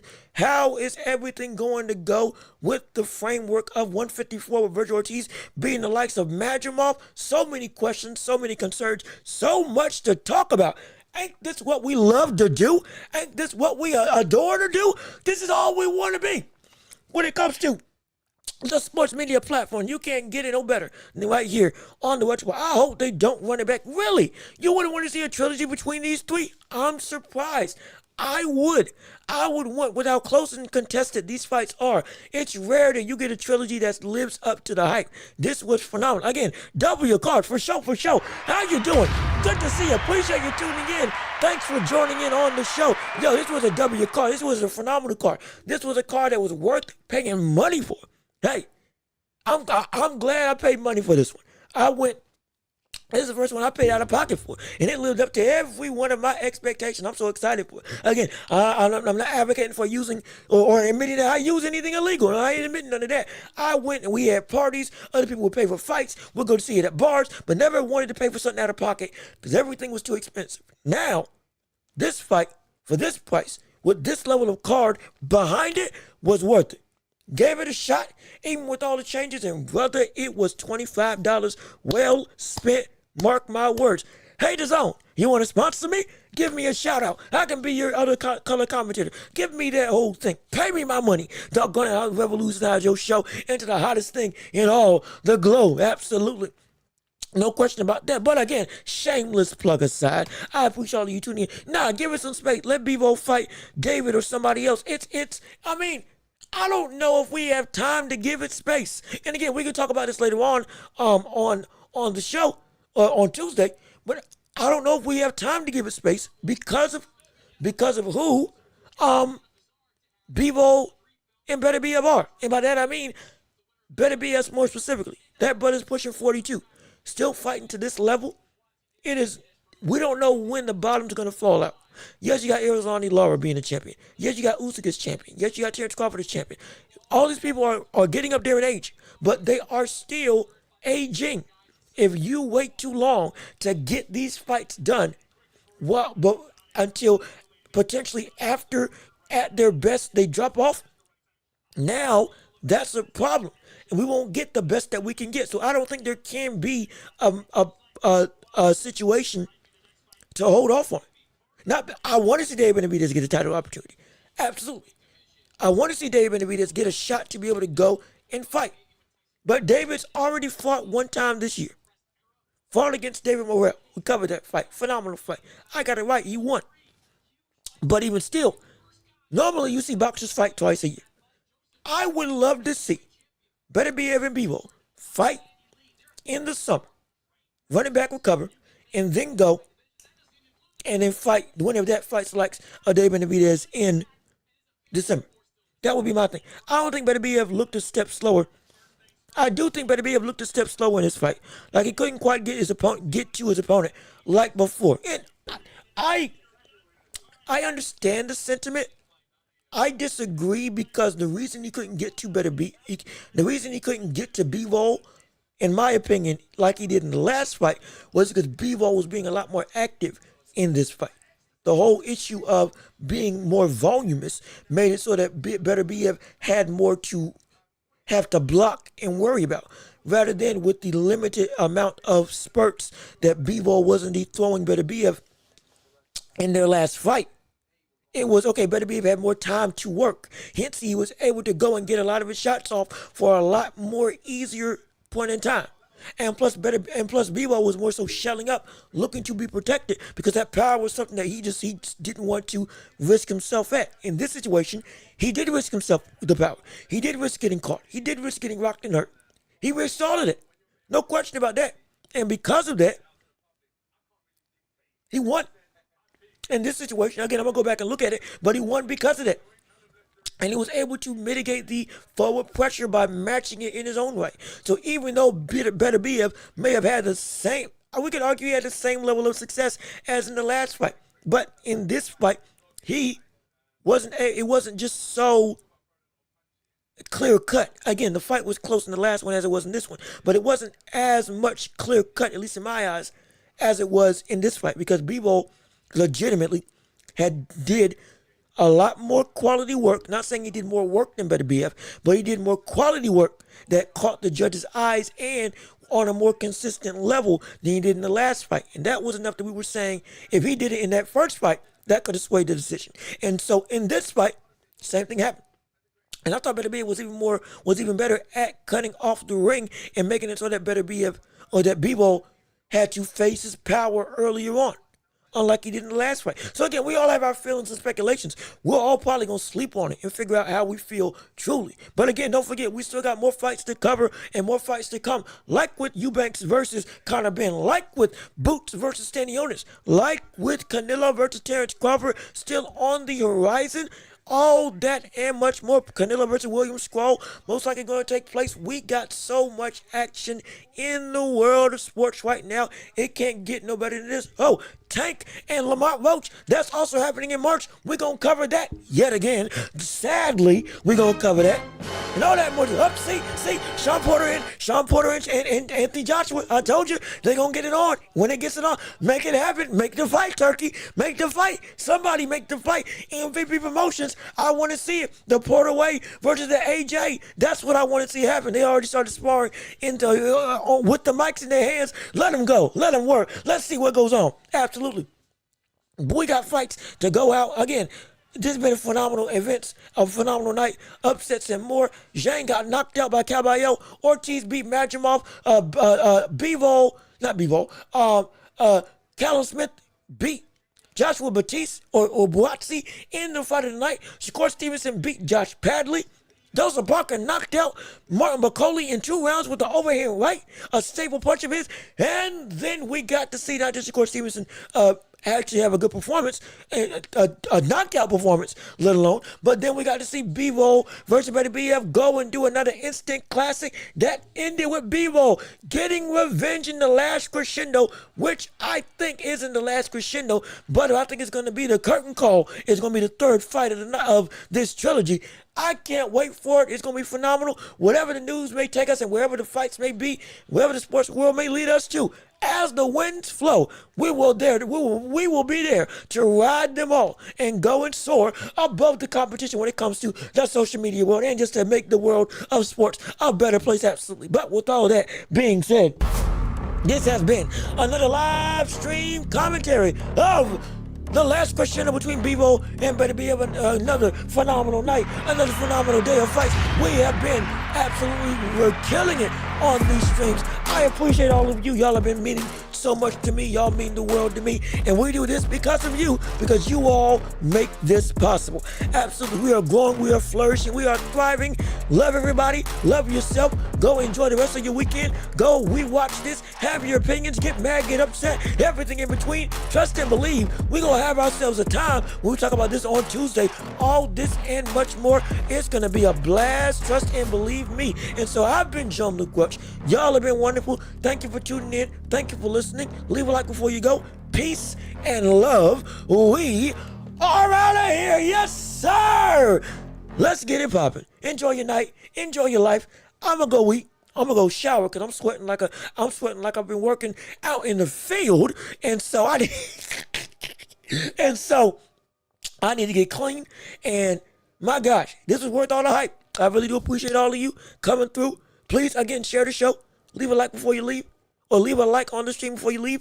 Go watch my previous stuff to see if I predicted all these fights right, or if I'm completely wrong, and if I'm washed.